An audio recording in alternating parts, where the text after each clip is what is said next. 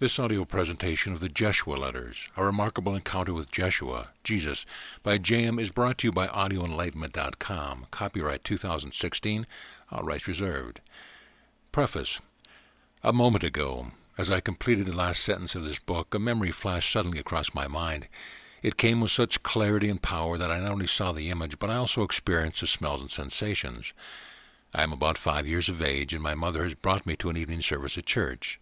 There are candles on every windowsill, their enchanting light flickering off stained glass. It seems to disappear far above me into pointed arches. We sit in hard wooden pews that, from my viewpoint, stretch on from an enormous distance, finally giving way to a carpeted platform, upon which sits an altar draped in fine white linen edged with a golden fringe. On the altar are 2 candelabras placed on either side of a golden crucifix. Beyond the altar hangs a towering cross that reaches from the vaulted ceiling all the way down to the altar itself. I feel something. Turning to my mother, I state matter-of-factly, "He is here, Mommy." Without turning her head from the hymn book she is thumbing through, she asks, "Who's here, dear?" "Christ," I answered confidently. Now she turns to look at me. "No, honey, that is not Christ. That is the minister, you see." "I cannot see the minister at all. No, Mommy, Christ is here." My response is insistent and somewhat loud, so that the man sitting on the other side of my mother glances at me, then my mother. Both of them smile, and I am asked to be quiet as the service is about to begin. With surprise, it becomes clear that no one else has noticed him, and perhaps for the first time I doubt. But what then was that feeling?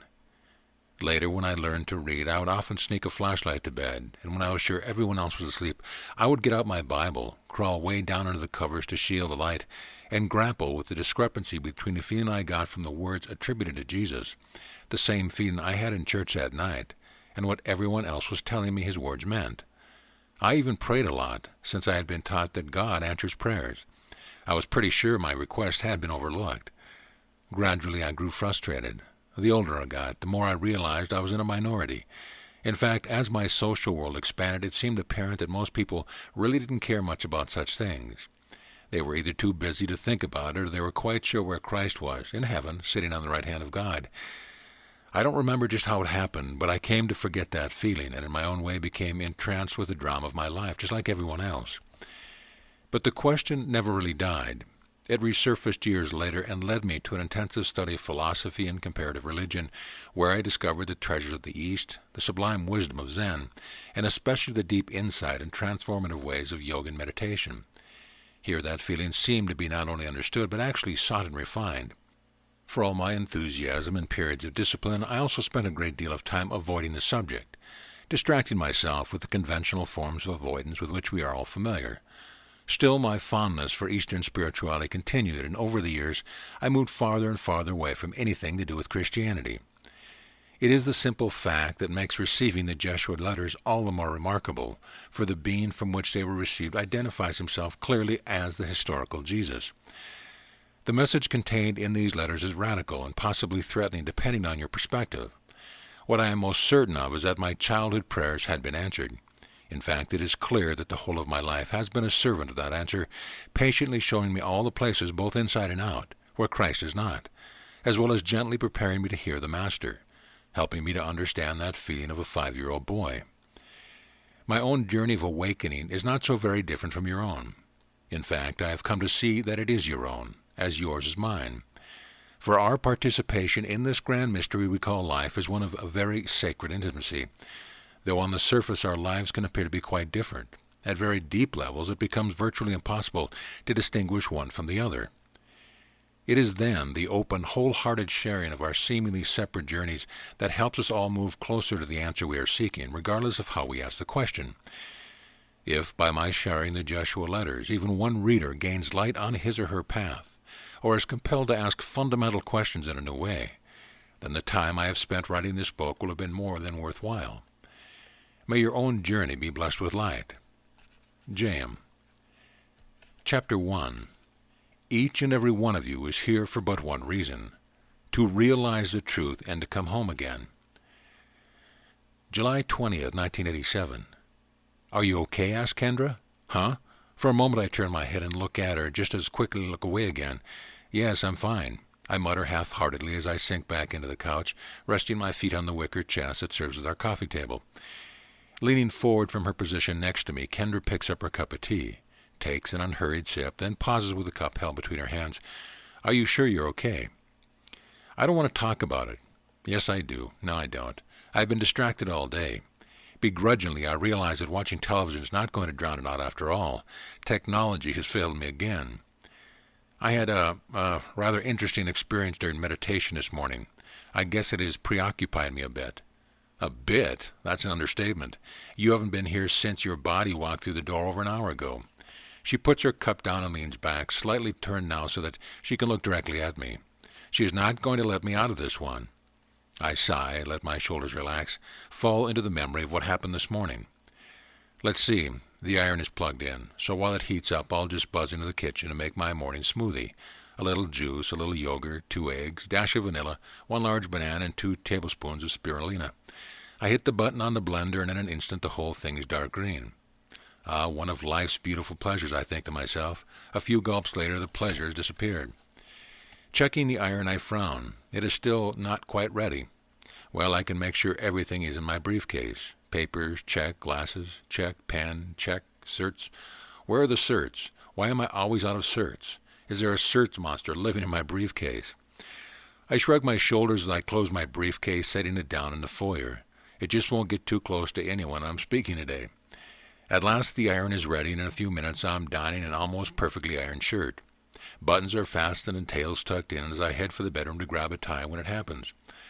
Out of nowhere, and for no apparent reason, I am hit with a sudden impulse to sit in meditation. The force of the thought is so powerful that it is quite literally stopping me in my tracks. Finally managing to recover, my only reaction is, this is absurd. I'm not scurrying about like this because I have time to kill.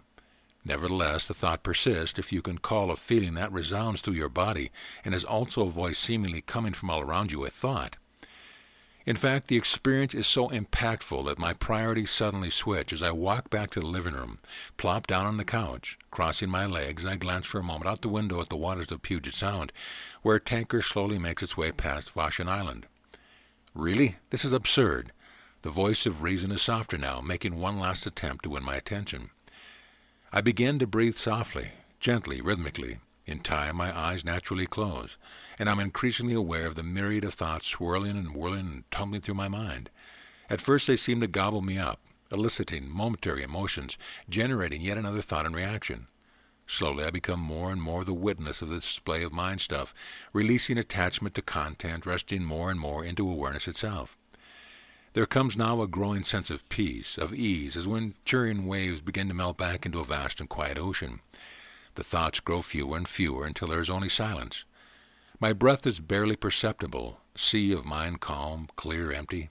That the meditation experience has been reduced to a physiological mechanism of the relaxation response by the God of science means little when compared to the feeling of this most marvelous experience. It is the most natural of the most natural. Perfect stillness begins to give way, but not to the usual rebirth of thought. Out of the emptiness there emerge a soft golden light, like a pinprick star in the dark of night.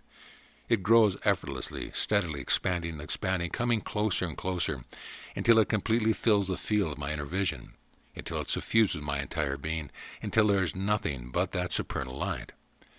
Kendra has been listening with rapt attention as I describe the experience. That's it, Kendra. I know this probably sounds corny, but that is it. She has a puzzled look on her face, so needs to say nothing. I mean, that place, that feeling. If I could live in that feeling, that place, there would be nowhere else to go, nothing to strive for, nothing and nowhere to be or become. Am I making sense? Why is she smiling? Why are her eyes glowing? Oh, Mark, that is wonderful. Kendra softens a bit, then continues, You are very fortunate, you know. Her statement stops me. I stare at her for a long time. Fortunate? Kendra? Mark, she interrupts. Do you know how many people would love to experience that state? You are the one who has a library full of books from every culture, every philosophical perspective, every religion. You know that, at their heart, they all talk in the varying terms of this type of experience. She has obviously missed the point, probably because I hedged a bit when I recounted the story. I notice my breathing coming a little faster now and feeling more tension in my jaw. Kendra is silent, but her eyes are riveted on me, silently questioning my lack of enthusiasm. No longer able to hold it within myself, I break the silence.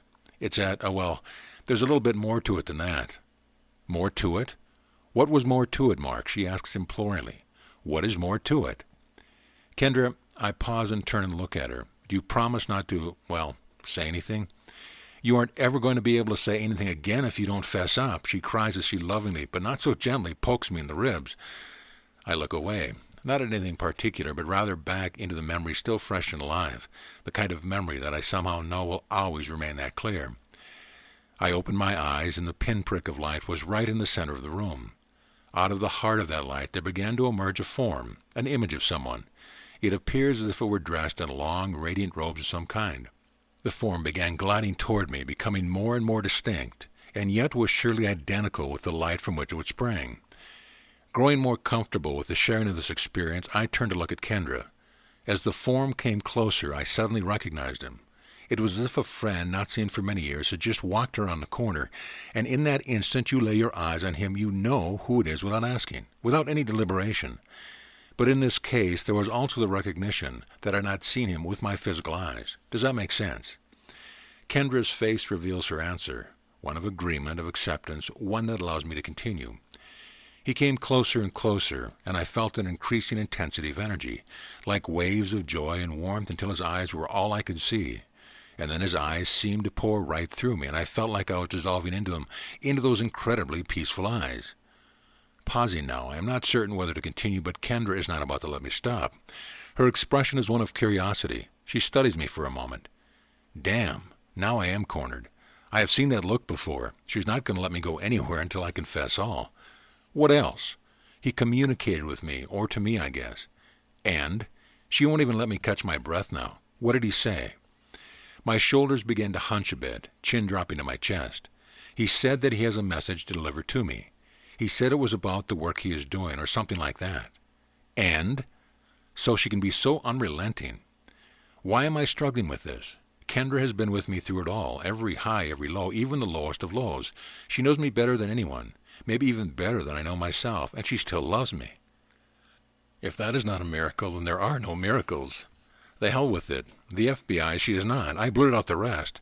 He said I had known him during this lifetime, and he told me his name. I continued softly. It is a name, a lifetime, which has been an enigma, it seems, for the whole world. Well, if you are attempting to try my patience, you are succeeding. Okay. He said I'm familiar with him as Jeshua. You mean the Jeshua? The one we all know as Jesus? Yeah, that Jeshua. Now Kendra is quite animated. Well, what else did he say? What is his message? Oh, Mark, this is more marvelous than I thought. Then I can think. What is he going to... When is he... Hold on. I throw up my hands, demanding silence. What is so marvelous about it all? Kendra, out of the heart of a nice, peaceful meditation, this being is emerged, announced casually that his name is Jeshua, that he was and is known as Jesus, that he is going to give me some messages, and to top it off, he said that I knew him. So what's the big deal? What's the big deal? God, do you think I want this to happen? Look, I will admit that I'm open to reading about this kind of thing, but this is just, She places her hand on my arm. It is just that what, Mark? It is just that this scares me. I mean, it's all well and good to examine metaphysics and the likes from the standpoint of an observer. That is what the intellect gives us, room between us and the experience itself. Nothing has to change, you see. I can read books, go to the workshops and lectures, do all sorts of things, but part of me can still be safe. Besides, what if this is all one big ego trip? What if I am making it all up? Her smile fades as she realizes my fear is real. She sits reflectively for a moment, takes a cigarette out of the pack sitting next to her, a cup of tea, picks up her lighter, then relaxes a bit into the sofa. Still looking down, she asks, Do you remember what I shared with you about my session with Jeremiah? Her question seems to trigger that memory, and it all rushes forward into my consciousness, as if someone had slipped by the security guards to my archives, picked up a file off an obscure shelf in a dimly lit corner, and blown the dust off, revealing the label. Jeremiah, non-physical entity channeled by Billy Ogden. Kendra is given bizarre, unverifiable information, March 1987. File for future reference. Yeah, remember, we met for lunch at that cafe in Ballard. Do you remember what I shared with you? Well, sort of. She knows I just don't want to open a file on this. Recognizing my reluctance, she sits up a little straighter and speaks more firmly. Jeremiah, if you'll remember, gave me some rather startling information about you, me, and about Jesus. Don't you recall how excited I was about it? Okay, I remember. But I'd conveniently forgotten it until now. Don't you think it's interesting that a channeled entity you have never ever seen would say that you and I had known each other then, and that we had been present when Jesus gave his Sermon on the Mount? And I haven't even mentioned your name. I wince. Now it is my turn to pick up a cigarette. I turn it over and over in my hand, watching little strands of tobacco spill out. I don't even smoke. Kendra continues. I told you then, and I will tell you again. When Jeremiah said that, it was like somebody throwing the shutters open. Mark, there just isn't any doubt in my mind about it, even if you insist that it's too far-fetched. And now you are essentially being told something similar. Why are you having such a hard time with this? Tired of picking up strands of tobacco from between my fingers, I toss a cigarette down. You could always go see Jeremiah and ask him what's going on. I sigh, get off the sofa, stroll over to the glass door, opening them a bit wider in order to feel the breeze which is beginning to kick up. It's probably a scout from the rain god always hiding in the northwest. The thought of dealing with yet another one of those invisible souls or entities or discarnate beings or whatever they are is just not very attractive to me. I began speaking without turning to face her. You know, nearly 3 years ago I was riding in the back of a friend's car on the way home from Seattle when we had been attending a business seminar. In the midst of our conversation, Lindia turned over to me and suggested I go see Jonah, that she had just been hit with a feeling that it would be very good for me to do so. Heck, I thought she was talking about a band or something. She hesitated, then explained that Jonah was a channeled entity. Turning back to Kendra now, I continue. God, the hair stood up on my arms, but then I realized it wasn't because of fear. It was because her suggestion was, well, right. I had never even remotely considered such a thing. It smacked of fairy tale woo-woo stuff, but I went, and somehow nothing has ever been quite the same. It was as if Jonah knew why I had come, and he left no doubt that he knew me through and through. Returning to the couch, I plop myself down. Kendra still has not lit her cigarette, which is just fine with me. He said some things that sent wave-like sensations through me, sensations that were some sort of recognition of the truth of what he shared. Some of what he said kept rising to the surface of my mind from time to time, and I remember knowing somehow that it was particularly important, though I had no idea why it felt that way. He said, My friend, ye have been what we have termed a philosopher many times. Is it not so again? Indeed ye were in that which you would understand as past incarnation, associated with that of a great one, a great master. Be of assuredness you were not this great one, but ye were an association with this one. I look at Kendra and quickly anticipate her question. No, it never occurred to me to ask who this great one was. As he spoke, I was getting pins and needles up and down my spine. I couldn't think, let alone talk. In fact, Jonah said it would be good to pause, as I had much to ponder. Since then, I have had a rash of what might be called mystical experiences, not to mention odd coincidences, hunches, and feeling drawn to people and books, as if some invisible magnet was pulling me first one direction and then another. And then one innocent Saturday morning, I heard Jonah speaking to me. I jumped out of bed and scribbled down the words, complete with his trademark phrases like, "For goodness sakes," and "ye" instead of "you." You have any idea how wary I was of that? Well, of course I do, and don't forget the time at the lecture in Bellevue, when you heard him tell you that he would speak directly to you, hours before the evening actually started, and then he got up and walked right to you, basically announcing to everyone that he had been communicating with you. It is not a memory one can forget, but she knows that. Yes, and I am still wary. She finally lights her cigarette and takes a long, reflective draw on it. You know, Mark, if you are suspicious of Jeremiah, you could always ask Jonah. My reply takes no forethought. Kendra, I just don't want to run off and ask some being who someone inhabits a body from time to time what I am experiencing right now. But I will leave my options open, okay? I prefer to work on this myself. She is watching, studying me. I can feel it. What subtle information is she picking up?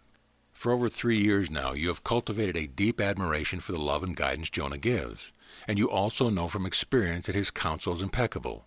What could he possibly say that frightens you so? Well, that's it. That is what she is picking up, fear. I turn a bit toward her, bending my leg and placing my foot under the other thigh. It doesn't feel right, so I try the other way. It's no good either. Finally, I put my feet back on the floor. Look, it seems to me that there are only 2 options here. Jonah could either replay that it is happening, or he could reply that it is not happening, that it is all my grandiose imagination. Kendra looks baffled. So what's wrong with that? Kendra, don't you see? If it is happening, then I will have to do something with it. And if I am somehow making it all up, I really will have a problem to deal with, the kind that usually requires the help of a shrink, who will probably have to visit me on his rounds at Western State Hospital. Is that what you're afraid of? I think I'm afraid of both outcomes. Right now, I would just as soon avoid the whole issue. Look, aren't you ultimately in control here?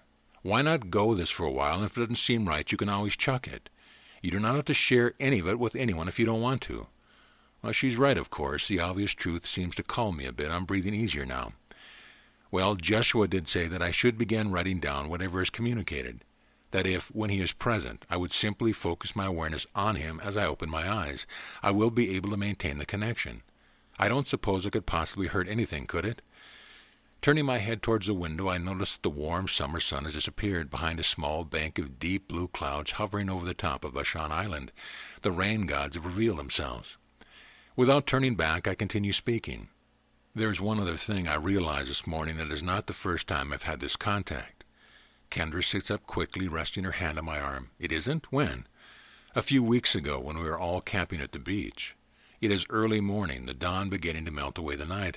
I walk along a sandy shore at water's edge, gazing first to the right, out to a cloudless horizon, then ahead to distant steep cliffs where a barely perceptible waterfall pours silently down to meet the sea, crashing majestically into giant boulders at the base of the cliff.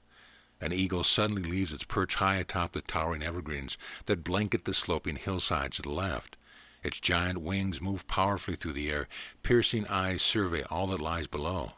There is no question whose country this is. It has become a habit. Since we first stumbled upon this glorious place, we have come here at least once a year, building camps out of the plentiful driftwood, exploring the endless pools created by the outgoing tides, and standing awestruck beneath a canopy of stars that simply cannot be seen anywhere remotely near civilization. Luckily, it is not one of those beaches found easily unless one already knows the way. I walk from our camp to the northernmost end of the beach, eyes dancing momentarily with the eagle soaring across the empty sky. I come to my favorite just-sitting rock, large enough to keep me just above the surf. Squatting on my haunches and watching the surf pound against the rock, I begin to sense an incredible grace and beauty. The rock and the surf are playing together. Staring down at this exquisite interplay, the rhythm penetrates me until I feel what I hear. There is an odd feeling beginning to grow within me. Not quite like an ache, and certainly not painful. It is more like a faint hum, a vibration. I feel it in the center of my body, near my heart. Moving now, it expands as it rises to fill my head. It seems so odd to be both feeling and passively witnessing this strange little phenomena. Hello, Mark. The words emerge out of that vibration as clear and distinct as if someone were talking to my ear. With them, the vibration seems to have changed somehow, and I begin to feel an energy, a warmth unlike any sensation I've ever felt. It is sublime and peaceful beyond description. The words startle me, for there is an unmistakable sense of familiarity, as when the person you love most in the world calls, and when you answer the phone they simply say hello, and you know who it is. I am glad that you have come to this point of being willing to allow this communication to take place. Rest assured that I will be speaking with you more often in the future. I cannot maintain the connection. The energy fades, and again hear the surf pounding in its dance against the boulder just below me. I see the sunlight flicker across the ocean, and I feel the breeze now blowing strongly against my skin. I realize that I've not been aware of any of these things, not surf, not breeze, nor sunlight. Shaking my head, I rise, but painfully. My legs are stiff. How long have I been sitting like this? What was that? I mutter to myself as finally I am able to move my legs. Climbing carefully off the boulder, I jump the last few feet down into the sand, warmed by the sun which has now risen quite high in the morning sky. I begin walking back to camp, and suddenly there is trepidation. I resist. No, it can't be. I know this being, somewhere within myself, yet I cannot name him, or perhaps I refuse to. Back at camp, friends are stirring, breakfast begun. I sit quietly, watching gentle waves roll into shore and recede back into the sea. Comforted by that timeless, rhythmic sound, while emotions stir somewhat deep inside of me as from a place unknown, or is it a place merely forgotten? "Do you want more tea?" I asked after recounting my experience at the beach. Kendra doesn't answer. She sits motionless, looking not so much at me as through me. I walk into the kitchen and put the kettle on to boil. "Peppermint again?" She gets up from the sofa, walks to the kitchen entrance, and leans against the wall. I don't think she heard me ask what kind of tea she wants, so peppermint will have to do. I remember now. Her voice is soft, eyes staring off into memories. I remember glancing over and seeing you sitting on that log, aimlessly kicking your feet through the sand, just staring out at the ocean. It struck me that something was going on with you, but it didn't seem appropriate to disturb you, so I continued helping with breakfast. I put the tea bag in the ceramic pot and poured boiling water into it. Replacing the lid, I turned back to the stove, this time remembering to turn the heat off. Mark, I think you need to accept that something is going on here, don't you? I take the lid off the teapot, bend over and peer into the now slightly colored water, steam rising to warm my cheeks. Yep, it is starting to smell like peppermint. Replacing the lid, I turn to face her. Yeah, something is happening here, but it perplexes me to say the least. I didn't ask for it. I don't know what to do with it, or even why it is happening. I guess it's a little disorienting. Well, that's a brilliant observation. The sparkle in her eyes, together with a loving jab in my ribs, helps release a growing pressure within me. You know, Kendra, the whole bent of my own spiritual path has been to the east. My own statement triggers a stream of memories, still images sweeping by, comprising the motion picture of my spiritual, philosophical pursuits. Initiation into the art of meditation nearly 20 years ago. College days spent drinking in the sublime beauty of the Tao Te Ching, the succinctness of Zen Buddhism, the rich and timeless mystical poetry of the Upanishads, the fascinating story of the warrior Arjuna in the Bhagavad Gita. Later, the transformative but sublime practice of yoga. Hours, weeks, months, years of postures, breathing, deepening awareness, letting go in body, mind, and spirit. Endless mantras dissolving into the clear and empty space of samadhi. There were experiences of the siddhis, or powers, telepathy, astral travel, out of the body, past life regressions. Warned that these things are but passing phenomena, I had let them go. All these images and more swiftly seen in but an instant. Our eyes met, two friends, so close that we did not so much share our lives with one another as blend together. The boundaries of our separate lives are gray, overlapping, flowing into and out of one another. She already knows all these things. You know, if a god from the Hindu pantheon had appeared, like Krishna or maybe Rama, or maybe a god of old Zen patriarch Ken, the Buddha himself, then I don't think I would have any trouble with this. It would fit, wouldn't it? But Jesus, Kendra. We stand and continue looking deep into each other's eyes, recognizing the unintended pun. Finally, I break the silence. You want the tea now? Kendra takes the cup, cradling it in both hands, savoring the warmth it brings. Without looking up, she asks quietly, just what is a philosopher anyway? It comes from Greek, two words, actually philo, which basically means love, and sophia, which means wisdom. Philosophia, the love of wisdom. A philosopher is a lover of wisdom. It is later in the day now, and I am alone. Sitting down on the couch and crossing my legs, I relax, gazing at the last trace of a soft and nurturing sunset. My gaze becomes progressively less focused, my breathing calmer, more rhythmic. It feels as if my eyes are withdrawing into my head, and as happened before, they begin to naturally draw upward. There is a sensation as if my consciousness is becoming focused in the front of my brain, just at the back of my forehead. My surroundings begin to recede from awareness, allowing recognition of an inner environment to emerge. Now there is a sense of movement, and I am led by someone toward what appears to be a door. It opens, and I glide forward through a tunnel of magnificent pulsating lights. As I near the end, there is a bright light which begins to take on the form of a man in radiant garments. The face is now familiar. Now we begin. Begin to open your eyes, Mark, yet allow your awareness to rest with me. The words are both heard and seen, appearing against an empty backdrop, but more than this, I can feel them.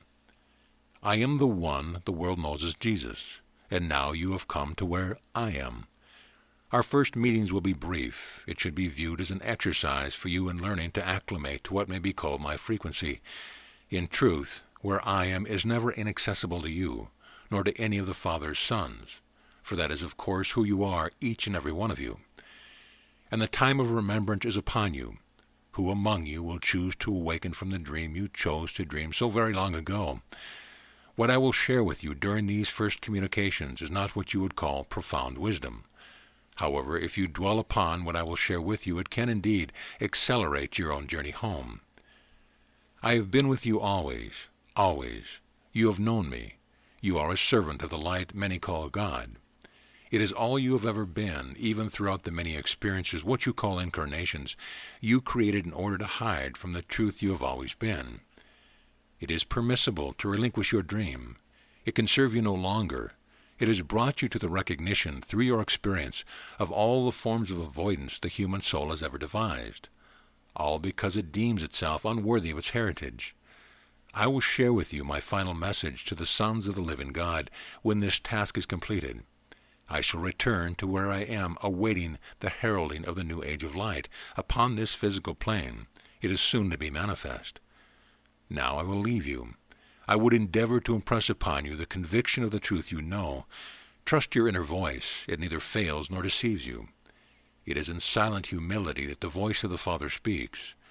Do know that I, the one you know as Jeshua, am indeed with you always throughout eternity. Rest in peace. Amen. As his energy fades away, I gradually come back to my everyday reality. Come back? Where did I go? What went where? What does it mean to come to where I am? Where is that?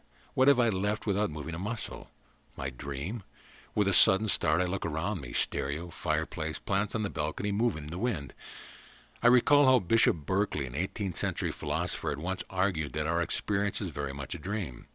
Having heard enough of it, a student walked outside, shouting that he would refute the good bishop's outlandish philosophy, and promptly kicked a stone with all his might, breaking his toe. Of course, he had missed the point, but part of me wants very much to kick the stone too. I begin to have a sneaking suspicion that I will not find an understanding for this experience by looking around me, and that is disconcerting. August 15th, 1987. Now we begin. Such love have I for the sons of God, be they momentarily identified as male or female, for in truth the Son is one. The Son is that which springs forth eternally, from the Holy Father, which is unspeakable, and yet is ever-present fullness. Therefore, the love I feel is the love I am. This term signifies not merely I as Jeshua, but the truth and reality of what we all are. Allow yourselves to feel the truth of this, that each and every one of you is here but for one reason, to realize the truth and to come home again. Never upon the earth has the opportunity to do so been such as it is now. Yet even when the Son stands at the door and knocks, and the Father has opened the door, there remains a choice to be made. What will be your choice? Amen.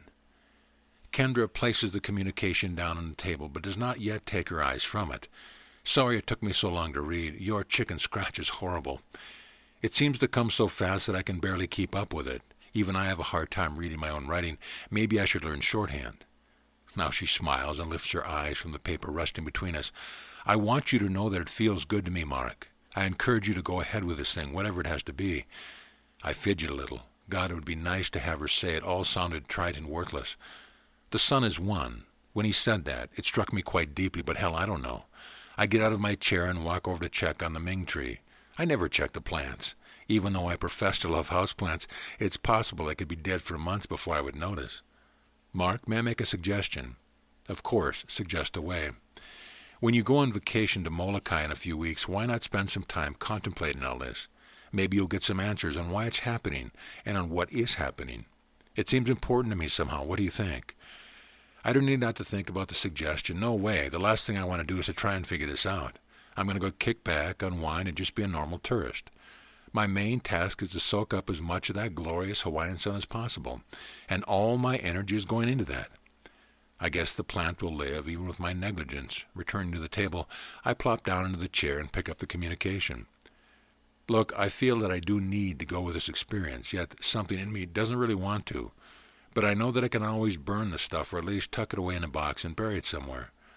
So what are you going to do? For now, not much. If and when it happens, it happens. What I will do is to make sure I'm never too far from a writing tablet, and heck, if any more communications come, maybe I'll jot down a few notes, where I am, what's going on, that sort of thing. A smile breaks across my face. I look at Kendra. She returns my smile without a question. What are you thinking? Oh, I just got this image of my grandchildren opening an old trunk filled with their grandpa's artifacts, including those old and yellowed pages of weird notes and conversations with an invisible friend. When they ask their mom about it, she'll reply, "Well, that's why they had to lock your grandpa up, dear. Now you just put that away and go play out in the yard." Kendra is laughing now, shaking her head. You have such a weird sense of humor. A few moments pass, and now she looks at me, a bit more thoughtfully. Mark, how do you feel about Jesus while you were growing up? The sudden shift in our conversation catches me off guard and seems to unlock a chest full of memories. I see myself going to church on Sunday with my parents. Endless rounds of sermons and Sunday school lesson. That part I didn't like very much. My father would drop me off in front of the church for Sunday school, and I would pretend to be heading inside. But as soon as he was around the corner, off I would be. I would go downtown and spend my offering on a chocolate shake. Kendra's eyes are wide with surprise, but they are smiling. That's almost sacrilegious. I smile at the memory. Well, hang me at dawn, but I remember feeling very good about Jesus when I couldn't manage to separate him from the dogma. I felt like here was this being who knew something. I mean, really knew something. I felt like he was somebody you could really trust. Her voice becomes a little softer now. Why can't you trust him now? Kendra, that was Jesus coming to me through someone else's filter. He lived in stories and told parables that were like Rorschach ink blots, and he lived safely in history. That Jesus is easy to trust. You can believe anything about him you want to, and it's how he's going to defend himself. Without moving her head, she lifts her eyes, looks directly at me, maybe by making house calls. She has stopped me dead in my tracks. Are you saying that you believe this Jeshua is that Jesus? Isn't that what he said? Yes, but how did it feel when he said that? She rests her chin in her hand now, looks right at me. Turning my head to look out the window, I answer her softly. As good and as real as those chocolate shakes used to take. But I can't let it go at that. Emotion begins to build within me, a struggle to remain convinced that Jeshua is not Jesus. No matter what it feels like to me, this experience just cannot be real. Well, not that real. Look, Jesus lives in the pages of the Bible, and an obscure esoteric text, and the hopes of some people's heart, but I cannot believe that he appears out of some field of light during the course of a meditation in 20th century America. I drop my head a bit. Besides, even if he does, this is not the message empires have been built upon, that millions of people have pinned the hopes of their soul on. God, Kendra, I can't share a message like this from such a source as him. They'd crucify you? She completes my thought with more than a slightly bemused look on her face. Yes, I blurt out my reply, then quickly catch myself. Well, probably not literally, but I just don't want the hassle. We both grow quiet. Mark? Yeah? What if they have been wrong? Chapter 2. Never have the thoughts of the world been yours. They are illusion. Therefore, so is your unhappiness. Fagin's Beach, Molokai, August 30, 1987. Awakening suddenly, I realize it is quite early. There isn't a trace of daylight. I am half dressed before recognizing a sense of urgency that compels me to be up, dressed, and out the door. Surely urgency is laughable here on this most quiet and Hawaiian of islands, where it seems that nothing has ever been urgent at all. I drive along the narrow, quiet road as it curves and winds its way along the coastline, passing tropical farms which grow farther and farther apart until they are no more. My mind starts racing. Why am I out here? Just where do I think I'm going? It is a road that I have traveled only once before in daylight, when I visited Halawa Valley, where the oldest archaeological remains of Hawaii's ancient inhabitants lie obscured, reclaimed by dense and lush tropical jungle. It is a road which becomes narrower and narrower with hairpin twists and turns, and here there are no streetlights to guide me. A subtle change in light occurs as day begins to hint at its arrival. Suddenly I slam on the brakes and come to a stop. Quickly backing up, I can see a small, overgrown farm road. It appears to slope down some 50 feet to a gate. With a continuing sense of urgency, I am out of the car and over the fence in a blink of an eye. Plunging into the dense grasses towering 3 feet over my head, I veer to my left, and for no reason other than it feels right. Finally, I break through it in the low, sparse foliage, quickening my pace, the urgency compelling me from within. There is just enough light to turn the world around me into a faint shadow. I am running now until I come to a knoll of large volcanic boulders. Scurrying to the top, I hear the surf somewhere below me. My heart is racing. I am excited, though I haven't any idea where I am or why. It occurs to me to sit in meditation, enveloped by soft breezes whose touch easily quiets my body, mind, and breath, until there is only crystalline awareness, sublime well-being. I now feel a subtle, growing warmth as the rising sun begins to caress my body. Slowly opening my eyes, I explode in joyous laughter. It is so beautiful here. The boulder which supports me is at the top of a knoll just to one end of a small, horseshoe-like cove, and I face out across the channel to Maui, watching now as the sun rises like a fiery god into a lightly clouded sky. It is the most natural of responses to simply give thanks. Though my eyes are open, that now familiar feeling begins. I see the golden light, then hear a familiar voice. Now we begin. It is in seeking for and asking of that which is the highest within you and without you, that one comes therefore to the highest. Beloved son, you who would journey so long without me, know that you indeed have come home again. I am that I am. Never have you been without me, for your worlds are but a moment of illusion. I would speak with you at this most glorious time of that which alone is real. I would speak with you of that which alone is life. I would speak with you of that which alone can enable the voyager of 1,000 worlds to come home again. Beloved son, what is real, I am. What is unreal exists not. I am the light and the life of all. My radiance knows no boundary. My purity is not tainted. In that beginningless beginning, I brought you forth as the thought of perfect love and form. That alone is what you are. The earth is my body. Embrace it, for it will teach you of me. The world is your illusion. It can teach you nothing, for what is not real contains no knowledge of me.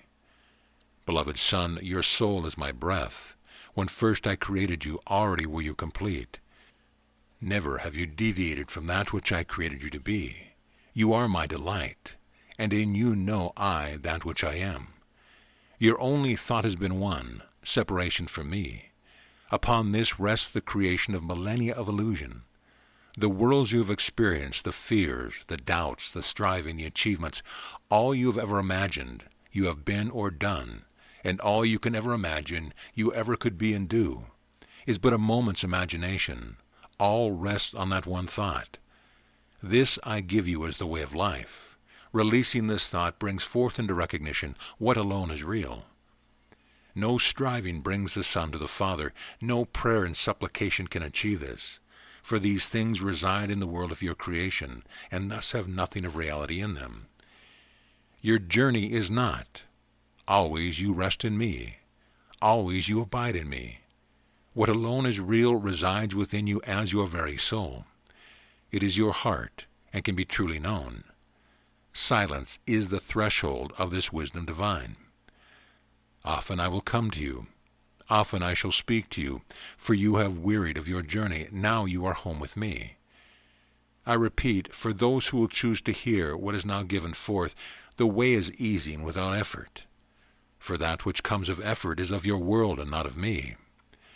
I am known only when you choose to surrender in fullness the one thought you have ever entertained, for upon it rests the arising of all worlds. I alone am the end of the world. Herein lies the peace that passes all understanding. Amen. The light fades. I sit in stillness for a long, long time. My world is completely stopped. I rise slowly and walk down to the beach, feeling the warm sand beneath my feet, watching the sunlight dance like sparkling diamonds across the surface of gentle waves. Undressing, I walk into the surf, soothed and held by tropical waters. And now the tears begin. There is no resistance in me. Tears flow freely as I stand waist-deep in the ocean. I am speechless, thoughtless. There seems to be only the feeling of the waves lapping against my stomach, and a waterfall of my tears running down over my cheeks onto my chest. Coming out of the water, I feel as if all my energy is gone. Collapsing in the sand, I fall into a deep sleep. The captain has turned off the seatbelt seat. The voice of an unseen stewardess jars me from a brief nap. Turning my head, I peer out the window, watching for a moment as a Y disappears behind me, coming to rest no doubt in a teeny treasure chest somewhere in my brain labeled Fondest Memories. Opening my carry-on, I pull out the steno pad, flip back the cover, read the communication received at Fagan's Beach. Your only thought has been one, separation from me. Upon this rests the creation of millennia of illusion. Images suddenly begin to cascade through my mind. Indians and cavalry, skyscrapers and traffic jams, hundreds of Muslims bowing toward Mecca, a priest giving confession, an Indian holy man, his body smeared in ashes, the face of a man behind bars, the chaos of the stock market, a newlywed couple whose eyes express the hope that their excitement will last forever, an old woman as she shakes her last breath. I turn my head toward the window and straighten my body to stop the onrush of images that come not one after the other, but seemingly all at once. Can it be so simple? And just how do I release this one thought so strongly believed in, if I am to accept what Jeshua says, for millennia? How am I to accept that what I believe, perhaps unconsciously, is the foundation of an illusory world that everyone else seems to believe in too? Putting the steno pad back into its place, tucked in the bottom of my bag somewhere beneath my socks and underwear, I rest my head back into the seat, pressing the button located just inside the armrest in order to drop it back as far as possible, and deliberately turn my attention to the movie, wishing I had paid my $6 for the headphones. September 3rd, 1987. The experience of Molokai already seems far removed. I have not reread the dictation received there since the trip home. It is stuffed into a drawer, as though a part of me is hoping the old adage is right, out of sight, out of mind. What is this resistance, this fear all about? Am I making up this whole experience with Jeshua? Would I even want to make it up? Memories of evenings that seemed lifetimes ago float in my conscious mind, memories of having a few beers after work, playing pool, and discussing the upcoming Super Bowl game. Memories of reality that feels rather attractive just now. If only I hadn't taken that philosophy class 18 years ago, that's it. It jarred my ideas. I began to question the most obvious facts of life. I should have been accounting or something, and maybe this wouldn't have happened. I would have a nice, safe job somewhere, and my evenings would not be consumed by the struggle between avoiding the experience I'm having now and being compelled to understand it. Why couldn't Jeshua at least say something to make sense? How about some winning lottery numbers? What I hear rings with the clarity of certain truth while I hear him, but nothing of my experience in the day-to-day world seems to mesh with it. It is not just another slant on reality, it is a wholly new reality altogether. This inner debate spins on through my mind without reconciliation, until the very failure of my intellect to grasp it, to pin it down in a neat box of logic it worships, forces me to simply shut up. Then it begins again, that sense of warmth that grows from within, the vibrational change, and finally the voice. Now we begin. Abide with me yet a little while. I wish to communicate with you now, before you leave for your office. Are you willing to join with me now? Yes, I mutter beneath my breath. I'm sure I've already lost what little sanity I had, so why not?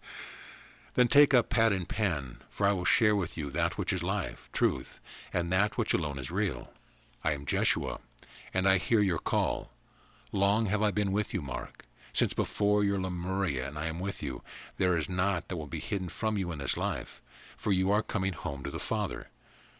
Would you not abide in peace now? I do not speak of a moment's respite before continuing your journey. I speak only of the final peace that knows no contradiction nor any contrast. It is the peace that abides in the Father, given freely to his Son since first was created the thought of separation. I behold your thought, and accurate it is, no matter how incredible you insist it seems. For in the Father illusion is not. There is no separation, just there is no thought of it. What I teach, others teach. Many other teachers, one is the teaching. Your clinging to those last threads of your separation is the dissatisfaction you feel, even now. You are keenly aware of this. The world has lost its savor for you have transcended the world. Abide in us, Mark. The world in all its teaching knows nothing of us, the holy union of Father and Son. Few there are who would truly relinquish their dream. I have spoken to you that through you I choose to give my final message to the Son remaining in illusion, and so it shall be. The time comes quickly now, for you are come unto the Father's presence. Blessed are the children of light, blessed yet unaware. Only in the end of all journeying is the blessing recognized, and the blessing of the Father resides in this. The Son has never truly suffered, never truly journeyed forth. No pain has been overcome, no effort has been expended. When this is recognized, there is found the end of the world, which is always illusion, no matter the form. The world may be of pain. The world may be of what may call joy, yet beyond these is the truth of the real. It is the abode of the Father, and this the Son has never departed. This is the highest truth capable of expression. This you come to now. Despair not, for I am with you. Allow the dissolving of your dreams. What you are, the Father has created you to be, and in this is your true joy. This day, allow yourself to perceive all you experience as the ending of your illusion, the birth of life. Soon I will come forth with instructions for you. Follow them, for now is the time upon the earth. Many are nearly ready to hear the word and awaken from illusion. Go now in peace. I love you greatly, for love I am. Amen. It is an hour later. How am I supposed to view being stuck in this traffic jam as the end of my illusion? I think to myself, just let it go. Let the judgment of this moment go. My mind is suddenly serene, like a mountain lake without a trace of wind-blown ripples. I begin to laugh as an image comes to mind. Zen Buddhist monks rise before dawn and go to the zendo or meditation hall to just sit, perfecting the ability to simply be present. So what is a traffic jam anyway? An agitation that prevents us from getting to where we think we must be? Or is it perhaps a zendo? For a moment I am a Zen Buddhist monk, but only for a fleeting moment. September 9th, 1987. Now we begin. Mark, hear me well, for even as you have come unto me, so I come now unto you. As I have spoken, there comes forth instructions unto you who has asked for the end of illusion. Follow this, and indeed there will come the dawning of what you have longed to remember. Rest now but a moment, and close your eyes that would show you but the world of your illusion. And in this rest I will come unto you, and my presence will be as a healing unto you. Rest now. What transpired I have never been able to put into words. It was as though all of me was melting into light. I have never felt such utter peace. And now the end of sorrow is upon us. I will go out no more from the Father's holy place. Indeed, I have overcome the world. It is not to think that the task is completed, for the only task is the salvation of the world. This we do together until the sons of God recognize themselves as but the only begotten Christ. Herein lies peace. Amen. September 25th, 1987. Dissatisfaction. I am feeling it again. I do not suppose that it is an experience known only to me. Is it my job? That must be it. In an instant my mind sees many aspects of my current job that could be the cause of this feeling. They range from not being paid enough money to requiring too many hours. On the other hand, it does have its good points, such as paying the bills. Maybe it's my current relationship. That must be it. It's great in so many ways, but there is something I am supposed to be doing with my life, but I don't know what it is. Maybe this is it. Just what am I doing? If it is, why doesn't it feel that way? Why do I do what I do? Why do I feel what I feel? God, sometimes I feel like Barbra Streisand singing, "What's it all about, Alfie?" Oh, what the heck, here I am after all. I cannot pinpoint what the dissatisfaction's all about, but it's certainly there. Get busy. Just get to work and don't think about it. Good idea. Maybe tonight I'll rent a movie, have a glass of wine or two. Evening now, wine poured, but not yet tasted. For some reason I hesitate to slip the video into the VCR. I drop down on the couch and just sit. Damn, I think to myself. I am feeling it begin to happen again. I realize I have noticed it virtually at its inception. As that feeling grows, I leap up and scurry to find a pad and pen. I may as well resign myself to receiving this communication. Maybe I'm going crazy, or maybe I've already done so, in which case there could be no further harm by being ready. Now we begin. First, it is for you to understand that in virtually every instance of your unhappiness, there is found what we shall call a dependence on the illusion of circumstance. Contemplate this for a moment, and I believe you will easily come to see the truth of this. There, that took but a moment, did it not? You will recognize that in these moments just prior to the arising of feelings you choose to label of unhappiness, there is first the subtle thought of circumstance. What is circumstance, Mark? Well, I guess it is a place, an environment of sorts. Yes, a place, that is good. Now, come in your understanding to that which always exists prior to circumstance. What will be discovered here is thought. Your thought. Or, better, what you have unwittingly identified with as being your thought. What we are asking you to examine with that keen intellect you have painstakingly developed over the course of a multitude of lifetimes is simply this. Whence the thought which is prior to circumstance you deem as painful. You have noticed that we equate pain with unhappiness in the mind, emotional, physical realms. We give the picture of arrows to indicate that pain involves your entire being. If you were to well understand how far this being extends, the responsibility would paralyze you, but all in good time. Now, whence thought? Consider the distinction given you some time ago between that of the world and that of the earth. It is a critical distinction. The earth is what you would call an entity. Its form, which is its quality, is not so very different from your own. We mean by this that the earth freely chooses to express in physical form, recognizing and accepting the inherent limitations of this choice. It does this as all true masters do. as a choice to delight in the expression of that which the Father is, unconditional love that cannot entertain fear or constriction of its own good nature. The earth loves you greatly, as it does all of mankind. It feels sadness, and we say this directly, not metaphorically. This sadness is the result of mankind's widespread refusal of the Father's presence and purpose. Separation steadfastly adhered to by mankind creates a disharmony in all that is, which the earth can no longer tolerate. Its sadness brings forth a cleansing which now begins to express visibly. This will accelerate in the months and years to come.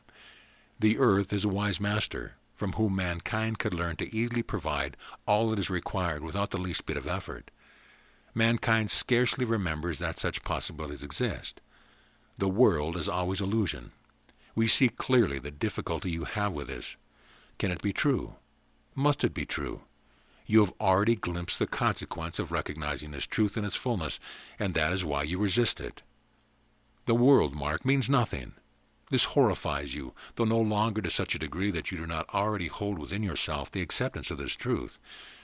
Now, do we give you your first key? Your feelings emanate from your refusal to allow this truth into the totality of your being. Your inner cry for the world to mean something is the cry of everyone who would insist on separation from the Father. The total acceptance of this truth is the death of separation, and signals the end of the world. Indeed, from the perspective upon which mankind insists, this does appear as horrific, but know this: horror at the thought of the world's end is but the choice to believe in illusions. We send here to the image of many mirrors quietly shattering around you, leaving naught but splendid light, to assist in feeling how safe it truly is to release illusion. The world is your self-created trap. You, as each soul upon the earth has done, have assisted in the creation of this elaborate web of illusions, and its subsequent delusions about what is real. Look closely at all of your experience as circumstance. Is it not a perpetual struggle to discern the gap of what is thought to be real?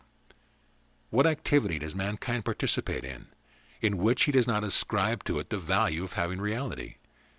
Mankind creates it, then seeks it out to experience it again and again, solely in order to substantiate his belief that illusion is reality.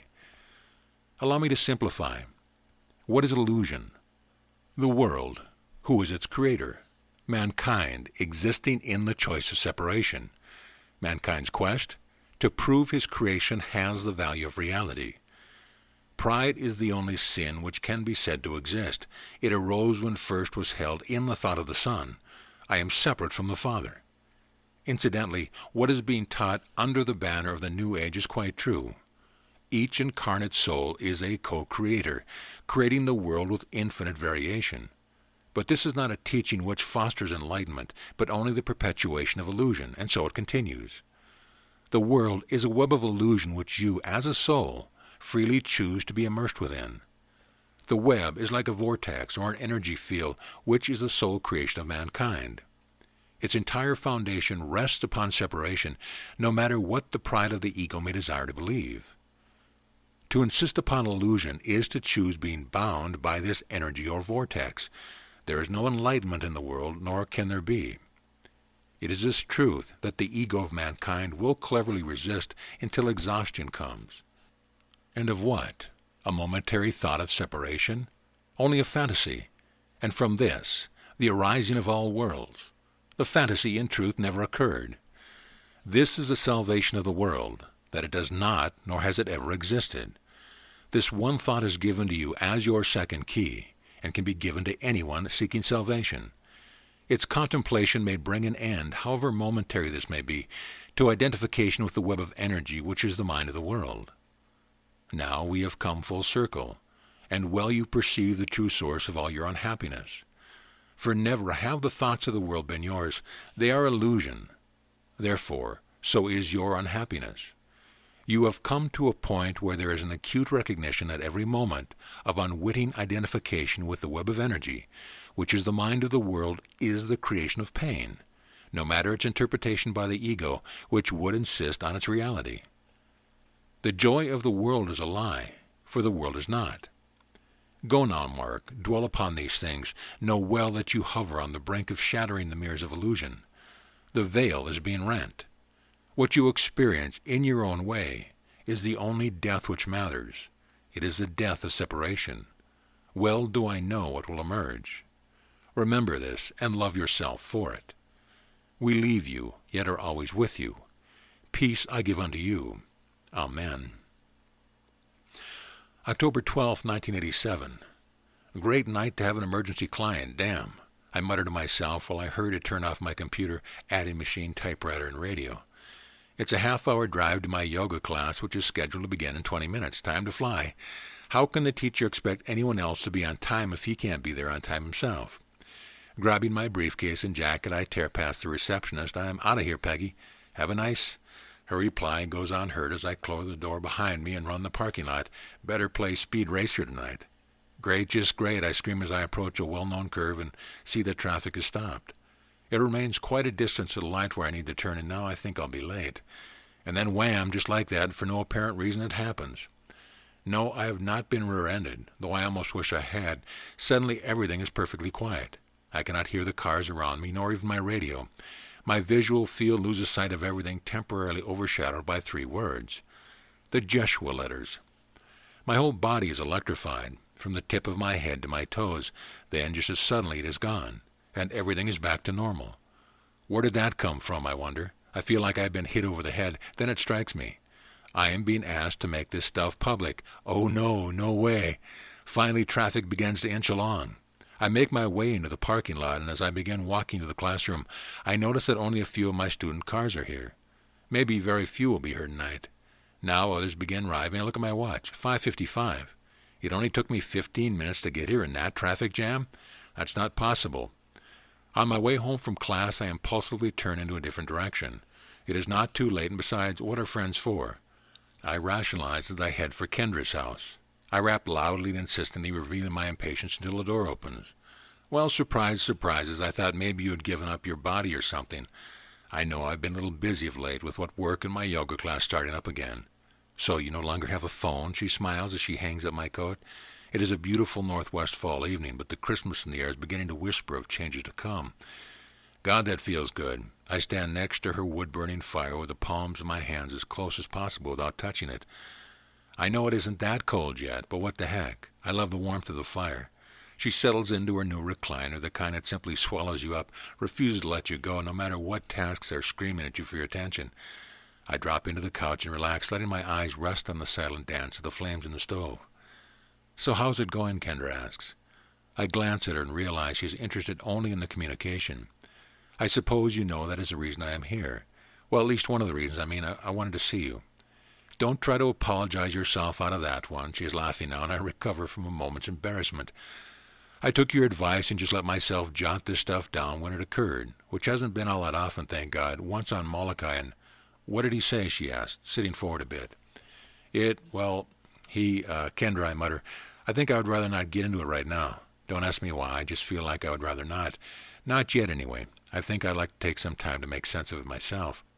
Realizing my tentativeness, she asked softly, is it that provocative? I hesitated, feeling a bit self-conscious about my answer. Well, I think it is. You think it is? Now it's my turn to sit forward on the couch. I've read my share of metaphysical stuff over the years, and this is blowing me away. Kendra laughs, saying, maybe that is the meaning of it. What? Maybe it's supposed to blow you away. Sighing, I tell her what happened up on the way to my yoga class. Damn, Kendra, I don't know about this. The thought of making this public makes me shudder. I'm no writer. I don't know the first thing about publishing, and besides, her outburst of laughter cuts my tirade short. Feign annoyance, though inwardly thankful for the interruption. I tilt my head slightly, turning so that I can barely see her out of the corner of my eye. And just what's so funny now, I asked. You're better entertainment than watching the Cosby Show. Huh? Mark, look, don't forget who is ultimately in control here. You are the one in the body. You are the one who is controlled over the decision to publish it or not. Would you please relax about it? She gets up from her chair, opens the door to the stove, and throws another log inside. Sparks fly and flames leap high for a moment as the log drops into the embers. Kendra turns to me and stands there for a moment, gently shaking her head. I know I'd probably be feeling different about it if it were happening to me. I'd probably totally freak out about it like you are, but look, may I say something? My turn to make a friendly jab. So when have you ever asked permission? She smiles. Mark, I just have this feeling about it. Even if you don't want to share any more of it with me at this point, like I said before, you went on vacation. I encourage you to stay with it. But Kendra, the suggestion was so clear. This doesn't seem to be meant only for me, and the thought of making it public makes me shudder. I put my hands on my knees and stand up quickly. You know, I couldn't even concentrate while teaching tonight. When the class was over, I wasn't sure I was even there. I can't function with all this stuff going on. I find myself suddenly contemplating something Jeshua had said. Like tonight, all I could think about was that invisible neon billboard flashing those 3 words at me. How did your class go? What do you mean? Do you think anyone noticed you were not really there? I thought for a moment. A few of my students thanked me afterwards, said it had been one of their favorite classes. I shake my head at the memory. Well, there you go. You don't really need to be there after all, and you probably thought you were important. Ooh, low blow. Kendra's face becomes thoughtful. Mark, I feign a lack of interest. I'm not going to listen if it hits below the belt again. No, it's just that, well, behind this resistance there must be something impelling you to continue with it. I mean, if there wasn't, why would you bother listening to the communication at all, or think about it? I really wish you would just let it happen as it happens. Don't make any judgment about it for now, okay?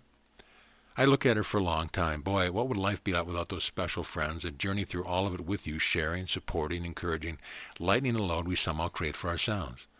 Okay, well, I don't think I want to share it right now with anyone, but can I unload on you if I need to?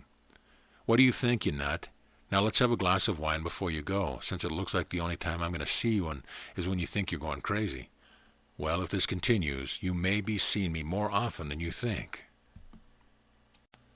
Chapter 3. It is always fear of one's own death that blocks recognition of the kingdom. November 2nd, 1987. Now we begin. Beloved brother, for that is surely what you are. I have come because you have asked. I will share with you during the course of our encounter of this moment that which will reveal to you the harmony of the kingdom. First, you will notice that I favor the use of terminology clearly Christian, though it should be seen that such terminology is better viewed as Judeo-Christian. I do this because such terms are easily identifiable relative to the time I walked among you. It is certainly not the only format which could be chosen. I am not limited, nor are you. The only difference of significance between us is that I have fully acknowledged my unlimitedness, while you choose not to. Mark, over the past few years, as you perceive the flow of your experience, which insight has been achieved for one good reason, you have desired it. Desire, then, is the first factor required in the process of emerging from the sleep you have existed within for millennia. I am quite aware of what you think is doubt. Consider this. Could it be fear of the obvious? What changes would occur in your life were you to acknowledge that you, born of your desire, had indeed brought forth into manifest expression the experience of joining with the mind of Jeshua, the Christ? The latter term is not a title I demanded. It was placed upon me by those who refused to fully acknowledge my message within themselves. The failure to do so is always the result of fear. Fear is the only energy which can separate you from the kingdom. It is not the fear of God, but the fear of one's own self. This is misplaced by projecting it onto God, which must be perceived as something wholly other. Contemplation of this alone can facilitate much movement within one's consciousness, and is not all such movement but the surrender of limitation owned as self-created. Therefore, my unlimitedness allowed me to state, without the least hesitation, I and my Father are one. One enters the kingdom when the obvious truth of this statement is acknowledged in one's own mind. It marks the surrendering of self-imposed limitation. I wish it to be quite clear that my choice of the word darkness should always be equated with fear, which is the only form of energy you may said to have been created. In the kingdom, it does not exist. You are loved wholly. You have never sinned. It is the nature of the dreamer to believe in his dream. The dream you know well. The reality you dimly perceive, like the echo of a melody faintly coming back to you. Listen to it, and it alone. This is where your special abilities are of value. Sharing with others the art of being silent can alone assist those who seek the kingdom to come to a place of vulnerability, where we can speak to them. The kingdom cannot be lost, but it has been forgotten. Yet in the forgetting is born the very substance of genuine remembering. We use whatever you dream as a mechanism for your awakening. If I may be allowed brief levity here, though you trudge across white carpeting with muddy feet, we transform it into an exquisite tapestry which will grab your attention. Just this is the harmony of the kingdom. Nothing, absolutely nothing, can ever serve but to nudge the dreamer toward the end of his sleep. This is why, when I first spoke to you several months ago, I emphasized that your moment-to-moment experience is the path to your enlightenment. It is harmonious, and but a glimpse assures even the most skeptical that this is so. You will have noticed by now that your asking for contact with your guides does not require our consent for communication to occur. Your asking is your consent to allow what is always available to you. It is an exercise in the release of fear. It occurs when the dreamer, however dimly, begins to perceive there is something quite odd about the nature of the dream. The dream is the entire realm of fearful experience which has burst forth from that one initial thought, I am separate from God. It occurred countless eons ago, yet only a moment ago, for time is but part of your dream. One of your guides has repeatedly emphasized that the attitude one needs to adopt in order to awaken from the dream is to allow, allow, allow. Asking for guidance fosters this, and is the implicit recognition that nothing else has worked, that there is nothing else to be done. Initially, this act of allowing is horrifying because it feels like dying, an experience quite well known to the separate ego. For this reason, the majority of seekers remain forever seekers, searching for some form of magic that will in essence bring enlightenment to them. This cannot work, for awakening requires a receptiveness. This can only occur in the attitude of allowing, that is, the allowing of death to occur. It is irrational to the separate self that the greatest doing occurs in the act of doing absolutely nothing. Therefore, my burden is light, and my yoke is easy. No effort is required to enter the kingdom. Allowing is the key to the doorway beyond the dream of the dreamer. Only a moment's reflection will indicate how tired you, Mark, have become of your dream. This initially can create great conflict as it dawns upon the dreamer that something is amiss. Yet his brothers perceive it not, and all attempts to share what is felt lead only to the frustration of failure. One cannot make the dream end, because the dreamer is part of the dream. Allowing is the process of surrendering the dream of the dreamer himself. When the dreamer dissolves, so too does his dream. There is then only the kingdom which alone has always been. You are an awakening dreamer. As I say this, you will recognize its truth. The only difference between you and many of our brothers is that you recognize the dream and the validity of allowing as the key of the kingdom. An aspect of your dream was your journey with me to Canaan and Galilee. From many sources have you been given this. Let me confirm it for you. You were in a scene, and even during this present life you have encountered many of your fellow dreamers. You have heard that you, together with your dear friend Kendra, were present when I spoke to the multitudes on the Mount of Olives. Know that you were. What struck you was not the essence of the teaching delivered that day, but the recognition that the teaching was realized in me. The carpenter's son had journeyed to distant lands and returned a master. Such was your perception. Thus the doorway to the kingdom became for you as a jewel to be discovered in the East. You went there, during 9 consecutive incarnations, to master the Yogan philosophies. In this present incarnation, you have completed your chosen course.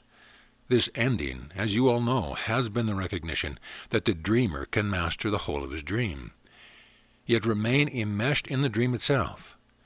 You have discovered the very simple key, the jewel, and is this not the silence of allowing?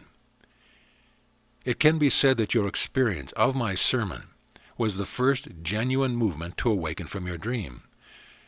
Does it appear to have been a long journey? Remember, such a perception is of the dream itself. I'm going to ask that you begin spending a little time with me daily now. The work I spoke of earlier is now complete and we can begin. Again, this is not a command from me, only a gentle reminder. This purification is your free choice, as always it must be. That which I am knows nothing of compulsion, for love cannot compel. It merely attracts the seeker of reality to itself. This requires no effort but to be available, for each and every seeker recognizes love because, however deeply buried, there is the recognition that love is the true being of the seeker himself. This is never denied, but it is repeatedly ignored. Our task, then, is only to gently bring the seeker to the experience of attention to what alone has always been the kingdom. We will end here. I am well pleased with the ease you have come to in attending by allowing. Is not the journey, no matter how fraught with seeming dilemma and pain, well worth it? Bless it, all of it. Amen. November 13th, 1987. Hello, Mark. Hello, Jeshua. Now we begin. Is it not the comfort of absolute knowing you seek? Is it not the comfort of absolute union you desire? For it is a great truth, given earlier to you and today reinforced, that desire is the primary key to fulfillment. Therefore one needs to assess the object of desire. For this I share with you most emphatically: what is desired is experienced always. Such is the beauty of your Father's table. Such is the love of your universe. Ask and you shall receive. I would like to clarify this statement, which is, by the way, one I did make. At a future time I will clarify you precisely those teachings found in Scripture which were given genuinely by me. Many were not. Through this process I will clarify the meaning of these teachings, returning them to their original intention. Ask and ye shall receive. It matters not what you ask for, nor that the asking is perhaps what is widely known as unconscious. The mind has depth. The asking of which I speak is that which flows from the depth of your mind. The intent of creation, which is the ever-present flow of the Father, is to utilize the asking as a mechanism for focusing that movement of life into form. The obstacle, of course, is a delusory separation known as ego. This each of you participates in, reflecting to yourself aspects of the grand illusion which is your only creation. As all of you are of one mind in truth, the only begotten Son, so too are you of one mind as your illusion, ego. Never do you look upon another, for there is no other. You see only yourself. It has been spoken many times to love your brother as yourself. This is because your brother is yourself. In loving your brother, you embrace all aspects of ego, your illusion, and can therefore begin to release it. Upon this crucial understanding, we may proceed to an understanding of my statement, ask and ye shall receive. Because you are not separate from God, everything held in your mind as desired is manifest, and you experience it instantly. It may appear that this is not the case, but I assure you that it is. The difficulty comes when you insist on the belief that you are only this three-dimensional being you experience daily. You are far more than this, even within your grand illusion. What I am saying here is that experience need not occur in physical form to be valid. Look upon a woman with lust, and you have already committed adultery in your heart. This should not be taken figuratively. In such a case, you have already experienced the sexual act entirely. Of course, this holds true for all desire held within the mind, from the most minute to the most grandiose. Therefore, what you desire is of primary importance. Seek ye first the kingdom of heaven means to seek enlightenment above all else. This does not mean that no other thoughts will be entertained. They always will be, until the ego is dissolved. However, by desiring the kingdom, the Father, through the Holy Spirit, will transform every experience you create into the means by which you will awaken. Make no mistake about this, for when there is held as a primary desire the experience of God, it lies always beyond the limits of every ego-based desire. Thus, the impetus of your soul is to get through the limited experience, whatever it may be. It is for this reason that the seeker begins to sense that all his experience is somehow symbolic of something which lies beyond itself.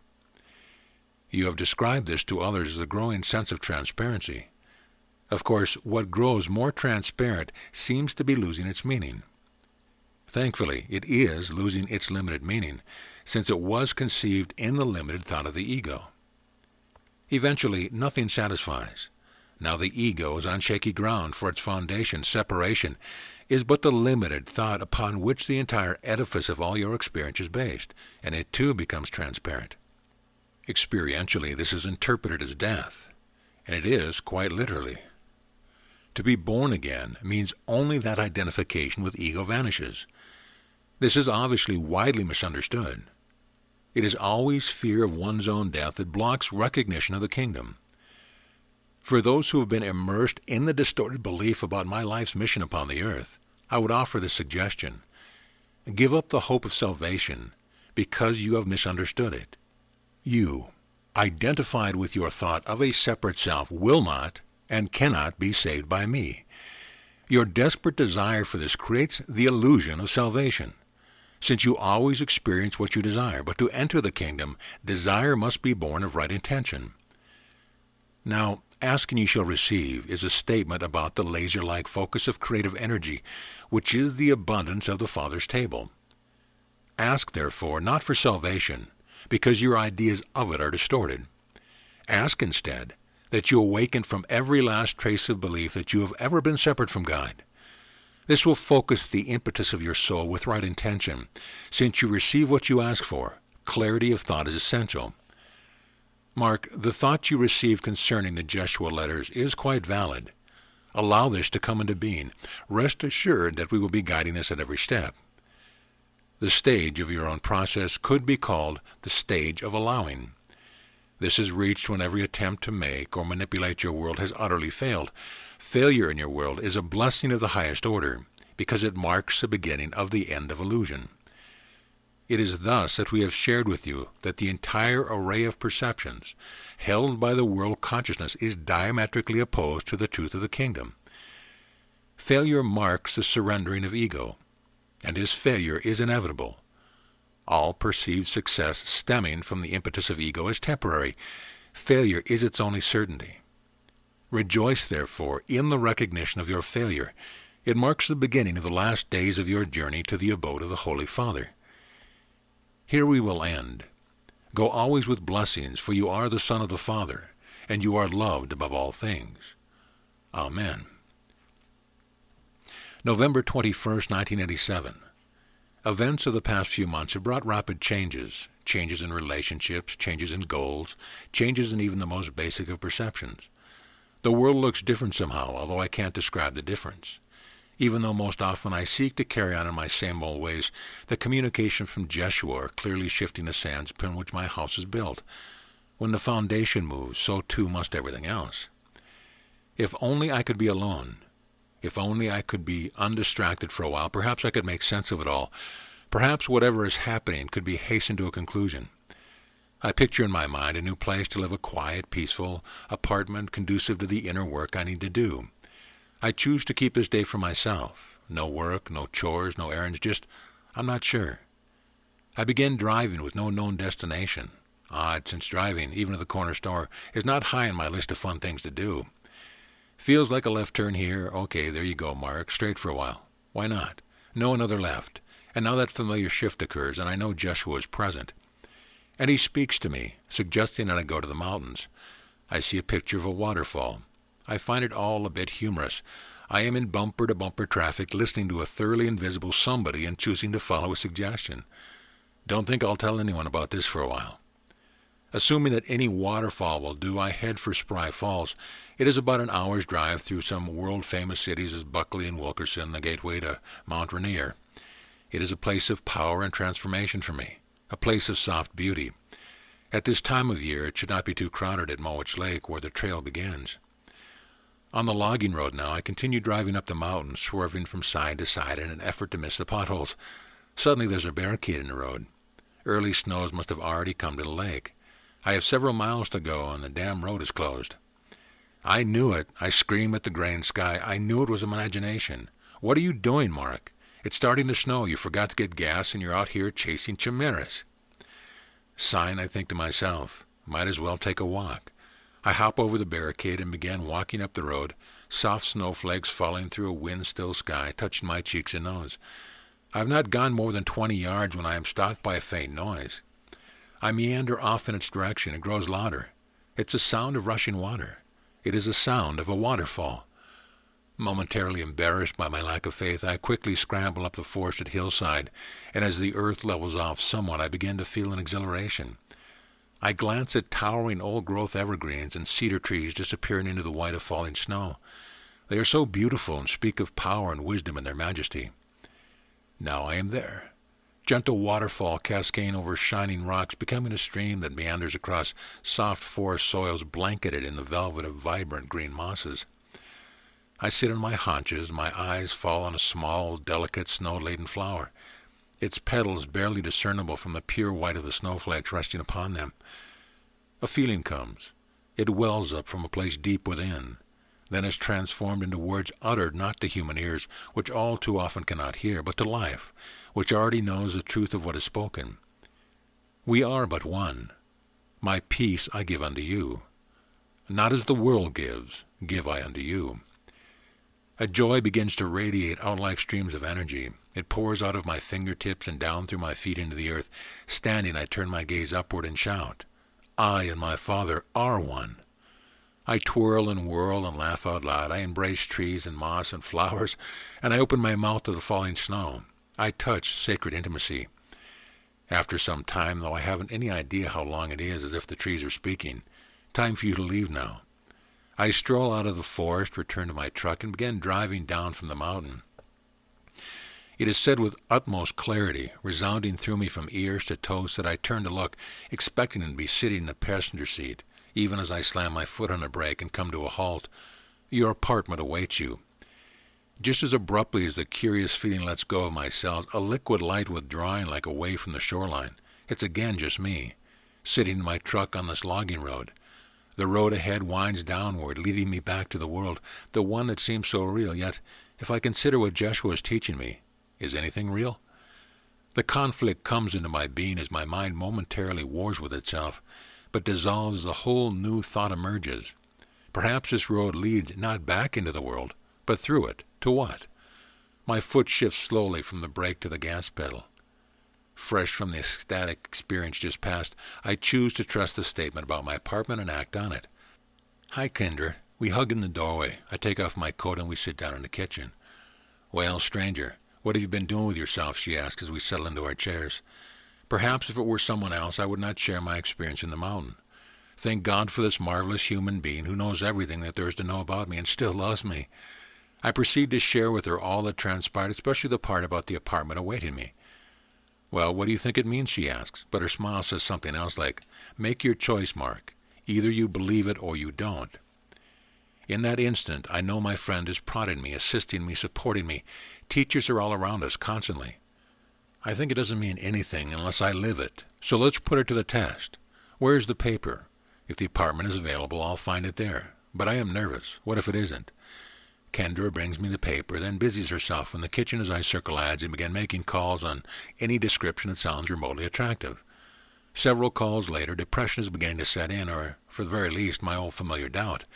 I have scoured the paper several times, quite systematically. It's just not happening. Finally, I see an ad. The apartment is close to a special neighborhood I lived in once. The rent is much higher than I can afford. I think I'll go take a look at this one. An hour later, I am back, a little dejected. It was definitely not the right place. Suddenly I catch myself. No, I'm not going to shrug my shoulders, conclude I have a vivid imagination, and forget the whole thing. It happened. I heard the voice so clearly. Kendra, this is maddening. Why am I experiencing this anyway? They never make it easy, do they? She answers gently, referring to these unseen guides behind us. Give me the paper again. I practically rip it out of her hand and once again turn to the classifieds. I glance down the first page, and the second, and the third, finally the fourth.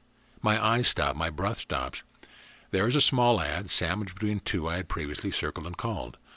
For rent, large one-bedroom, marine view, available December 1st. I cannot believe I hadn't seen it before. I had to have been there. Hello, I'm calling about the apartment for rent. I'm showing it at 4 p.m. The lady seems quite certain she'll take it, but if you want to have a look, feel free to stop by. I'll be there. What's the address? Mark, you're beaming. What's the deal? Kendra asks as she hands me a coat. The apartment is 1 block from the one I had in North End after returning from college. Same view at Commencement Bay, same peace and quiet, my favorite place to live. Oh God, I'm getting those shivers again, Mark. It's yours. For a moment, my rational side resumes control. After all, I can't just boldly agree, can I? What if it doesn't happen? Not quite willing to run that risk, I respond casually. There's one other person to look at it before me. I guess if she takes it, it just wasn't meant to be. At least I've left myself an out. The tilt on Kendra's head and the look in her eyes seemed to say, "You know damn well this is it. She's caught me again. What are good friends for?" I arrived just as the woman looking at the apartment is coming down the stairs. "Let me think about it, and I'll call you tomorrow," she exclaims to the landlady. Seeing me, she smiled and said, "Now don't go and rent it just yet, okay?" I hardly see the apartment. I don't even go into the bedroom or the bathroom. I see the view, the lights on the water, tankers resting in the calm harbor. More importantly, I feel it. This is it. How about that? It was waiting for me. November 22nd, 1987. It is 3 a.m., 3:22 to be exact. I am or was sleeping soundly. As I begin to stir restlessly, I am further awakened by a gentle voice which this time carries a sense of persistence. "Mark, arise and write." Shit, is my only thought. It is 3:30 in the morning, and nobody gets up at 3:30 in the morning because some voice suggests they do so. Mark, arise and write. The communication will flow with great ease at this time. Okay, I am begrudgingly awake anyway. I think to myself as I sit with pen in hand, if it's going to be like this, I'll have to remember to leave my glasses out next time. Now we begin. Think not that you can direct the flow of your life from the viewpoint of your own conscious mind. It is not designed with that capacity, for its purpose is not found there. I would ask you to fully accept that the mind is designed to be not director, but servant. A servant of what? Of the flow of your life, that mysterious movement of life through you. It is the movement which springs forth from the Father, and is to be enacted by the Son who participates in the atonement. It cannot be controlled, for the concept of control, even the need of it, is but born after entanglement in the illusion of separation. For what would you control but that which you distrust? Dwell upon this for a moment, and then we will continue. I would like to address your experience yesterday in the mountains, which you are coming to love so deeply. First, is it not clear that you are already past the recognition that there is but one mind? For words which the world has judged as belonging solely to me, as the only begotten of the Father, poured forth from you with no sense of separation. You were, in fact, the mind that uttered those words. To clarify, in that moment you chose to allow the true heritage of your being to be lived consciously, that level of mind which is whole, complete. Being of one substance with the Father, this level is the only level that can be said to possess reality. Anything else is illusion, born of the choice to inhere in a sheer fantasy of separation. It is precisely this recognition to which the children of God must be directed. The Son is one mind. It responds to the impetus of the Father's thought, which is creative, and enacts his thoughts, creating in the express image of the Father. For image is the form of the Father's holy thought. Yet I would add that what we are calling here the Father's holy thought is imageless. It is but the flow of life, the matrix from which the Son draws the impetus for his work. That matrix can be described as unconditional love.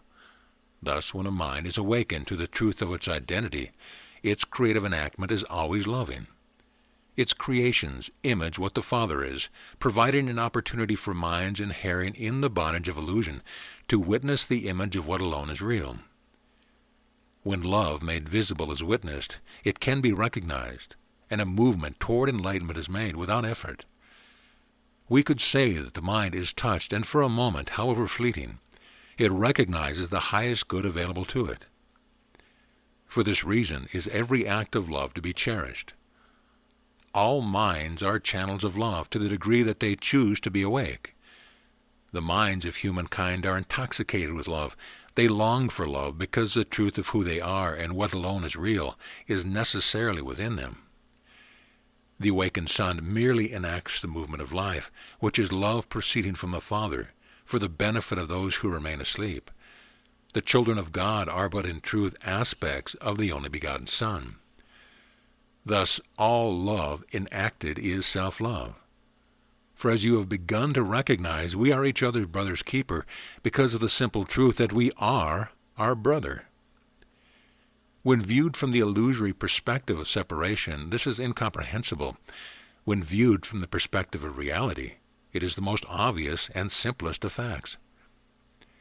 You comprehended quite accurately while experiencing love in a moment's relationship with a snow-covered flower, that when all the children of God allow themselves to utter, without a trace of resistance or self-consciousness, one simple statement, the atonement will be completed on earth as it is in heaven.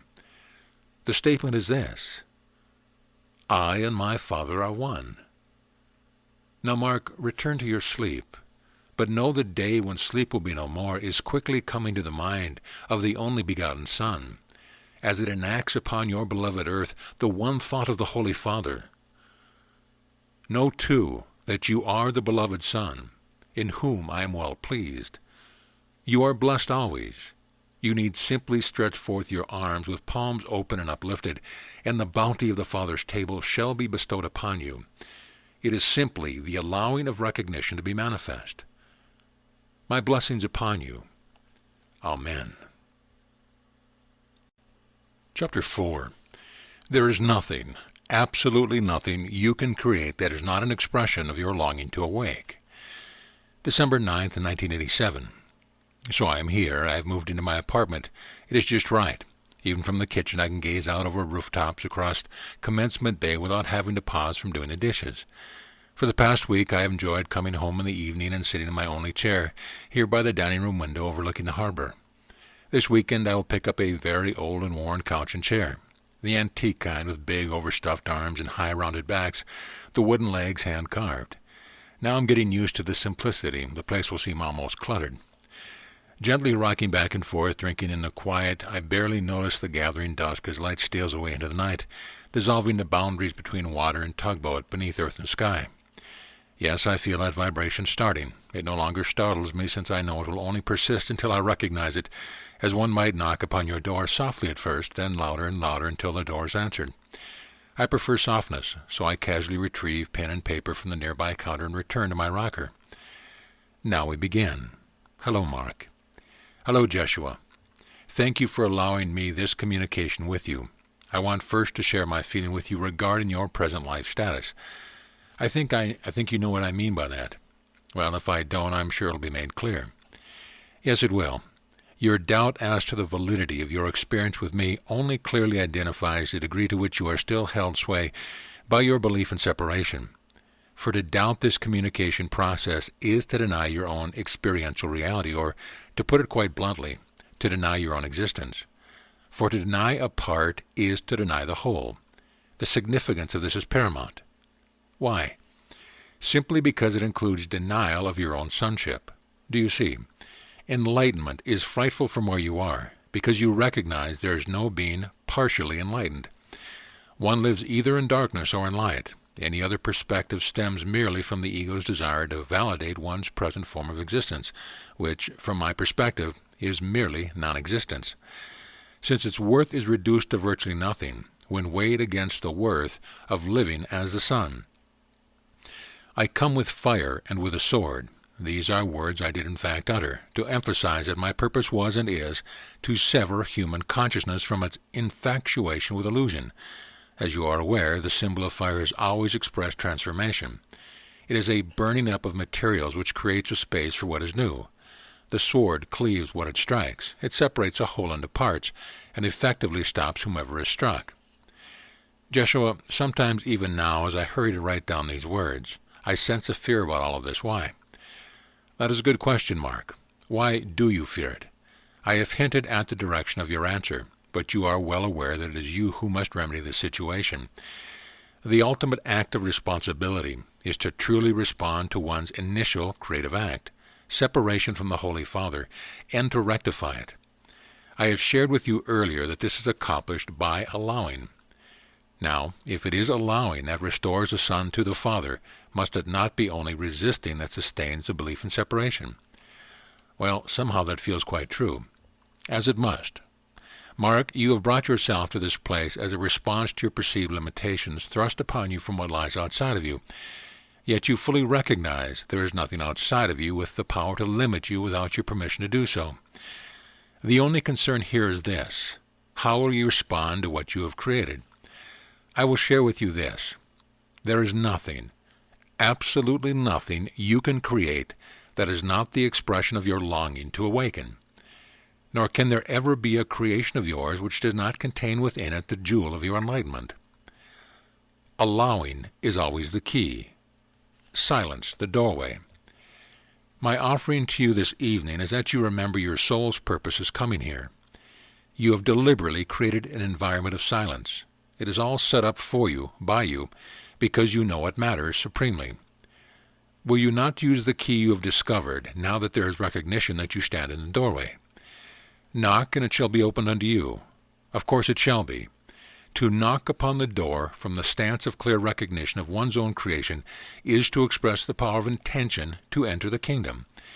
This entrance is merely a change of position, the assumption of a new stance. It is the difference between light and darkness, between reality and illusion, between, shall we say, being and non-being. You will never hear me acquiesce to your insistence on illusion, merely to pacify your ego. This would be a great disservice to you. I go now, yet always I remain. I am, yet I am but you. In silence you have come to hear me. In silence you will come to know me. Listen well, for I am your own higher self. I am the self of all. I am the Christ, the only begotten of the Father, and that is who you are always. Remember, allow.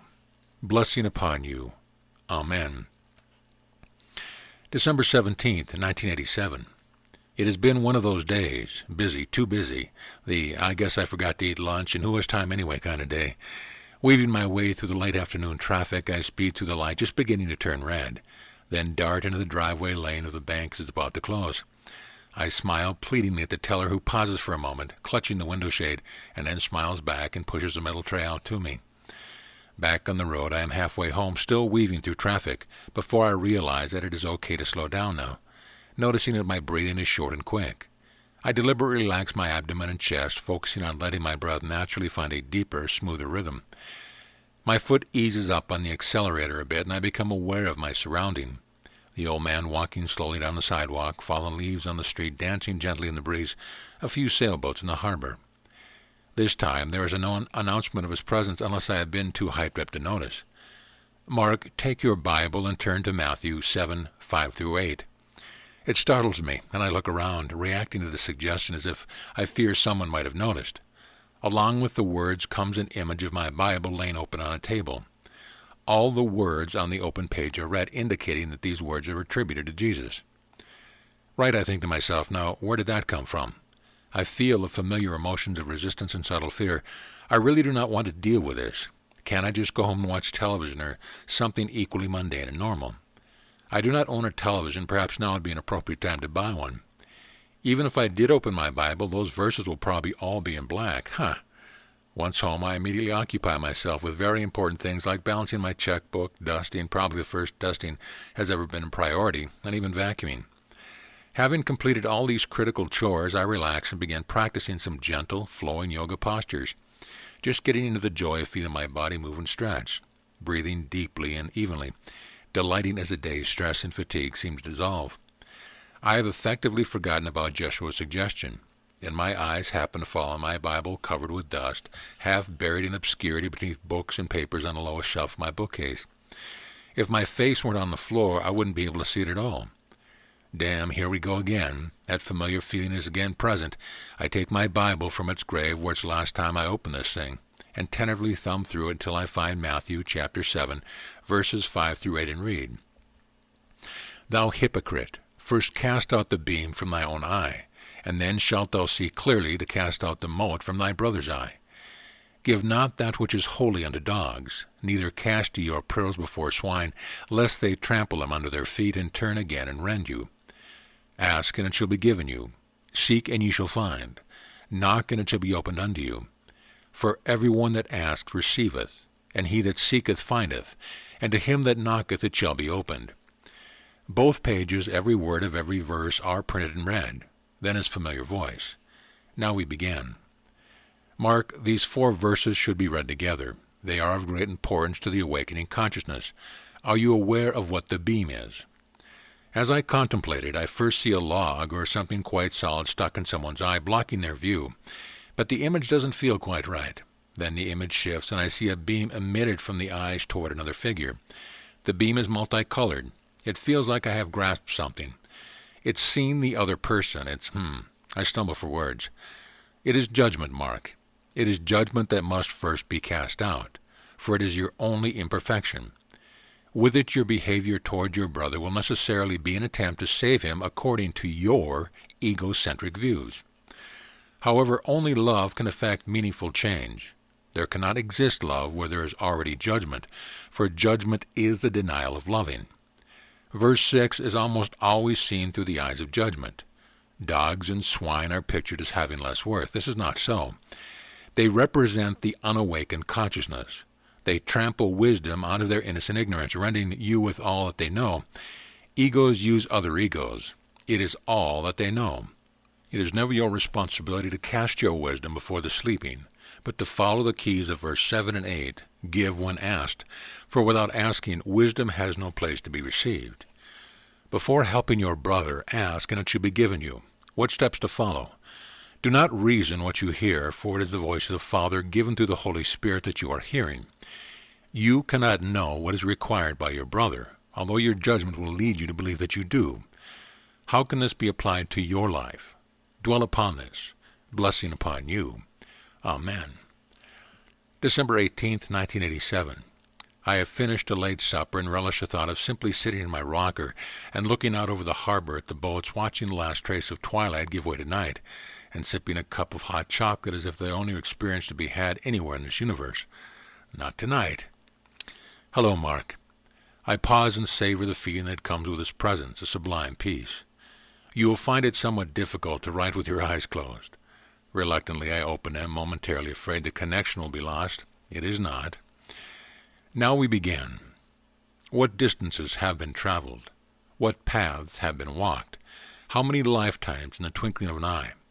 For verily I say unto you, when the soul first stirs from its long slumber, there begins a movement which will never be denied. Of this have I spoken with you. It need not concern us here. That which I'll address comes before us now as a reflection of present times and times yet to come. Soon in your reckoning of the passage of events, for know this, the future is a tendency resting on present choice, not of things believed or seen, but of feeling allowed to penetrate the heart. Hear me well. That peace which passes all understanding will inevitably manifest as peace seen visibly upon the face of the earth. Striving for peace, while perceived as noble through the eyes of your world, lead nowhere if there is not first peace in the heart of him who would act. Therefore, seek ye first the kingdom of God and his righteousness, and all these things will be added unto you. The world has not heard these words spoken by me to the world, yet heard by me from the lips of one teacher we each have known.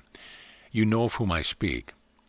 Dear friend, the tendency of which we speak is that known as upheaval, is that known as travail. For short is the time when the earth will wait no longer for the Son of Man to awaken. Those whose hearts stir and begin to transcend the limits of social mediocrity still hear not deeply enough, for the way is easy and the burden is light. Desire the kingdom above all else. Then allow the recognition that you are the kingdom to be remembered. Thereby rest in the peace that forever must pass all understanding. Herein is the heart of all gospels. And what understanding is past, save that of the world's? Trust not those who see day in the dark of night, for what they say a thing is, it is not, and what it is they know not. Neither do they ask, for the question is not yet born within them. Listen not to those who speak, yet know not what they utter. Hear only the voice of the Father who speaks to you through the Comforter.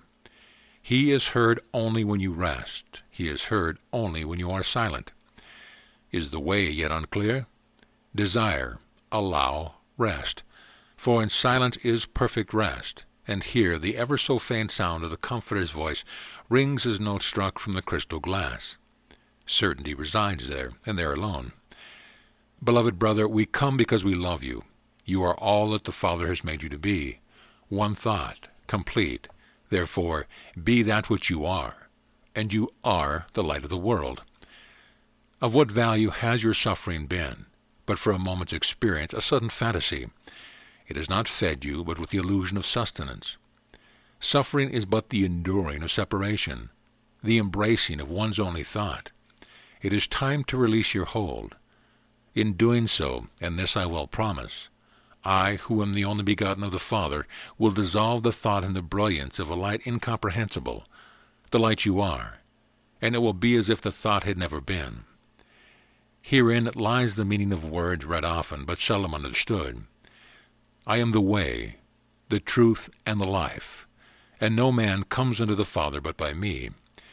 Those who would share my vision have but one duty, to choose wholly, to rest in the peace they already are, craving not the world, having set above and apart the kingdom of the blessed Father, serving God, not through doing, but by loving the presence of the kingdom above imagined fantasies, or that which the world is.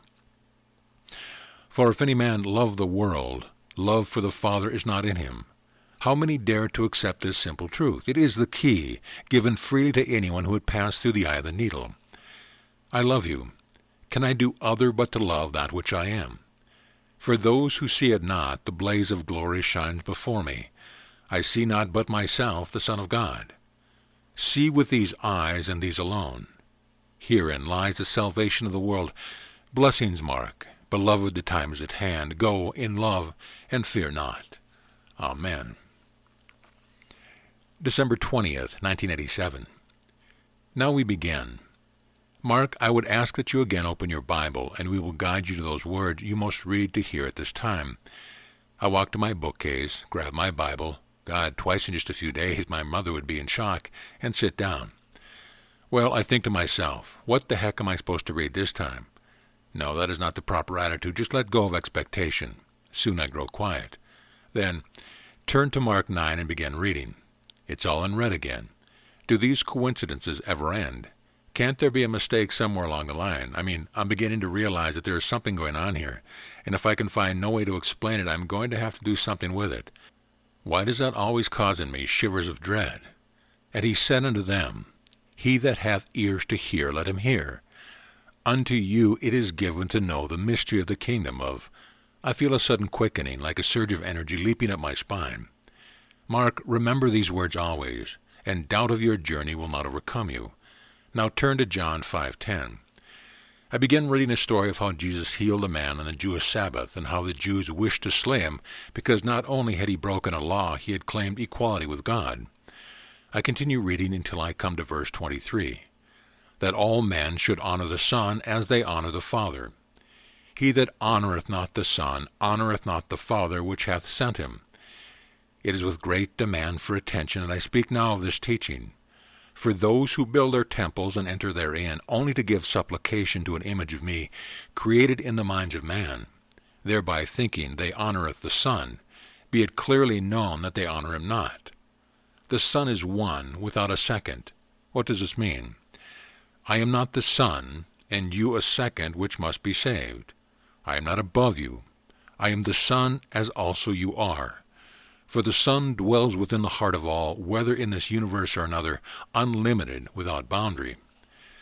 How then can you honor me without honoring the Son within yourself, the Son that you are? There is a great truth given by the seers of your eastern lands, which you are familiar with as Brahman, Atman. It simply means that the Spirit dwelling in the heart of man, which Spirit he is, before the identification with illusions, is the one Spirit which dwells in all life, Brahman, or God the Father. Honor, therefore, must first be given the Son dwelling within one's own heart. It is only by so doing that you could possibly honor me. In this sense alone, to honor me is to honor him who has sent me, even as he has sent you forth, each of you, to express the fullness of the love he is. And if the Son be not dwelling in all things, I would not have spoken to you. Cleave wood, I am there. Lift up a rock, there you shall find me also. To see into the heart of all things is to behold the splendor of the Son. Herein is the mystery of the kingdom known. Lo, I am with you always, for we are but one, the only begotten Son. This is enough for today. I am gladdened that you are surrendering your resistance to me. With that shall grow a peace you have only faintly imagined, and your imagination is but a shadow of remembrance of that light from which you have journeyed forth. The prodigal son is every soul, the son cloaked in his choice to forget who he is, in order to dream a dream which occurs in but an instant.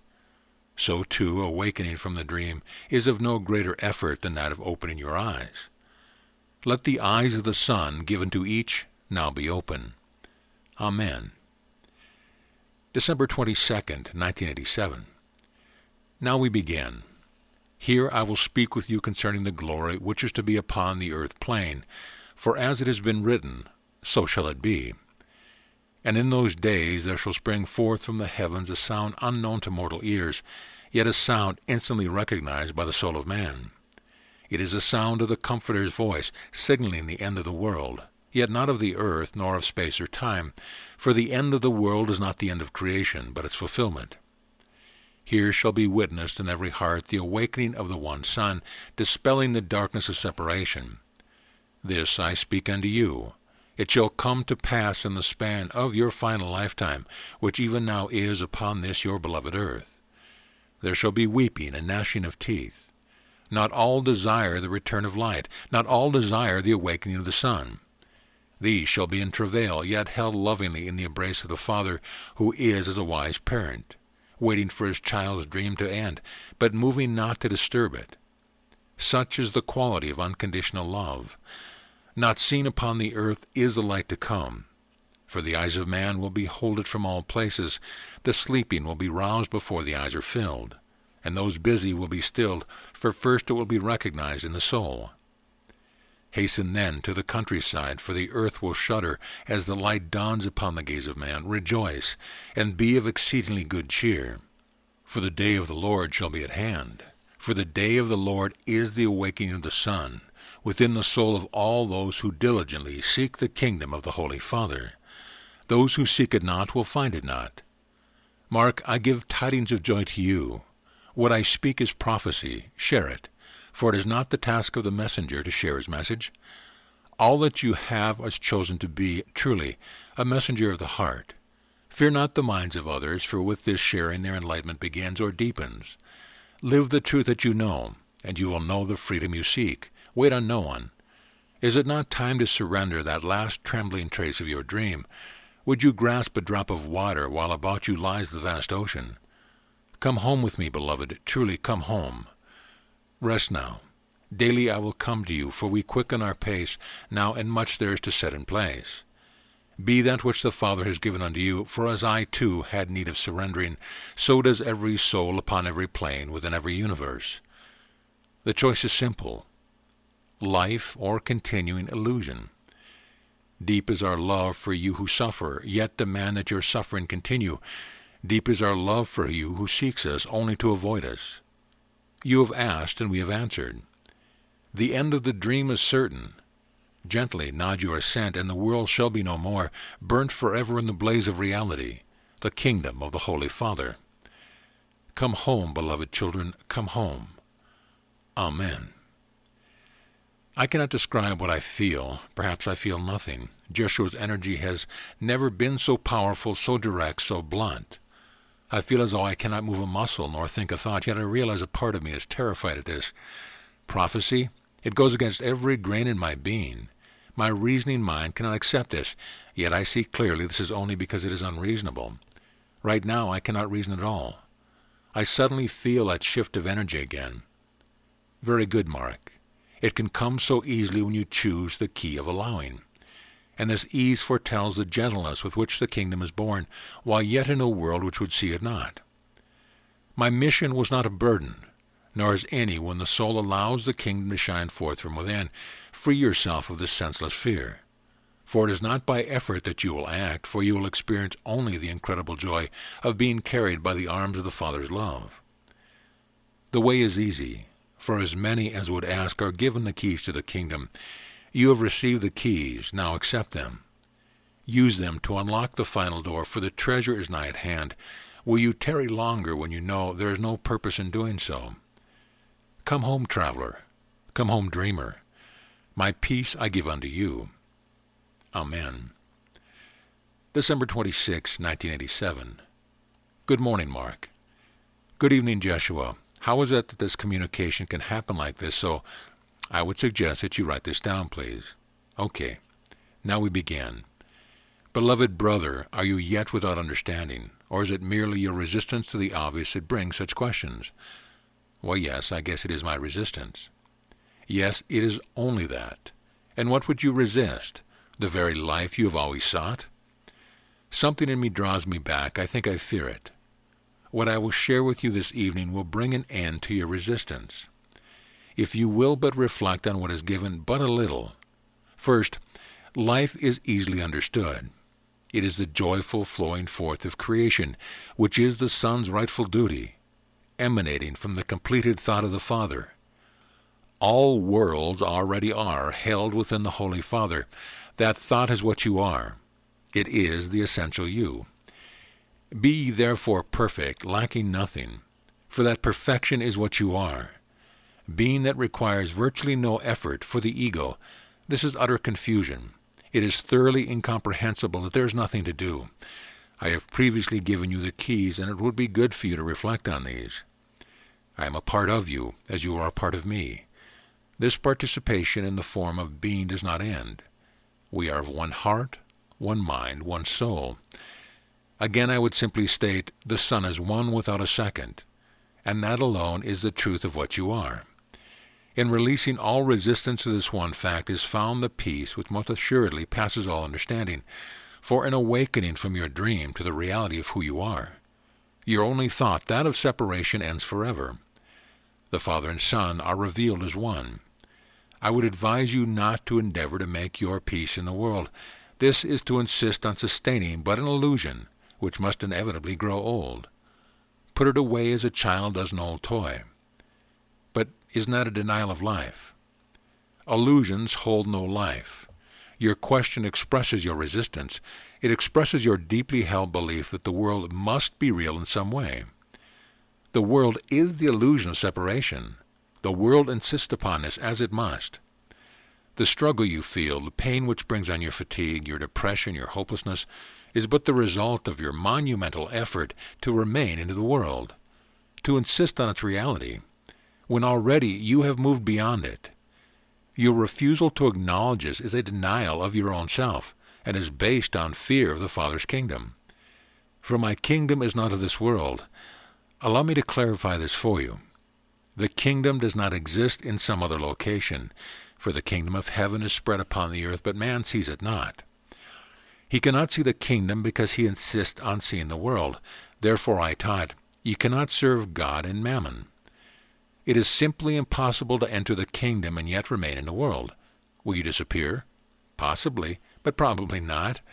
Remember, the world is all that you perceive from the viewpoint of separation. End this, and all that remains is the kingdom. Let not others minimize this. The kingdom is as far from the world as the east from the west. Yet if you do not reside always within it, you would not be. There is but a slight difference between enlightenment and ignorance. Intention. Your intention reflects your choice, whether continued belief in the illusion of separation or the acceptance of atonement with the Holy Father. You do touch this truth occasionally. All do, if only in their sleep. Faith is never enough, for where there is faith in God, there is separation from all that God is. Well, this is too much. Surely I've got to be making all of this up. Of course you are. The you, who is the only begotten of the Father, is making it all up. As you have made the world through your one thought of separation, so too do you create the salvation of mankind. And is not man but the expression of the Son still bound to illusion? Mark, many years ago in this life, you prayed to me for guidance home. You knew even then that you were thoroughly lost. Never have I left you. All that you have created I have used to shape your journey from sleep into waking. So it is with all who ask from the heart, whose intention is clear. The kingdom cannot be comprehended by the minds of those who insist upon the belief of the world. Only when the world is allowed to end is the kingdom entered. The doors as many as the sons of man, before each and every one is their door that leads to light, closer than their own breath and paper thin. Our time is well spent this evening. I look forward to the day when you come willingly, without the need for me to ask for your attention. It is a day not far off now. Remember, I love you, for I love myself. Therefore, love, self-love, is ultimately the only door into the kingdom. It is a love forsaken in the moment of that one thought from which has arisen all worlds. Now I leave you, yet remind you that I am with you. I can hardly be anywhere else, since I am as you are, the Son of the Father, truly begotten before all worlds. Omniscient, omnipresent, is there yet wonder that these communications occur? Dwell upon this. Amen. December 28th, 1987. Now we begin. Know that the vision of me seen in your meditation is quite valid. I have appeared to you now several times, 7 in total, for it is not with physical eyes that one sees the essence of what alone is real. To see requires what can be called inner vision.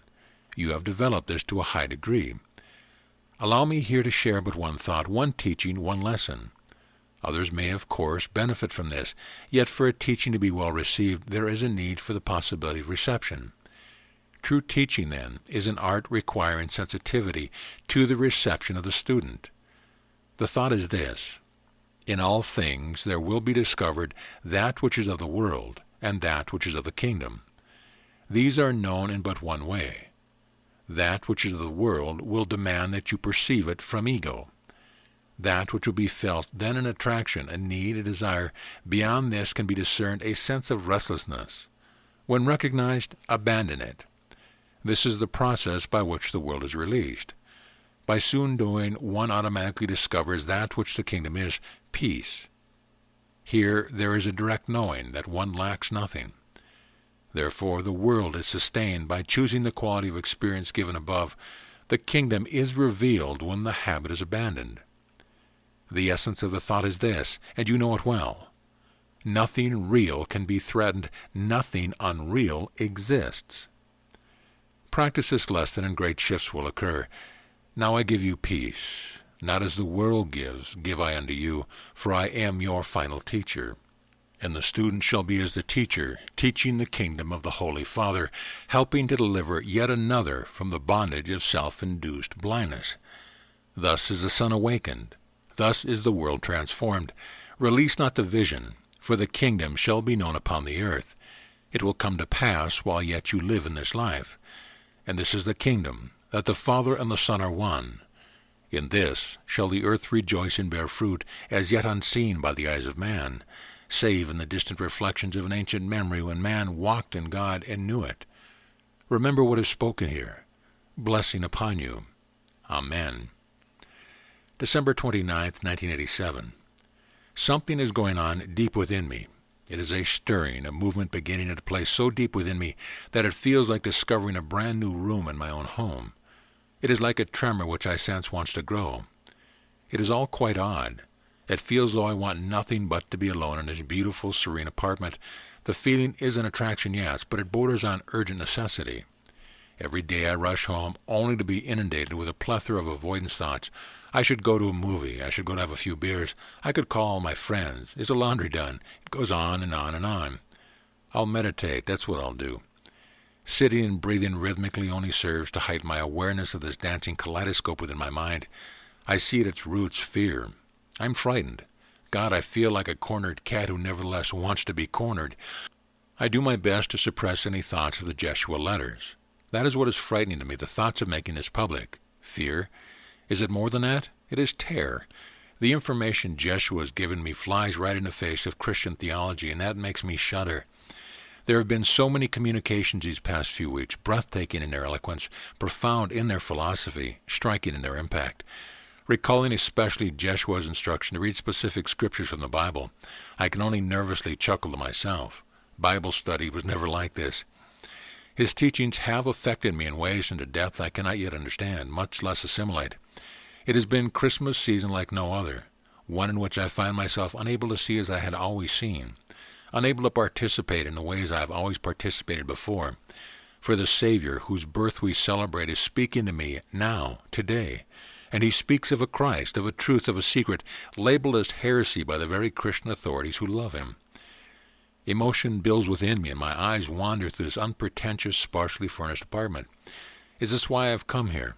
Is this what has been compelling me to place time in solitude, a solitude that calls to me, and from which in the same moment I want to run? How is it that I can resist with such strong will the very experience that seems to flow so effortlessly? Why do I struggle against the incredible peace and certainty I experience with Jeshua? What is it within me that, despite all my avoidance games, continues to impel me along this journey? I am beginning to recognize the import of Jeshua's measures. It touches my mind softly, momentarily, like the ray of sunshine that finds a crack in the sky of clouds, startles me in its sudden illumination. Yet it is already hidden by the time I look out the window, hoping to see it more directly. To see that light directly, unobscured, surely that is a goal unsurpassed. Yet I do not see clearly the veil that hides it, nor am I certain of how to remove the veil. I am compelled by an unknown force within me, seemingly against myself. Or have I denied my true self in order to identify with a self I am not? Chapter 5. The awakening sun is like one who seeks light, then laments the disillusion of shadows as dawn breaks gently through the night. January 3rd, 1988. Now we begin. A little while and you shall be where I am. It is your home, as it is the home of all who will tarry still in the dance of shadows. All are coming home, for all are as we are. And this I state once again, the only Son, only begotten of the Father, begotten before all worlds, and of one substance with the Father. That alone you are. That alone I am. That alone all are. Herein is the essence of my gospel known. It is wisdom sublime, yet it is more obvious to any who would but seek it than the flow of their own breath. Never are there barriers between the forms of the Son and his Holy Father. All such barriers are but reflections of just one thought. I am separate. I am alone. With this is born fear, and the Son withdraws into but a point of the light which alone he is. The belief in other is the insistence upon separation. Yet this I give forth unto you. The world cannot know of this, for its thought, verily its perception is based on separation. Therefore to know me as you are requires a different knowing. My A Course in Miracles but points the way for those so deeply attached to their Judeo-Christian heritage. There are many such paths. Know this, a path home, when genuine, bids you not to believe in it, but gently nudges you beyond your delusion. The keys I have given you are found in all such paths: desire, intention, allowance, surrender. I will close this communication now, for your mind begins to ponder what is revealed. You know who you are now. You have completed the use of the first two keys. The culmination of the long, long journey, which is truth, never was, resides in the third. When this occurs, our work will begin. Blessings upon you and all that you dream. Amen. January 22nd, 1988. Hello, Mark. Hello, Jeshua, I love you. And I you, beloved friend. Now we begin. Patiently do I wait for you to surrender the last thread of your resistance. Patiently I wait. Come unto me and allow the world to be no more, for it has been but the faint reflection of a moment's thought. It is not what is real. The kingdom resides not in a special place, nor in a special time. The kingdom is within you. This I uttered long ago, yet still does it remain misunderstood. The kingdom is the union of Father and Son beyond and prior to all shadows. It has never changed. Within is a metaphor, since the you, with which you so mistakenly identify, is the moment's thought upon which the worlds of your innumerable dreams are built. The kingdom, where you truly reside always, is within this you. Know this, and know this well. There is no doubt about this, for what alone is real is real. What is merely shadow cast by a limited thought cannot be real, and yet shadows may possess a power to bind you. Know that the source of that power is your very insistence that they be real. The awakening sun is like one who seeks light and laments the disillusion of shadows as dawn breaks gently through the night. Mark, I would ask you to consider once again the disharmony you have become sensitive to. Is it not but that final resistance upon which you so stubbornly insist? Consider this well. Let this be a sign unto you. That which flows effortlessly in your experience is indeed the Father's will. That which brings fatigue, or that which brings heaviness to your countenance, is but the weight of shadows long since outgrown. I would not speak to you this if it were not so. And what is your fear? Is it not also surrendering your shadows? And is this not but the insistence upon the world's reality? Unto you do I give this truth. The world is transformed by the renewing of your mind, for this renewing is the return of the Son to his Father's kingdom, a perfect state of being which enlightens the world. Its shadows merely disappear in a flood of brilliance, which is your rightful home. Indeed, the kingdom has already spread across the earth, but man comprehended not. Will you not assist me in the transforming of the world through the renewal of the Son's mind? For this have you entered the world. For this have you suffered the world. For this have you sought me. Let there be no mistake here. What unfolds for you in the manner of these communications is but the manifestation of your desire to share in this work. Your pain is but your refusal to accept the fulfillment of that desire. Now we would leave you. Tarry no longer. Indeed, the time is at hand. The end of the journey is certain. Even the time has been chosen. That which I am is with you always. For that which I am, you are. Amen. February 15th, 1988. Now we begin. So be it. The end is neared, the shadows pale, in light incomprehensible to the mind of man. For it to be cradled in the bosom of wisdom divine, it must first be emptied of all traces of self, for self is a distortion of that which alone is real.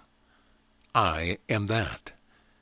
Forever does not exist, for in truth time is not. There is but this moment, and in it the arising of all worlds. Know this.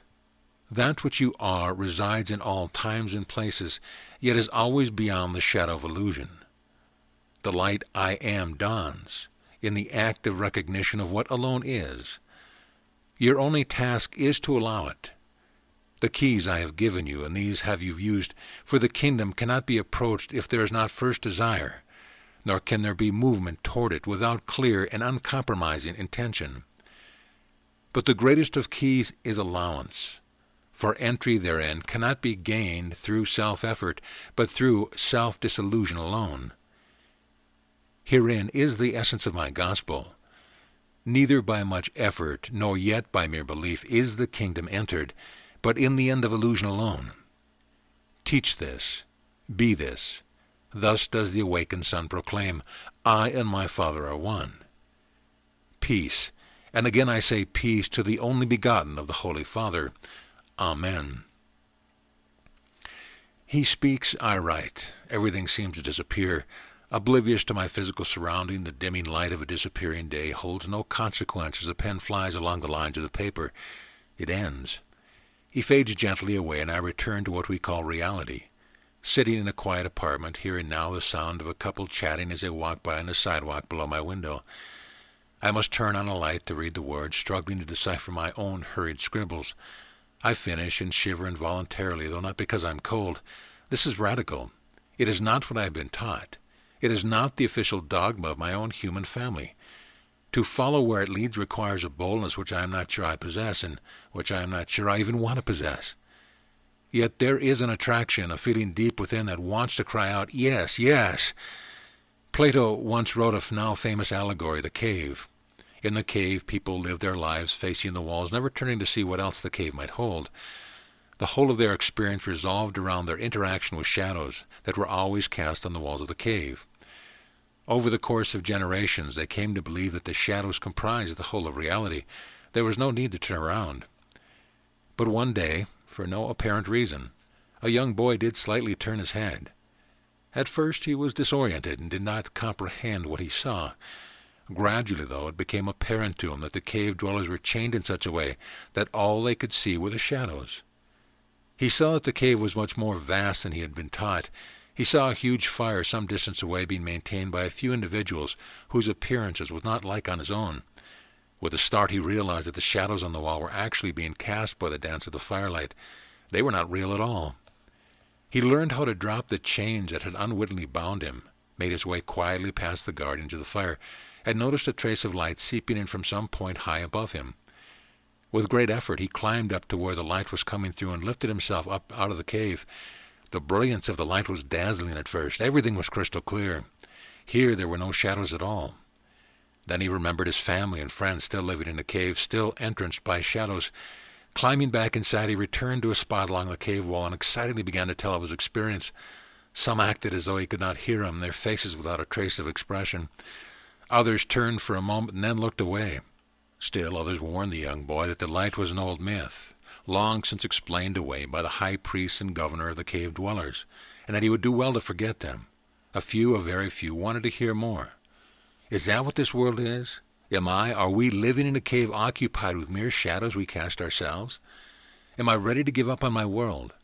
Is it only one I know, and even this one I know not well? Or do I simply fear what lies beyond the borders, the proscriptions of authority, of consensus, truth? February 20th, 1988. Maybe it is only the feeling of intensity with which the communication from Jeshua has been coming, or maybe it is the challenge of this message my own worldview built up over the past 35 years. But I sense no struggle with pressure within myself. I confess to wishing at times that I were more naive, less questioning, or maybe Kendra is right. Maybe it is, after all, a question of trust. Lately I sometimes find myself lost in the whirlwind of thought about what is happening to me, questioning the source of this experience called Jeshua, looking for some hidden ego-based motive that surely must be there, despairing at not being able to find it. This is not comfortable. Sometimes I recognize the child in me wanting to find someone to make it all go away. But after many years of self-observation, spiritual practice, and self-improvement, I know that I am either blessed or cursed with an orientation in life best summarized by William James. All around us are infinite worlds separated from us by the flimsiest of screens. For the most part, they remain discreet from us, but on occasion they may burst through to reveal themselves to us.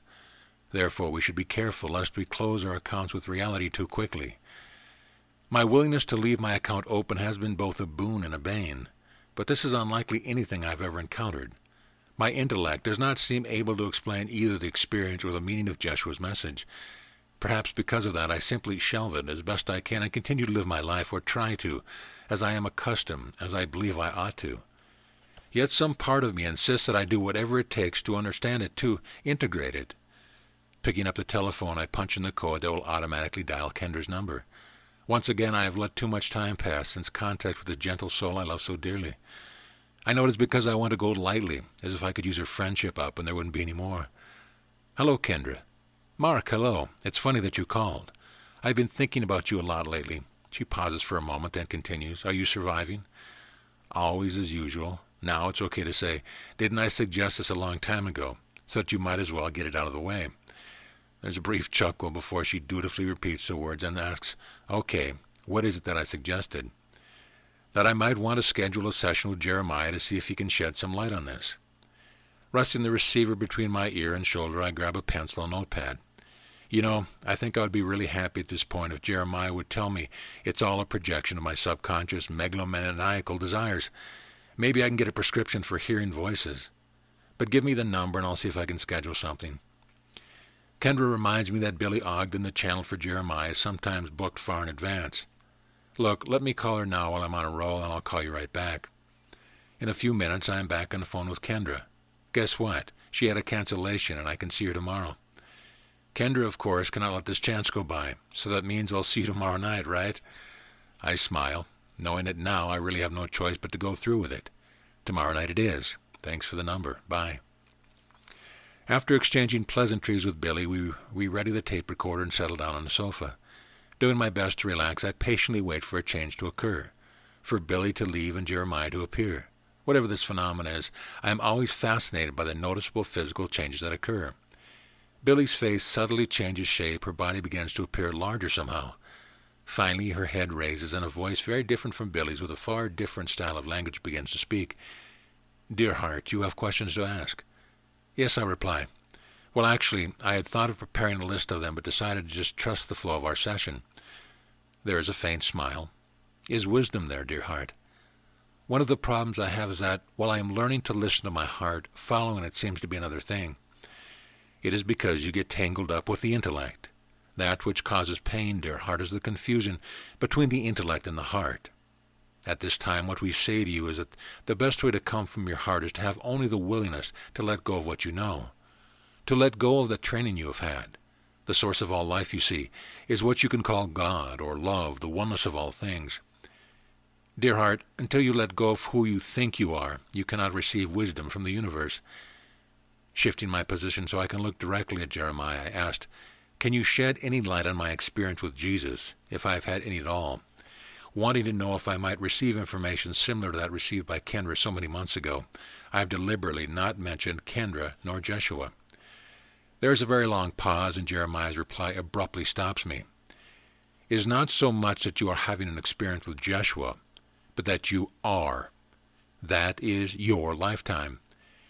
Jeremiah used the name Jeshua, but I know I had avoided doing that. There is no way for Billy to have known about him. I stumble over my words. That is my lifetime? Could you clarify that, please? First, we will explain to you, so that there will be a better understanding for you of what you call lifetimes. It is not so much, dear heart, that you have many, many lifetimes, one here, one there, then another in what you call time. You do not have what is called past lifetimes. We talk about past lifetimes because it is that which the human mind understands, but in truth it is not so. You only have lifetimes you are living now. I feel myself leaning closer, hanging on every word. You see, dear heart, you are like a book, and there are many pages in the book, and the pages are all transparent.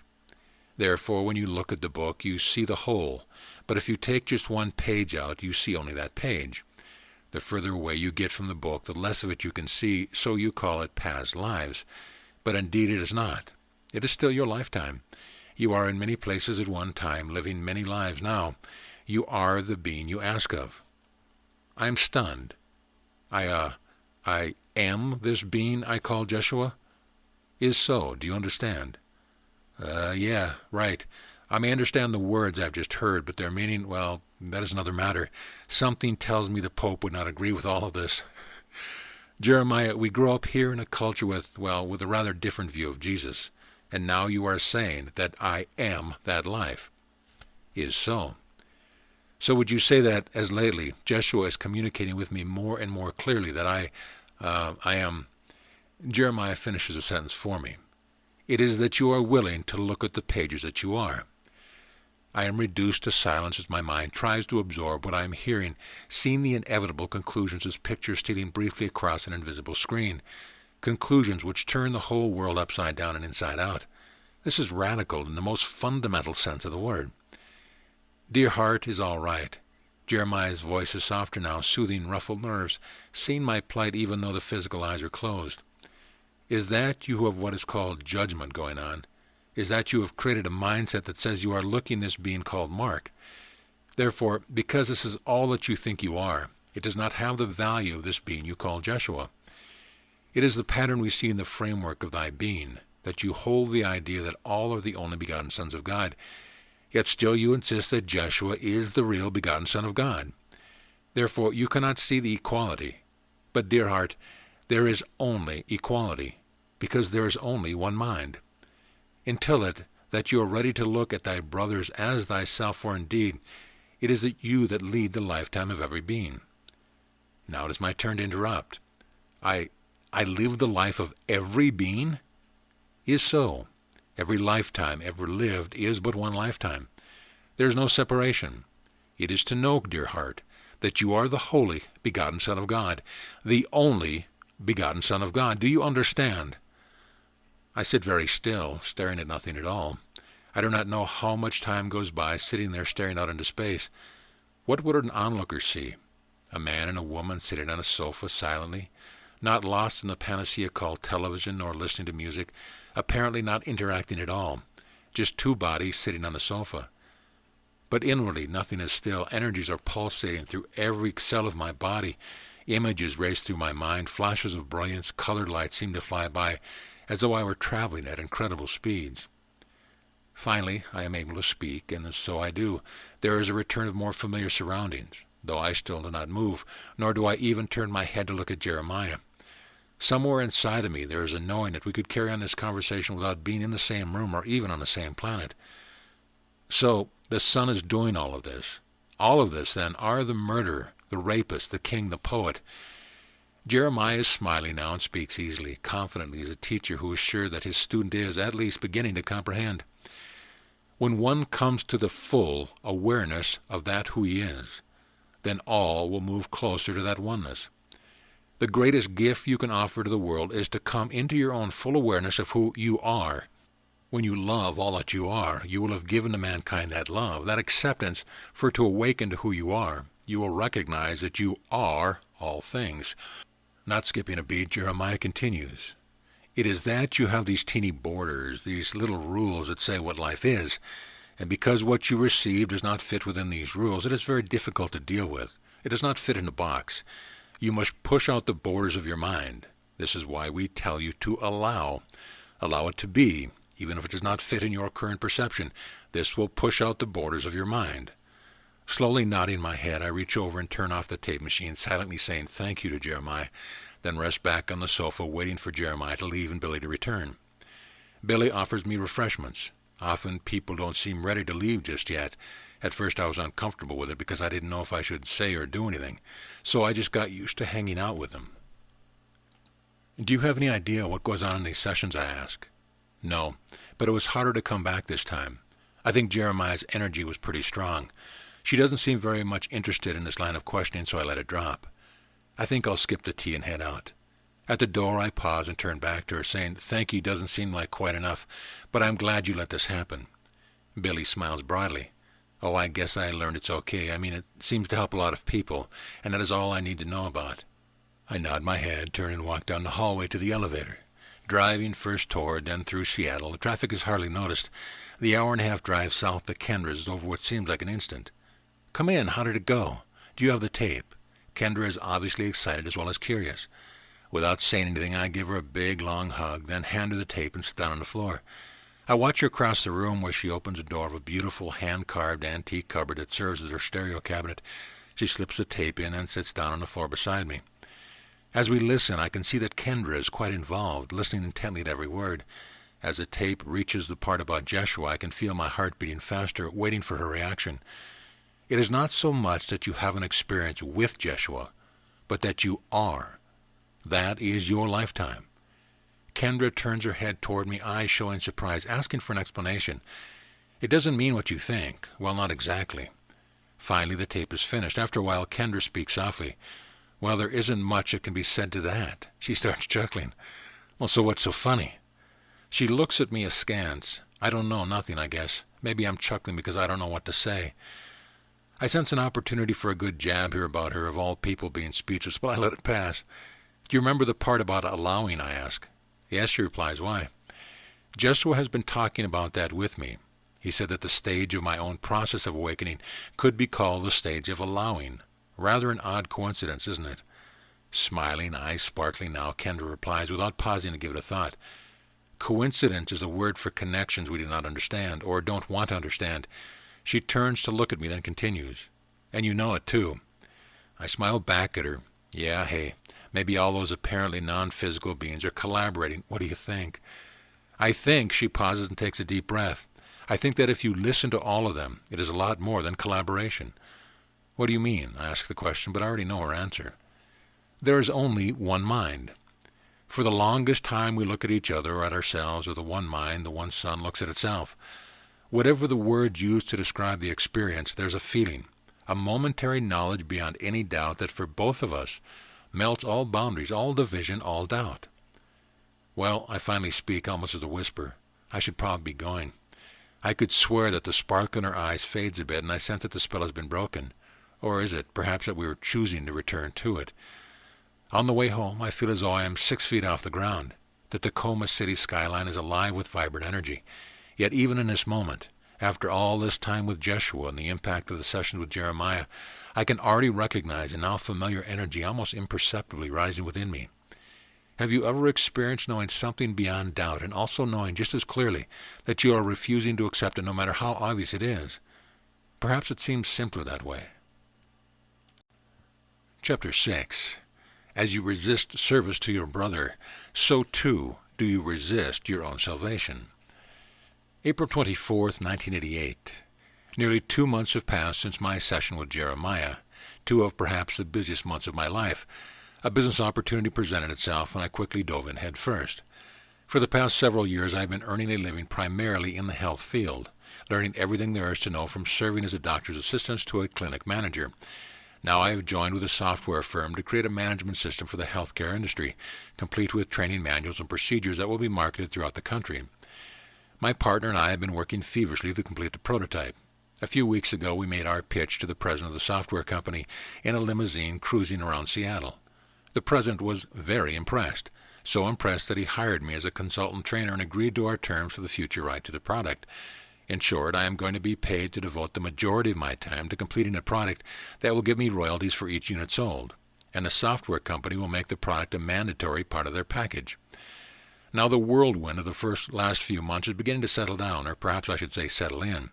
We have moved into our new office, sat through countless planning sessions for marketing, driven all through the Puget Sound area meeting clients, and while the pace is still fast, at least it is feeling more and more routine.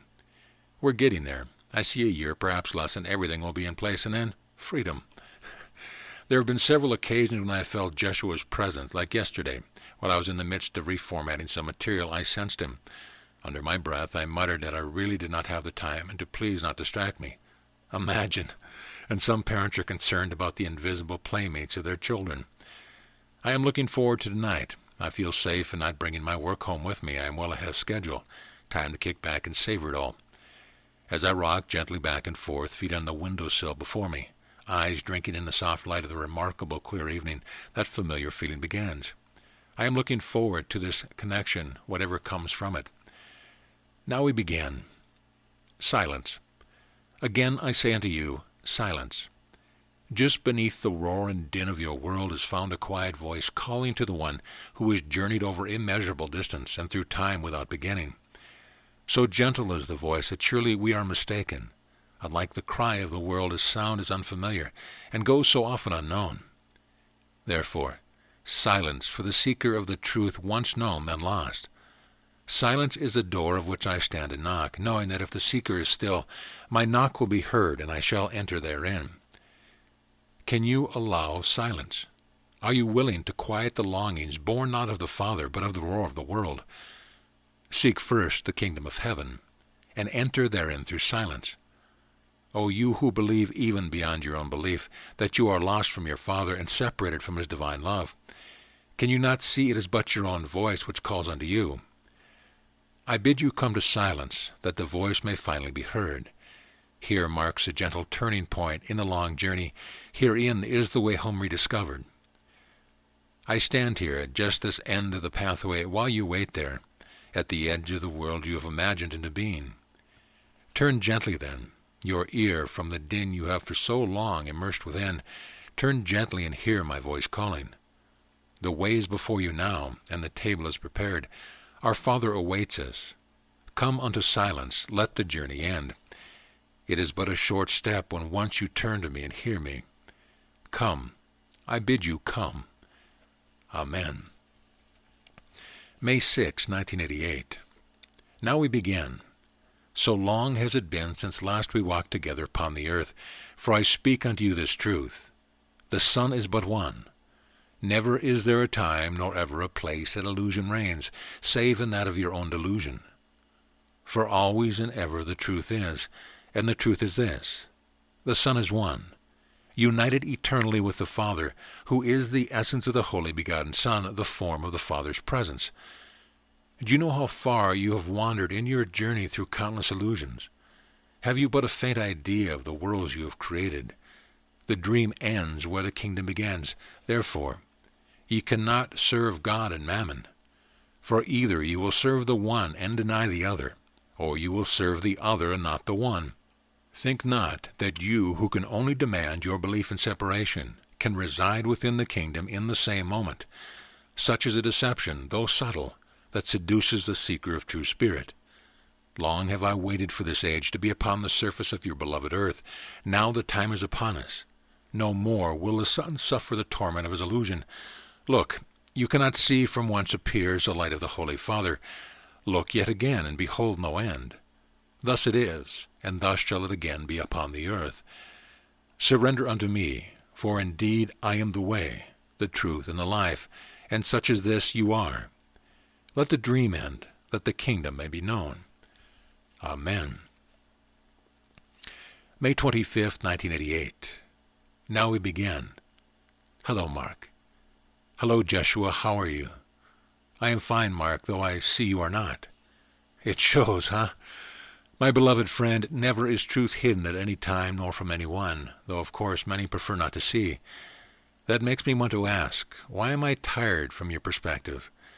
Fatigue has nothing to do with the body. It has everything to do with the mind. It is merely through the body that disharmony is expressed, and this only because you are refusing to recognize its true source. To say I am tired is little more than an escape from truth of illusion. Well, why am I tired? You know the answer to this without asking. Because I am not following my heart? It is so.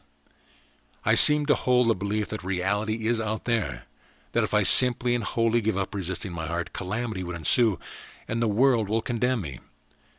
To insist on being part of the world is to accept condemnation already. So what do? Just blink my eyes and walk away from responsibility? Of course not. Yet by trusting the voice of the Holy Spirit and moving in the direction toward which it would point, you will allow an effortless transition to occur.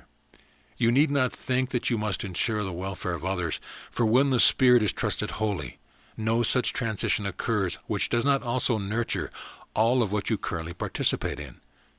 Again, trust is the issue. But how do I know what is really the voice of Spirit and not just some more subtle ego stuff? When you release all thought of what your good is, when you release all thought that God is not to be trusted, for what is resistance to Spirit but disbelief? And especially when you desire only to be empty, then will you hear the voice of the Holy One. Mark, I have come because you have called. So it shall be for all the sons of God, held in the bondage of their own delusion, yet who sense that salvation is possible. No cry for deliverance is unheard by me. Now, is it not but a small matter to recognize your chosen purpose? The result of such a choice you cannot see, nor is it your need to do so. For when the soul chooses to serve God, it serves mystery beyond reproach. It is that which can be trusted completely. For since the Son first held the thought of separation, has the Father sought to restore his place. He alone knows the fruit of all service given by the soul who sees beyond shadows. I will share this with you before ending this communication. Never shall I ask that you surrender your own free will. Yet you have asked to participate in the awakening of the Son, and so we have come to you. Will you tarry yet a while longer? As you resist service to your brother, so too do you resist your own salvation. These are one and the same. I encourage you to follow your heart and place your trust, not in the belief of the world, but solely on the light of your Father which is within you. Herein lies what you long for. Herein lies your final peace. Here I am. And I desire that all the sons of God reside where I am. Indeed, peace is but love which longs to share of itself, and that is the light which has come into the world. It is time for the world to comprehend it. What work could be grander than this?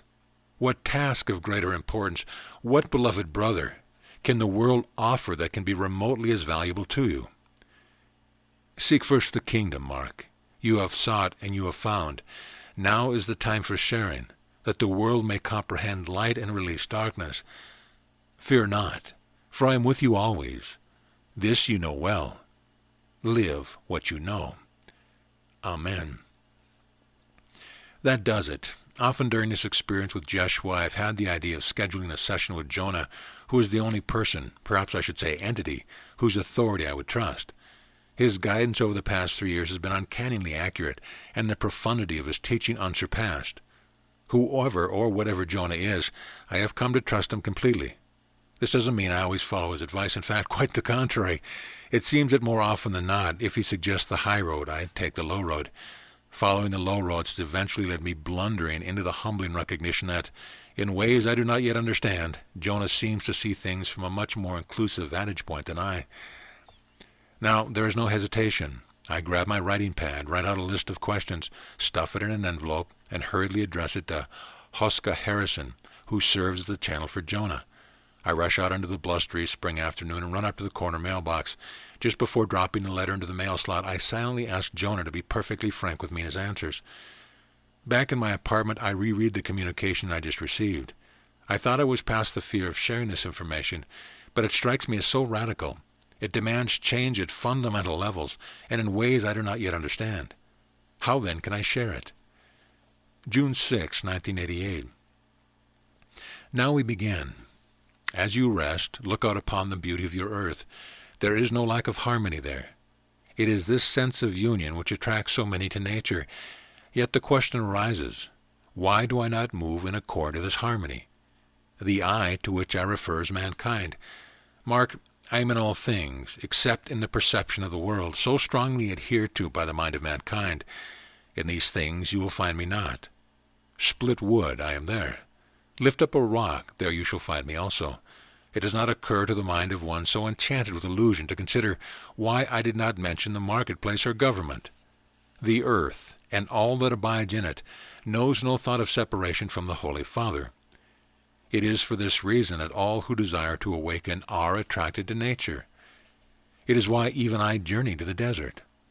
For when the noise of the world subsides, the kingdom may begin to be revealed.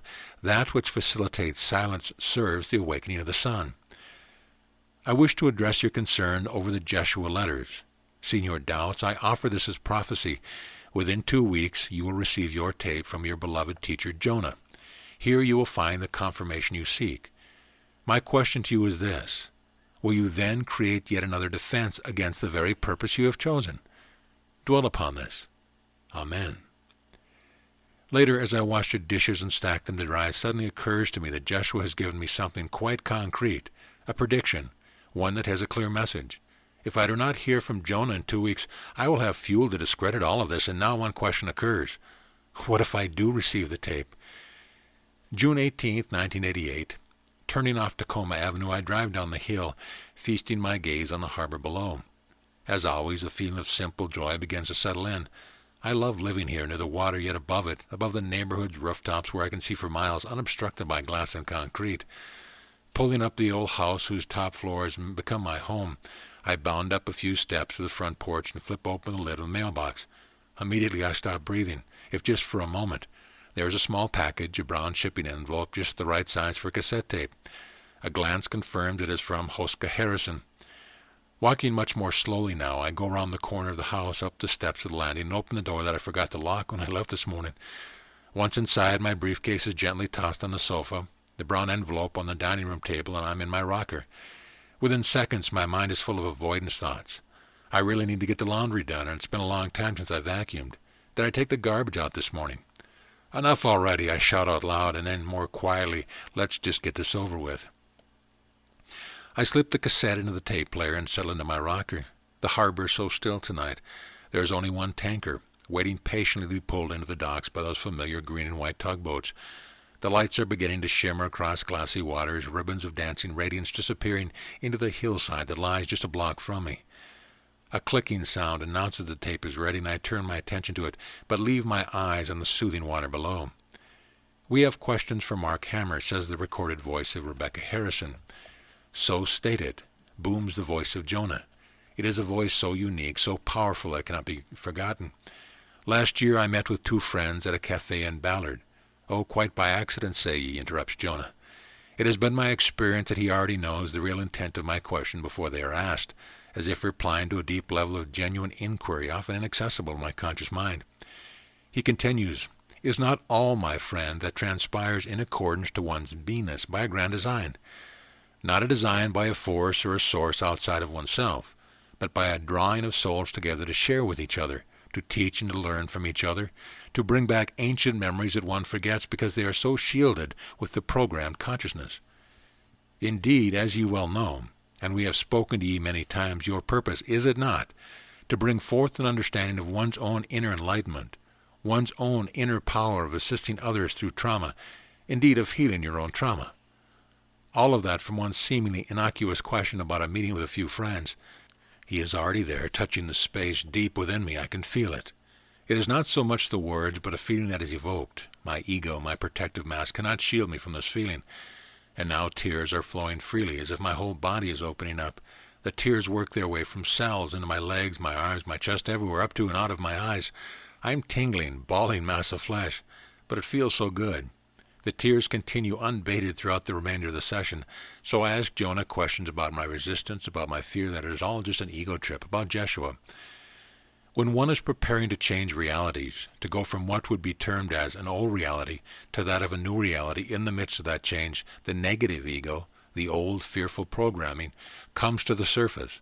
Even that which would be termed as the hidden unconscious programming begins to surface. Ye have asked us in this energy to be blunt and frank with ye. Indeed, we will be. He heard me. When I made all the questions, I had silently asked Jonah not to hold any punches, to be frank with me. And is he ever? What are ye afraid of? What indeed in this life is there to be afraid of? Death? What is death but simply walking through one door to walk unto another door called birth? It is the death of an old consciousness, the death of the old reality, to allow the birth of a new reality, a new dimension of life. Chance. What is this word chance? An accident? Is the universe an accident? Is the earth an accident? Is the birth of a child an accident? Is the flight of a bird, the sound of a dolphin, the singing of a whale, or the birth of a star an accident?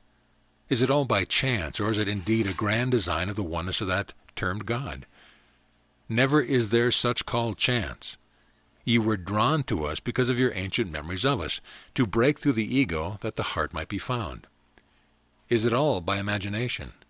Indeed, my friend, one cannot imagine that which they have not experienced, indeed to ponder that statement.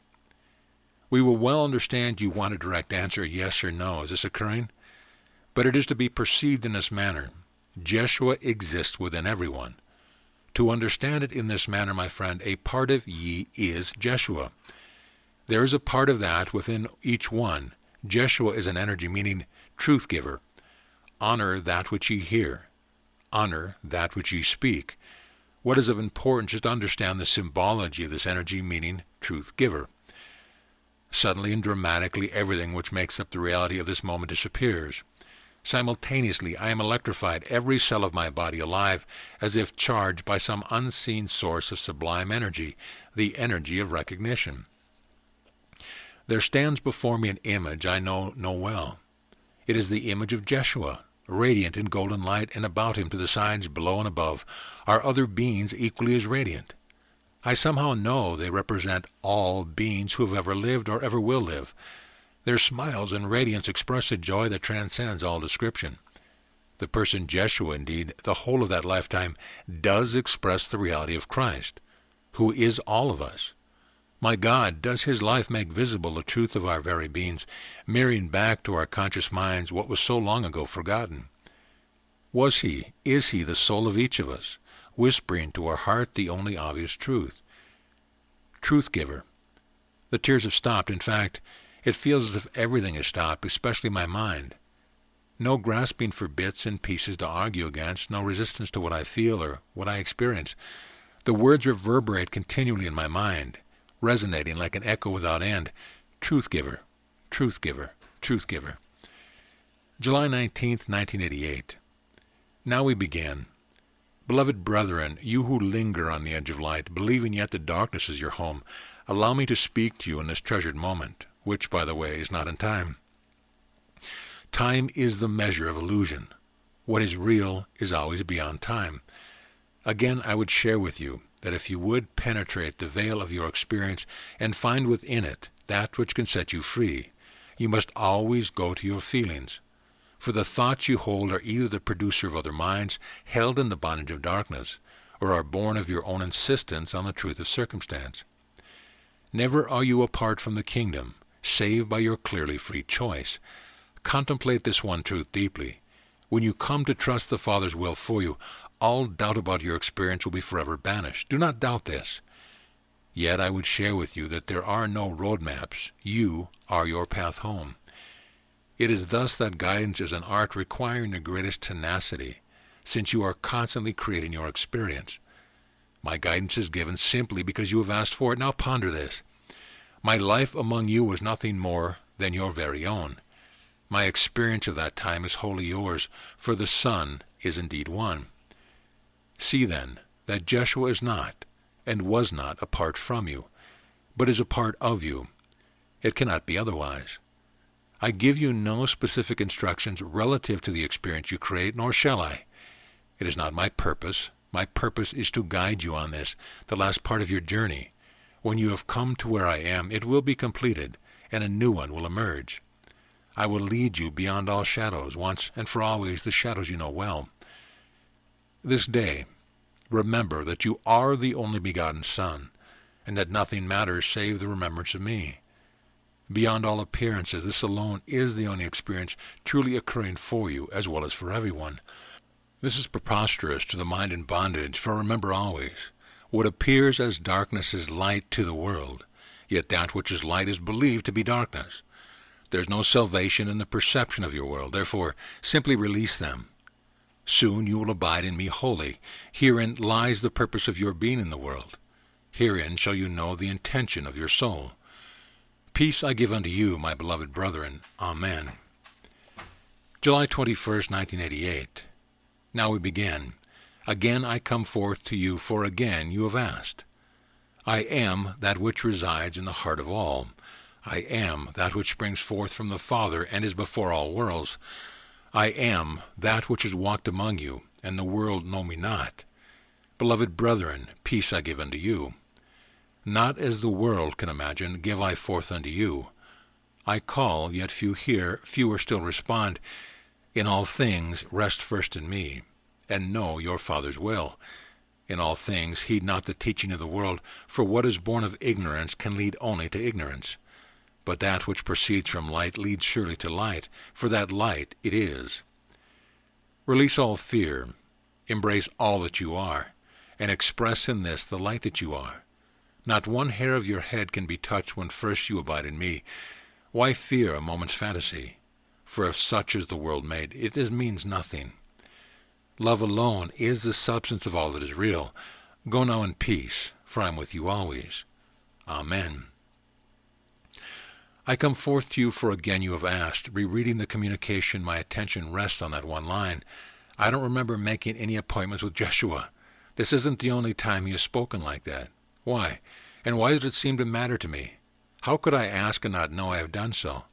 I feel like Sherlock Holmes trying to unlock the secrets of mysterious occurrences. Sherlock picks up a paperweight and senses its importance, even though it remains beyond his understanding. Like Sherlock, I put my own paperweight back down for now. Chapter 7. Not as the world gives, give I unto you. Yet my giving is but your giving to yourself. When will you choose to accept it? August 17th, 1988. I just got a call from Wayne. I put the last touches on the flow chart I've been designing, hit the F7 key to save the document, then turned in my chair to look at Geoff. You what? I just got a call from Wayne. Geoff is not smiling. In fact, a look bordering on pain is etched into his face. He glances at me, then at the floor. This does not feel good. What is going on these days back in Columbus, I ask, referring to the headquarters of the software company that we work for. It has been a very satisfying relationship, and the future is bright. Geoff turns his head away and looks out the window. Whatever it is, he certainly does not want to say it. Wayne just told me that our paychecks might bounce. Come again? I'm sure I did not hear what I heard. He said our paychecks might bounce. Now Terry, our service technician, his ears perked by Geoff's words, bounded into my office with an inquisitive look of disbelief. Geoff continues, Damn, there are apparently some big problems with money right now.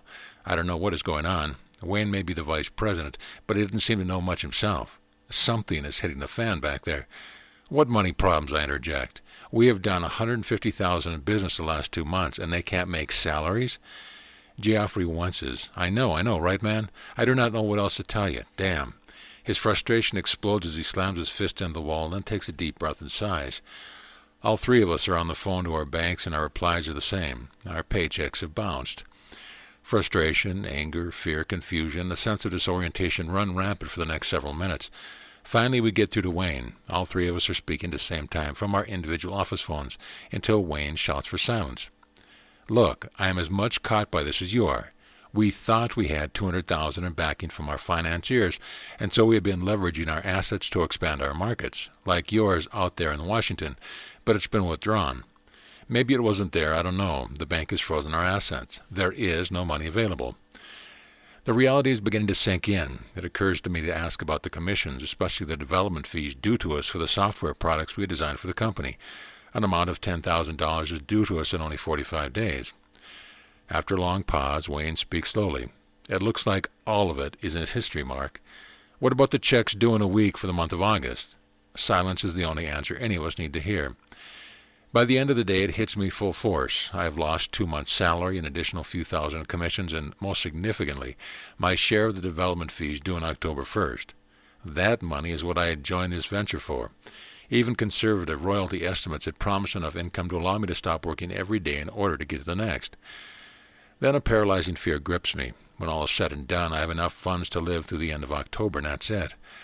I finally raise my eyes from my financial records and stare out of the window at blackness, seeing only my own reflection blankly staring back. Much time passes this way, simply staring as if transfixed at and through this transparent image of myself. Thoughts begin to whirl, chasing each other round and round, visions of what might have been, visions of what I had expected, visions of imagined disasters yet to befall on me, all of them whirling around a central axis of Wayne's one message to us: there's no money. But now something shifts. The image and racing thoughts dissolve, replaced by feelings, energy pulsating through me. I feel it first in my solar plex, then building and pushing through my chest. I involuntarily begin to breathe very deeply, and the energy continues moving upward. Its quality is transformed as it seems to fill my head now, and I burst out laughing. God, I am laughing as I've not laughed in years, maybe never. It is not the laughter of nervousness, nor of helplessness. It is the laughter of freedom. I haven't lost anything. No job has been lost, no royalties, no commission, nothing. What has been lost is a weight, the weight of believing that I must strive to get ahead, to gain something I thought I did not have. No, nothing of any importance has been lost. The only thing that has happened is that a bubble has burst. And as that the realization sinks in, the phone rings. Hello? Hi, it's Kendra. I know this is probably going to sound weird, but is everything all right? Struck by the uncanny timing of her call as well as her question, I do not answer immediately, and so she continues. I was getting ready for bed, and suddenly I had this overwhelming urge to call you, and well, for a moment I actually a little frightened. Pretty crazy, huh? What strikes me is that too few of us trust our intuition enough to act on as she has done. Sitting in the hard-backed chair next to the phone, I tell her all that happened today. God, that is scary. I don't know what I would do. And then more softly, what are you going to do? I pause, realizing I had not really thought about it, yet my answer comes quickly. Well, I have my yoga classes, which begin again soon. Maybe I'll expand them, maybe even get busy and do some promotional work, and well, I'm going to write. The cat is out of the bag. Just what are you going to write? Her voice betrays her suspicion that she already knows the answer. It feels like it is time to start. I mean, I am sitting here with no money to speak of, no idea what the Jeshua Letters are supposed to be. I feel like I am staring into a fog that obscures everything in front of me, yet I have the oddest feeling that the fog is utterly safe. Kendra asks the obvious. How are you going to make it? Well, that's the strangest part. At least it seems strange to me. It seems so clear at the moment that all these years I've believed there is some sort of security out there in this world, and now it is like waking up from a dream or something. My rational mind wants to insist that this is just a momentary setback, and I should start scrambling around again to create that security. But a deeper part of me seems to know there is no need, no purpose in pursuing that course anymore. So, are you okay with that? I sigh, and Kendra is quiet, allowing me time to sort out my feelings. Yes, well, no. Well, I know it doesn't make sense, and yet in that moment when the bubble burst, it somehow made perfect sense. It feels, well, like it's what I was supposed to be doing. It is that deeper feeling that overrides my reasoning mind shouting thoughts of fear and panic. Again, there's a long pause as Kendra gives me room to continue my sorting. I don't know, maybe I'm crazy. I guess the worst thing that can happen to me is that I'll end up a bag lady. A bag lady? Yeah, I figure I'll have to wear a disguise so no one will see how embarrassed I am. We both laugh for a moment, then become silent again. Kendra, this is really affecting me. I mean, something is affecting me. This is not me, you know. I have no money to speak of, no job. I'm going through emotions over everything that happened so suddenly, like the rug just got swept out from under me. And yet beneath it all is this hidden, quiet sense of rightness, like all it is all right. Everything that happened and everything that will happen. It confounds me, actually. Sometimes the rational voice within me becomes so loud that it seems to win me over, and I feel certain I am totally out to lunch, and I'd better get my head back into reality. But then that quiet, peaceful feeling reemerges, and I feel very certain that what I'm saying to you is what I'm going to do. I'm going to write the book. Again, there is a pause. So Kendra finally speaks, nearly as a whisper. It's happening. It's actually unfolding. Remember Castaneda's books? I ask, knowing that they're among her favorites. Remember when Carlos has to jump off the cliff into the black of night? Well, I feel like I've jumped without knowing I did so. Most of the time it feels okay, but at other times I start kicking and screaming even though I keep falling. And the falling feels absolutely right. No matter how strong my anxiety attacks are, it feels like it is happening in slow motion. Yet I know that it is happening now, even as I speak with you. Hearing my words magnifies the reality of it all. I have jumped off the cliff, one I never thought I would consider going near. I am going to make the Jeshua Letters public and let come what may. When do I get to read it? Kendra asks. My reply comes so quickly that the words seem to rumble out even before I can think. The manuscript will be done around Christmas, and I'll circulate a few copies among friends before I set about finding a way to publish it. By Christmas? I haven't even started transcribing the communications yet, nor do I have any idea what to do with them. Am I getting a taste of what it means to jump off the cliff? Kendra? Yeah? Mind if I share with you something really strange? She laughs, and her response to me is almost giddy. You mean all this isn't strange enough? Kendra, during the past few weeks, sometimes in meditation, sometimes just doing whatever, an image of a woman has appeared in my mind. With it, Jeshua suggested that I go see this woman. At first, I was at a loss, yet I felt I knew her, even though it isn't someone I've ever met. Well, last week I suddenly remembered an old business associate who told me about a Christian mystic in Seattle he was quite fond of. It struck me deeply because he said that she speaks with Jesus. Anyway, I got her name and number and gave her office a call. I'm scheduled to meet with her tomorrow. When I got the appointment, I had no idea how I would be able to get away from work. Surprise, surprise. Our conversation ends with Kendra's unconditional support. Together with her insistence, I tell her everything that happens when I meet with that mystic lady. I am still 15 minutes early, so I drive slowly by the stately old mansion now named Gethsemane, which is both home and teaching center for Elizabeth Burroughs. The box containing the communication is on the seat beside me, but it occurs to me not to show this to her. I do not so much want to talk about my experiences here about hers. I'll just stay in the closet for now, thank you. Turning around a few blocks away, I return and park the car, acknowledging my nervousness as I climb the steps and open the lead glass door. Why am I here? Just go with the flow, Mark. Just go with the flow. Trust, remember? I think to myself, trying to relax to slow my breath. Mrs. Burroughs' personal secretary greets me warmly and escorts me upstairs to the mystic lady's office. I hear her secretary announce me, and as she steps aside, I see Elizabeth standing up. All 5 feet 4 inches of her, face beaming in a large smile, hand extended warmly. We are already as old friends, at least it feels like that to me. Her hair is cropped short, and she is dressed completely in white. Apparently hearing my unmasked question, she explains, I choose to wear white, you see, as it is the clothing worn by the Essenes, of which I was one at the time of the Masters. We fall easily into an intriguing conversation, talking about metaphysics, yoga, cosmic consciousness, her memories of life as an Essene, and her love for the Master, the one named Jesus. She is obviously very intelligent and well-studied, and she speaks from personal experience about mystical states of awareness. In fact, she speaks of these things easily, as I might talk about the weather of a favorite restaurant. Elizabeth, I interject, I recently had an experience I would like to ask you about. Now I know why I left the communications in the box. I will not mention his name. I was sitting in meditation one day when a being seemed to appear out of a field of golden light. I do not need to continue. A smile crosses her face. Her eyes look not so much at me as through me, towards something, or someone who elicits a gentle joy, a love, a reverence from her. Well, that's him. Him, I ask? Oh, I mean he. No, I am certainly not correct in your English, but who is him? She looks directly and says, why, the Master Jesus, of course, implying with her tone that I obviously knew it. There is a silence for a long moment, her eyes embracing me, and then she speaks. I know now why you are here. There is something you are missing, something he wants you to have. Please follow me. Like a dutiful and innocent child, I do, following her down the stairway, my hand gently running along the top of the polished wooden handrail. At the bottom of the stairs we turn and enter the library. After looking through the 2 bookshelves for quite a moment, she picks out 2 volumes, one small, very thin, the other much larger and thicker. Here we are, she says, handing them to me. Our time together is now completed. I leave you to show yourself out. Her departure catches me a bit by surprise, and after a moment I look down at books I had never seen before, even after 20 years of extensive study. The teeny book is entitled The Discovery of the Essene Gospel of Peace. The larger one is a rendition of the Gospel of Peace, written by Elizabeth. Electricity is running through my fingertips and up into my arms. I know it is time to leave, and I do so, holding the volumes to my chest, which feels warmer and warmer.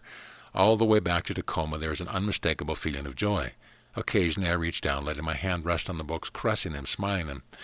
Everything is as it should be. Trust. Back in my apartment, I sit down in the living room, bathed in serene afternoon sunlight filtering through the blinds, books on my lap. Again, I run my hands over them, pulse quickening. She was right. These are what I was sent for. I know it without even reading them. Not hurrying, savoring this experience of clarity, I open the larger book. As I read, tears begin to come, tears of joy, tears of recognition, beyond even the slightest trace of doubt. I know I am reading the teachings of the Master, of Jesus, of Jeshua. A tremendous burst of energy moves rapidly up my spine, exploding in a flood of images, scenes, memories of another life, a life that is surely mine. As the images flow through me, felt in every cell, my tears flow freely, releasing a deep tension that has unwittingly held back the memories. The tears simultaneously seem to flood me, nurture me, and bathe me in a joy beyond words. For a moment I see with my mind's eye the face of Jonah, and recognize the identity of the Great One, my teacher, my friend, my guru, Jeshua, the one called Jesus. September 4th, 1988. Now we begin. Again, you have chosen to prepare a place for me, and so I come now unto you. Beloved, is it not without effort that the kingdom is entered? What struggle must be experienced, what obstacle overcome? Is not such perception founded on the belief that illusion is reality? Never are you separate from your Holy Father. You simply choose to insist that you are. Herein is the birth and continuance of all struggle, all fear, all doubt. Penetrate this truth wholly, and illusion will be no more. Shall we tarry longer? The Father awaits the return of the Son, with patience born of incomprehensible love. There are no wrong turns in your journey, nor in anyone's. You know this is madness to the world, but the world is madness. Release it. This day I shall speak only briefly, for what needs to be shared is simple. I await you just beyond the edge of your resistance to a purpose freely given and accepted. I am the end of your pain, which the journey of separation is. You are but a breath away now, yet your resistance is your path to the abode of the Father. Embrace every moment of your experience wholly. Celebrate it. This will quicken the process of final release. The Jeshua Letters is the beginning of our work together. Your purpose is to allow it into the fabric of illusion which traps the Father-Son. It is this creation of another door leading from illusion to reality. Enlightenment is inevitable. Remember this always as you gaze upon your fellow dreamers. Serving the atonement is to know the effortless joy of the Father's will. All else is but resistance to this. I am always here and will participate with you in this most joyous work of atoning the momentary imagination of separation whenever you choose to recognize me instead of the world. Peace be unto you. Amen. September 7th, 1988. Now we begin. Beloved brother, I would ask you that you pause in the movement of your dream, that I might share with you this moment. I am not lost to you, and I assure you that you are not lost to me. Lift up a rock, and there you shall find me also. How long will you choose to wait for what is necessarily inevitable? The dreamer will indeed awaken. To see with new eyes is to transform the world, which is entirely of your making, from a world of darkness into a world of light. To see with new eyes requires only that you abandon these perceptions which already you know cannot work. The kingdom you seek cannot be found where you are. It is, however, where I am. The distance between us is never more than this simple choice, to release your insane insistence on separation from your Holy Father. I am Jeshua. I am available to you whenever you decide to choose me, to know me. There is not the least difficulty in this, for it is simply to choose to truly be who you already are, and have forgotten. As you come to know me, the recognition will dawn that what I am exists everywhere as a substance of all things. As you come to know me, the recognition will dawn that you are already all that I represent to the consciousness of humanity. As you come to know me, the recognition will dawn that there is no distance to travel, no growth to occur, no error to correct, save one. Your insane perception of yourself is separate from me. You are as a rich man who travels forth with a purse of jewels and gold coins, searching constantly for the treasure he is certain is there for him, forgetting the purse clutched tightly in his hand. Consider this image and allow it to transform your perception, for this is a very accurate image of what you have chosen to be. You are entirely free to make your choice anew. Remember always that the truth of the kingdom is utterly beyond the capacity of your world. Therefore, Seek not guidance from the world, for it cannot lead you to what lies beyond the world, the kingdom, and the treasure you seek in all your longing. I am with you always, though rarely do you recognize me. I am the very heart of what you are always, though you struggle to deny it. When you release your dream, which is wholly insane, the reality of who you are will alone remain. Herein lies the end of your travel. Herein lies peace. Herein I am. Come home to me. Come home to your true self, and celebrate with me this one fact. I and my Father are one.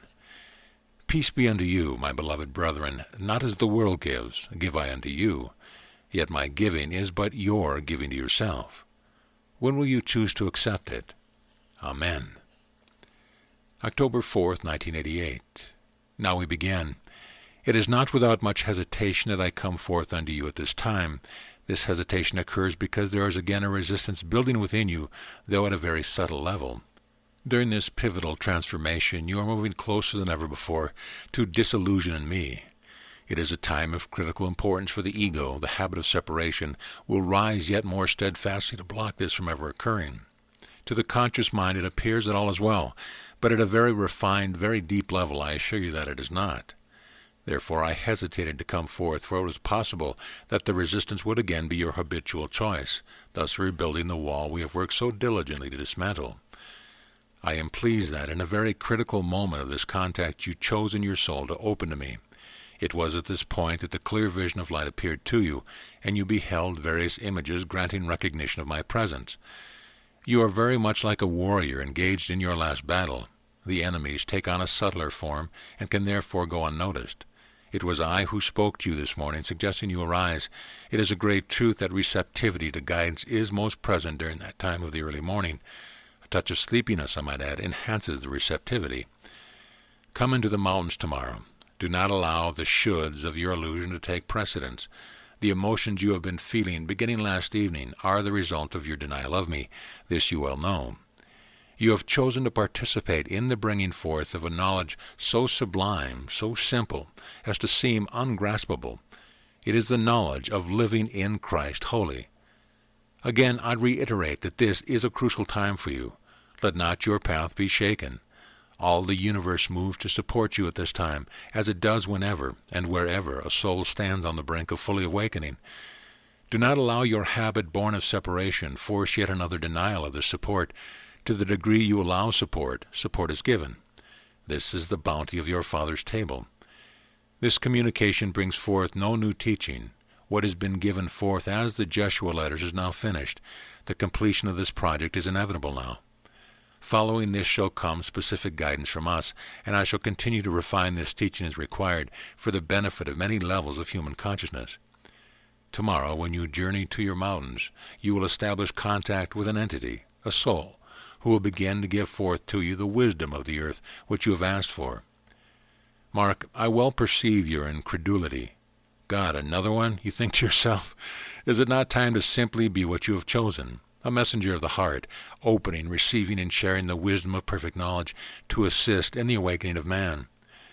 This is not a grand thing, but the simplest of the simple, the inevitable conclusion to the drama of separation, for light cannot be ultimately denied. Soon now, the conscience of man will bask in the glory of the Son's remembrance. Rejoice and allow your return to light to be fulfilled. Amen. I managed to get to Kendra's just as she is pulling out of her driveway for the 1-hour ritual drive to work. Take a moment and read this, will you? I hand her the communication. For a moment, she looks at me with an unspoken question in her eyes. She probably isn't used to having people pulling into her driveway at 7:30 in the morning insisting that she stop to read things like that. She shivers suddenly, and she finishes reading. She hands it back to me, and I detect a trace of tears in her eyes. It's finished, she says with quiet resolution. You know, I didn't shiver because I'm cold. I know. She turns and walks back to her car, slides in, closes the door, and rolls the window down. So what are you going to do now? Well, it seems I'm in quite a spot, aren't I? Her face is quizzical. What do you mean? Kendra, the only way I will ever know if any of this is valid is to do it, all of it. Not just write the book, but strive to live it. Only what Jeshua talks about doesn't seem to be the kind of thing one can learn to do. It seems you either choose to be it or you don't. She nods her head, looking at the dashboard. I know. I think sometimes we all know it. Lifting her head, she gazes out through the windshield, her eyes focused on nothing in particular. Yes, I think we all know it, but living it seems to be another matter. Now she looks back at me. I suppose I better get on to work, or is it back to my dreams? So what are you up to for the rest of the day? I had been my intention to spend the day looking for work. I guess my rational side had been winning the battle. I shrugged my shoulders and smiled. I'm going to the mountains. Chapter 8. When you release your dream, which is wholly insane, the reality of who you are will alone remain. December 16th, 1988. There have been times during the past several months when I felt very clear about not only this book, but about Jeshua. During those times, I cannot help but give thanks. Rather than commuting on congested highways, my time is spent enjoying the peace and quiet of my home, allowing the manuscript to take shape around the communication from Jeshua. But there are other times of anxiety, of questioning, of doubts, and I am convinced that surely this must be crazy. Well, almost convinced. Always when the tirade of self-criticism abates, there comes a quiet voice speaking to me, heard only when I choose stillness within. He is there, always assuring me that all is as it needs to be, reminding me that my task is to trust. Last week, during one of my anxiety attacks about small details like paying the rent and buying food, I put the thought out to the universe that I just can't do this, that I am, after all, not very good at jumping off cliffs. Isn't there a nice, comfortable job out there? The very next morning the phone rang, and I answered to receive an offer for just that. My first impulse, probably out of habit, was to grab it fast, before the lifeline was withdrawn. But something made me stop. I made an excuse about needing time to think about it. I tried to spend the day just tinkering around the apartment, but grew restless and took a long walk. It is not often that December provides such a pleasant and dry opportunity in the Northwest. I ended up on a beach at a deserted pier along Ruston Way, watching a sea otter lazily playing in the water 20 yards away. I feel caught between two worlds, knowing that I am unable or unwilling to return to the old world, yet only faintly recognizing the one ahead. It is a world without familiar road maps and signposts, a world which I am hesitant to enter, but beyond my internal intellectual hair-pulling is a feeling, a sense that somehow, in some way, I am going to emerge there, where he is, wherever that is, and in spite of myself. I know well now, after this year and a half with Jeshua, what is required of me, if I truly want to be in what he calls the kingdom. It means giving up all the familiar ways I have cultivated for dealing with life, or what I thought was life. Whether these ways are effective or not is beside the point. It means releasing the unconscious belief that my life is mine, in the common view we all have of me. Habits are not easily broken, or is it that the I can't break it, since I am fundamentally the habit? As I watched the sea otter comfortably swimming about just off the end of the pier, I began to think that maybe these crazy physicists working on the cutting edge of quantum theory are close to the truth, closer than perhaps they realize. Or are they masters come to us in disguise to prod us out of the structure of our thought, the shadows on the cave wall? They speak of an odd reality in which all possibilities are somehow always present, hidden in some invisible bag of eternity, waiting for us to do but one thing, to make a choice as to which reality we will manifest.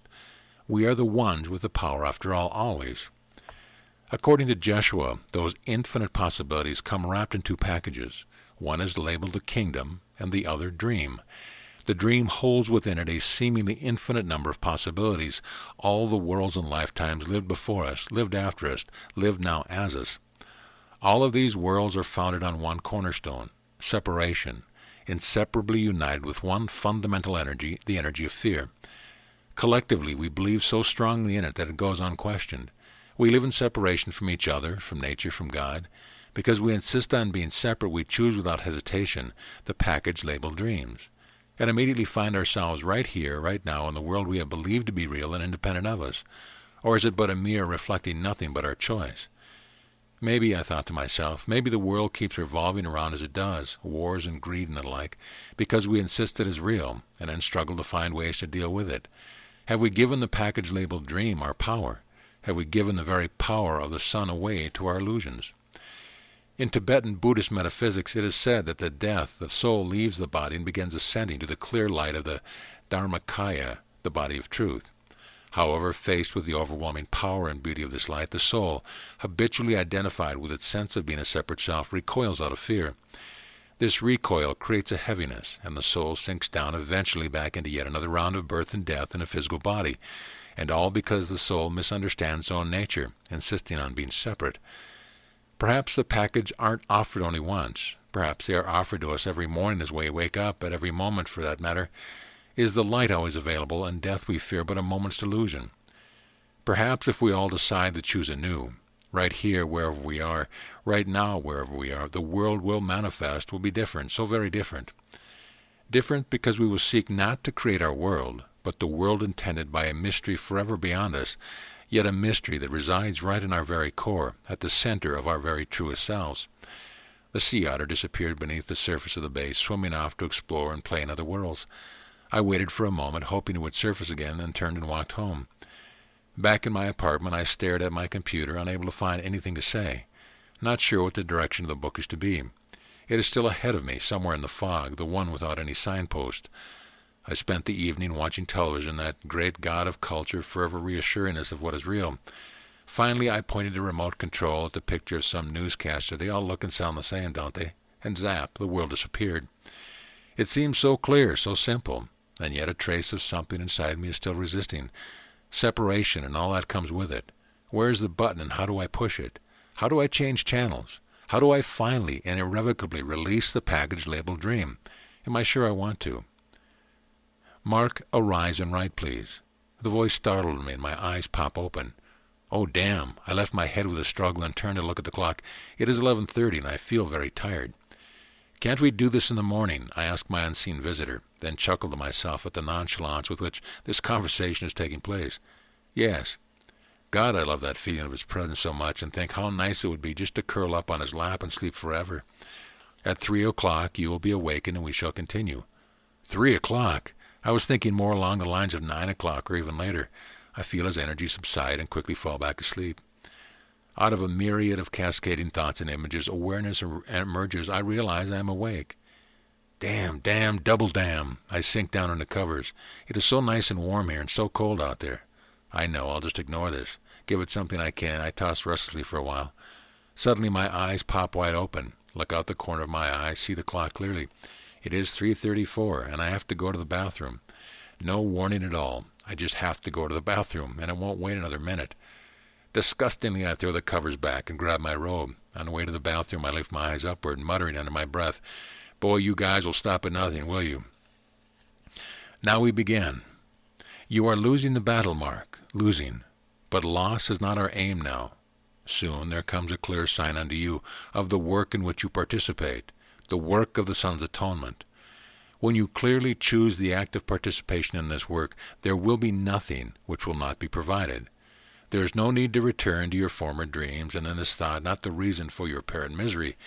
Now is the time of your final choice upon you. The choice is but between love and fear. Fear is your habit, the dream of humanity, and the denial of the Son's rightful inheritance. It is an inheritance, the acceptance of which is a choice which must be made alone, only because it was once alone denied. There is no effort experienced in the kingdom. There is only the manifestation of the Father's will for you and through you, a demonstration that touches the sleeping soul of the Son, cloaked momentarily in a dream of aloneness, stumbling through fields strewn with the corpse of the death, and that which is even now dying. For separation from the Father is death and nothing more. When you choose the abundance of the kingdom, there is born a way of living which requires no planning, no achievement, no security of one's survival. All is prepared for you, the one who serves first the Father who is within you. Awakening from the dream seems painful only to the degree that one resists arising from the temptation of illusory sleep, and the apparent need of it. This sleep is but the habit, cultivated since the choice was made, to inhere in the dream of separation. Would you not choose with me the reality of the kingdom? In it is all you can ever imagine, every need fulfilled, before even a single request is made. For surely your Father knows you have need of these things. You have experienced the many aspects of separation. This world you know well. Has its allure not clearly failed you? Choose, then, only to release your useless dream and be born again into the experience of the kingdom. This choice gives birth to a process of recognition that quickly reestablishes remembrance of the Son's rightful place. For you will sit at the right hand of the Father, reviewing not but the splendor of a magnificence unimaginable within the paltry and painful dream of separation. The dream of fear, which is all of mankind's worlds, contains not a trace of true joy, only of apparent pleasures lasting but an instant. Choose, therefore, that which is everlasting. Choose, therefore, that which abides forever, and whose boundaries are never reached. Choose, therefore, the presence of the Father within you, and the kingdom is all you will experience around you. What life could be lighter than one requiring not a trace of struggle? What joy could surpass participation in the eternal abundance which is the presence of the Father, and the awakening of the Son is everyone living the dreadful dream you have for so long suffered? We love you greatly, yet we cannot choose for you. We merely guide you, pointing the way only when asked, patiently awaiting recognition of the dream to dawn in the consciousness of a mind habituated to shadows, a recognition of a dream's depravity. Choose the kingdom wholly, and the dream shall be no more. It vanishes from the mind forever, leaving only incredible peace and wonder that the dream could have ever been dreamt. There is no lack in the kingdom. Your only task, if we may call it that, is to experience and enjoy the absolute safety and abundance of the Father's table. This simple choice demonstrates a truth, buried deeply in the heart of every son yet sleeping. To witness this choice is the act of being nudged into waking until all the sons of man are again living as the truth they are. The one Son, begotten of the Father before all worlds, partaking in the abundance freely given, the presence of the Father. Herein lies the kingdom of heaven on earth. Can there be in truth any choice but this? For a moment I pause. The energy which is Jeshua has suddenly abated. I find myself gazing at the flickering lights on the black and quiet waters of the harbor. There is the faintest of feeling within me, a pulsing of some sort. Surrendering my resistance, I breathe deeply and slowly, allowing abdomen, ribs, and chest to expand and release without strain. While the intensity of this pulsing, this vibration, does not grow, it seems to expand in all directions, then becomes softer and softer, drawing more deeply into it. Though my eyes are open, I catch a glimpse of colored lights, felt as much as perceived. Images begin flashing on the screen of my awareness at incredible speeds. I embrace the emotion such brings, recognition dawning that each is a part of me, each a lifetime, stretching back further and further, seemingly without beginning. They appear and disappear in an instant. As they fall away, I feel my body melting within itself, a deepening peace embracing, penetrating every cell. I am dissolving, letting go of all traces of resistance, all trace of denial, all trace of doubt. Dissolving more and more completely, increasing space now between the images. They become fewer and fewer, few until there are none. I do not know how much time goes by, for here time is not. From the silence of an emptiness which is forever perfect fullness, there emerges awareness. First of the reflection of my face in the window before me, then of the ships at rest in the harbor, the still water, the flickering and radiant light. They all seem to be contained within the reflection on the windows, they in me and I in them. I am one with all things. In my reflection a faint smile begins to grow, a smile that springs gently from the center of my heart. I did not know it would be like this. I would never have guessed it.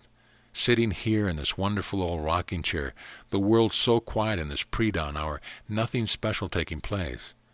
Everything the same, yet everything so different. For this moment of eternity, gone the dream. Tomorrow I will start writing. Now it is finished. Already the choice is made. Now the recognition is completed. Coming as a thief from the night, stealing the cobwebs of shadows, revealing the illusions of a long-standing dream to the son who remembers.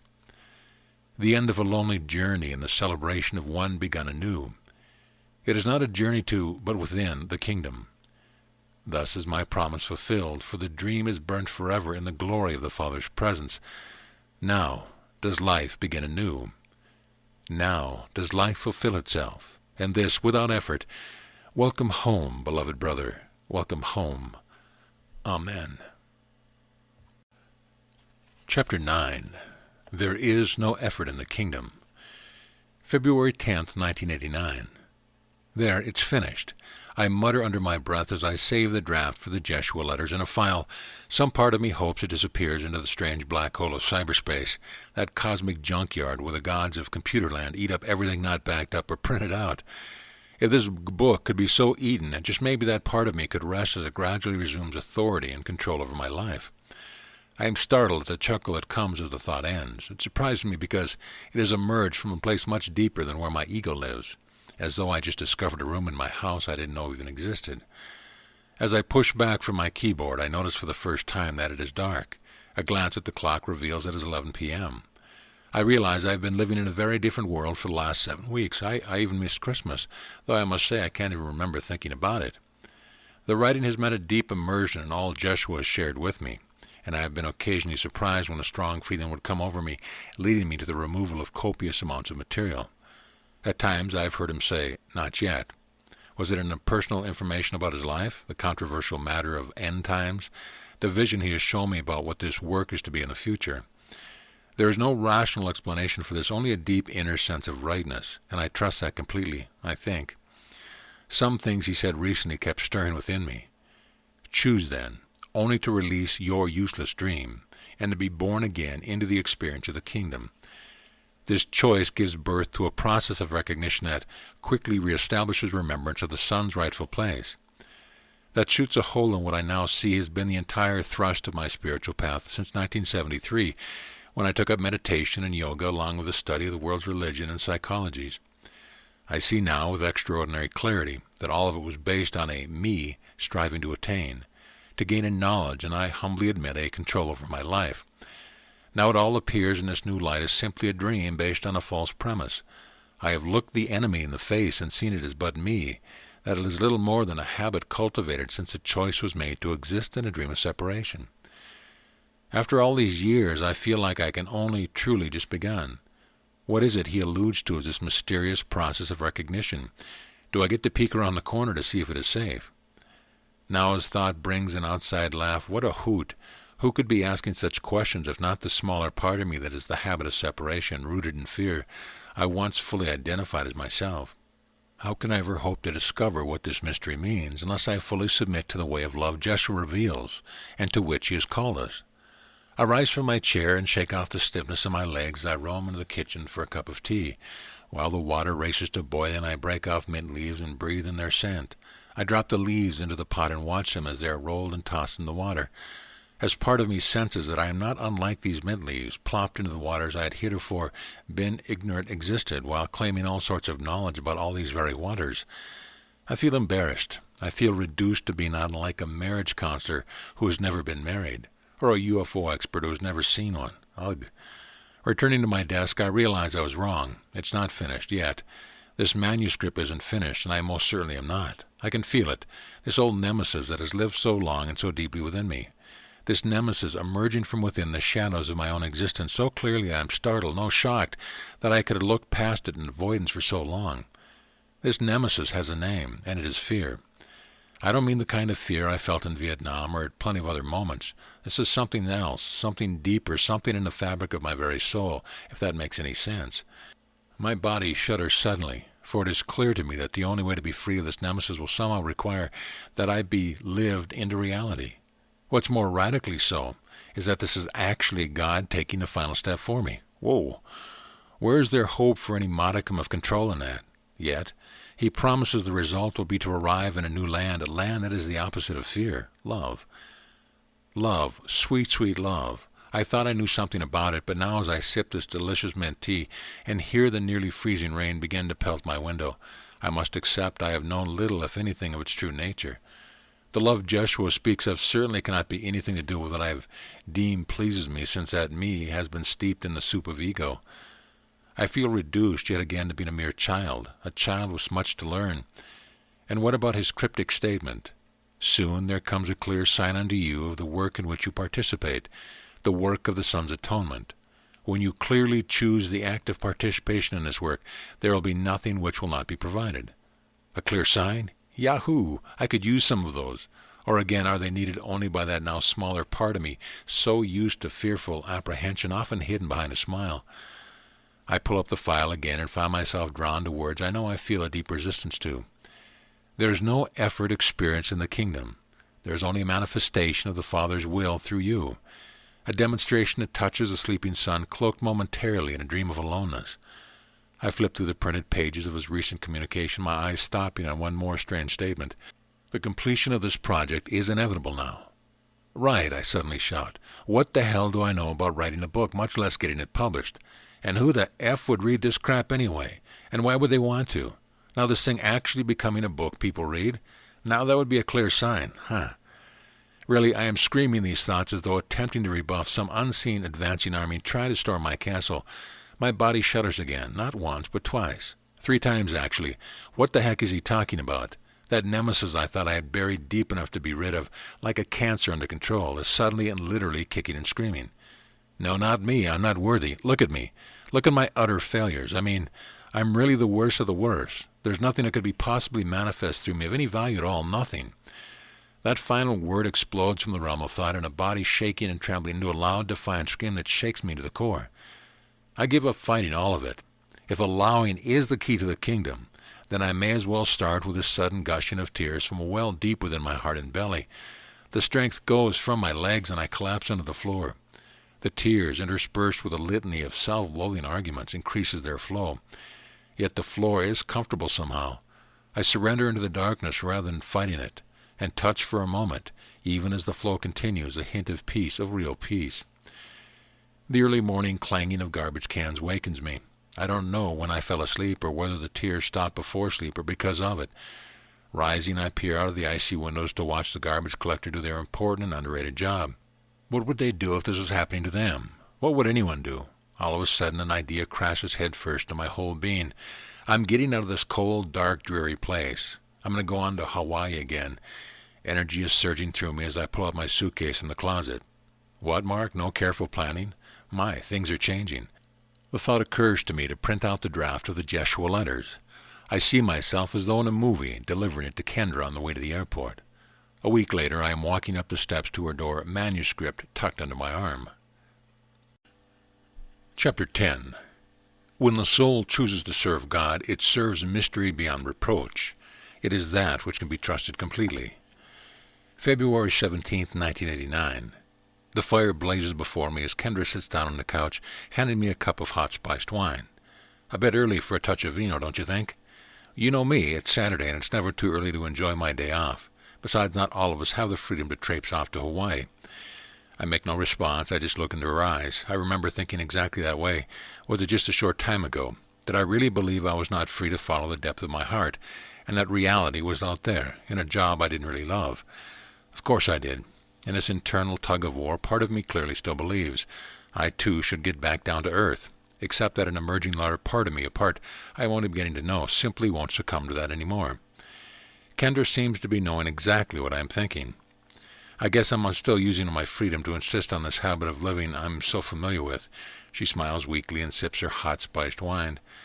Glancing at the manuscript in its light blue cover, she looks at me. Is that what I think it is?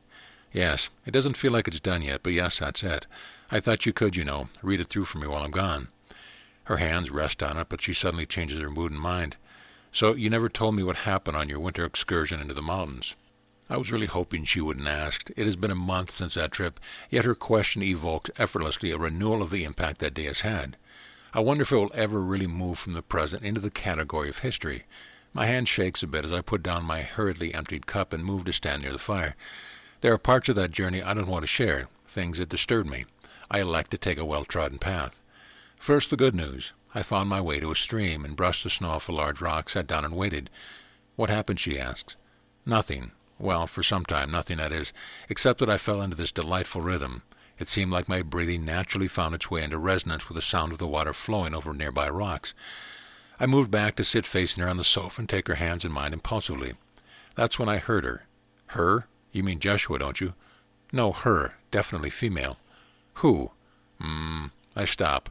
Don't even think about asking. I reply with a quiet firmness. Kendra looks hard at me, nods her head okay, while her hands are squeezing mine a bit tighter, as if to encourage me to continue. Her willingness to respect my boundaries somehow allows me to do so. I would swear I could hear, feel her presence, and at least in my mind see her as plainly as I am seeing you right now. She did something. It felt as though she touched the top of my head. All this energy started to swoosh around and around. I felt dizzy, but blissfully so. Then she spread her arms out, and as she did, I felt like some subtle part of me, more fluid than this body, expanded with her. Then, effortlessly, Kendra, I could feel the trees, the snow, the rocks, the water, and I mean feel them from the inside out. Feel them like I've never before, maybe, in fact, for truly the first time. At some point, I remember her saying to me, "Now you know your true body." It is this precious earth herself that gives you entrance to this realm. Love her as you learn to love yourself. Kendra, stop. You're going to break my fingers, I shout. Oh, so sorry. I can feel the blood rushing back, skin beneath fingernails becoming pink again. That is so beautiful. Kendra's eyes are watering, and I sense her hold being open and softened, but my response doesn't match hers. Noticing, she grabs my chin the way my mother used to when she demanded some hidden secret from me. Come on, what else? Kendra, I'd rather not talk about it. I don't know if I can. Maybe it's time to go back to the fire. Rising, I step up and gaze into the flames for a moment. She showed me the future. She what? She showed me the future, Kendra. I saw twisted heaps of concrete rubble and the people huddled around fires and deserted streets and... Wait, you saw those things? Yes, all like a high-speed movie right where the trees had been. It scared me. Suddenly it all stopped and the trees were there again, just as they had been. Only, well, I could not feel them as I had done a few moments before. This is when I felt her soften. She told me there's not much time left. Time to correct the spell mankind has fallen under, a spell in which we have forgotten that the earth is really our true body, that we are all one family, and what? Don't you dare stop now. That in reality there is only one of us here, one being, one soul, caught in a spell, a dream. There is only one of us here. But isn't that what Jeshua has said to you? You never took upon another, for you see only yourself. Well, yes, but that makes no sense. Damn, Kendra, and this future junk. I don't like this stuff. It makes my skin crawl, just as when Jeshua has shown me similar things. What? When did he do that? Are you hiding things from me? I've been caught in my own admission for sure. Hey, I plead the Fifth Amendment on the grounds it may later incriminate me. But the look on her face, that ploy isn't going to cut it with her. Yes, he has, and more, much more. But he has said it is not yet time for all of that.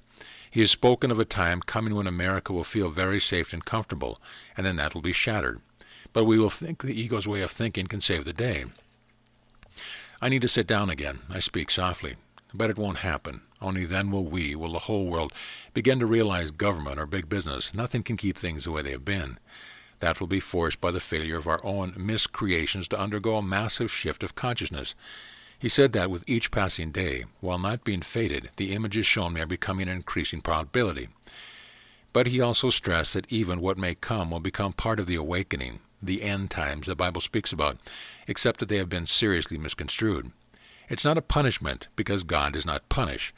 We create our experience, and we are so inextricably linked that there is really only one of us, one soul that is humanity, and in its fullness of Christ already resides, stirring to be remembered, rising to be authority from which we create, rather than fear and the ego it generates. He calls it the Adamic process. Kendra is about to ask the same question I asked him, so I beat her to the punchline. He said he will be revealing more about that in the proper time, that it has something to do with what he really taught when he was here. It'll be shown to me when things are, ripe. It was odd how he paused and emphasized the word, as if he had some special meaning or something. Anyway, the result will be the coming of heaven to earth, that just as each individual soul must go through its own resistance before it dies of its old ways, so too does humanity have to pass through it to its next stage of growth. And what is that exactly? Universal Christ mind, as natural as ego mind is to humanity now. It's Kendra's turn to walk over to the fire, where she sips slowly, very slowly, on her hot spiced wine. It shimmers on her lips in the firelight before her tongue carries the last drop inside. That all sounds too incredible for me. I know I feel the same way. It's beyond me, totally. Kendra comes to stand in front of me, now smiling. But you know what isn't beyond you? Know what? Hawaii. Oh, God, I nearly forgot. What time is it? She comes to me as I stand and step into my arms. I think it's your time. That is what I think. I slip my jacket on. At the door, I turn back to her. Kendra's smile softens my heart a bit. By the way, do you remember that book you loaned me some time ago, the one by the guy named Alan Cohen? Yes, she replies. Did you read it? No, but the other night Jeshua suggested quite strongly that Alan would be writing a foreword to the book. Can you imagine that? I don't know a thing about him. She clutches the blue binder fondly to her chest. Mind if I take care of this for a while? I nod a yes. Had I known that this was soon to mean, the nod would have been a most emphatic no. After our eyes meet in silence for a moment, we share one more very long hug, and it's off to the airport. Chapter 11. There are old friends waiting, and I come with you to call them to myself yet again. Stepping out of the waiting area at the airport gate, I am hit by the sweet, delicious fragrance of Maui, the heart island. Closing my eyes, I drink deeply with my breath this intoxicating scent. It's enough to bring a touch of tears to my eyes.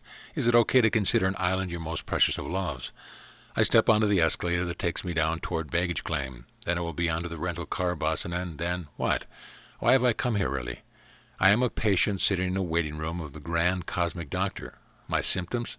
Hearing the voice of Jeshua, being shown images of events that haven't occurred, feeling compelled from a place in me that is beyond me to follow an unseen trail through a territory I never knew existed until I found myself in it. Is there a pill for this? Hunger, thank God. I can always count on my appetite to serve as a needed distraction. There's a great little health food store not far from the airport in Wailuka called Down to Earth, and I could use a little of that. Having paid for my salad and carrot juice, I turn my head out the door when my eyes catch a stack of magazines at the end of the counter. It looks like some sort of local thing, so I throw it into my bag and head, where else, to the beach. The sand is hot beneath my feet, and even the sound of the gentle surf rolling onto the shore seems soft. In fact, the whole island of Maui feels soft as velvet.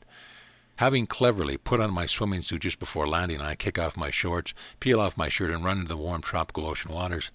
I open my eyes to the sting of salt water, delighted in the endless visibility. Ribbons of sunlight dance downward toward a sunny bottom, further and further away from me as I swim out and out into this incredible healing ocean. Relaxing on my back, arms outstretched, I bob in the gentle, lapping waves 100 yards offshore, gazing at dancing whips of cloud and endless blue sky. I can't contain a long, loud scream, this time of utter ecstasy. At just that moment, my hunger returns with a vengeance. Turning over in the water, I look toward the distant shore and beyond to majestic Halakala, House of the Sun, the mountain that really is East Maui, at whose sandy feet I rest and eat.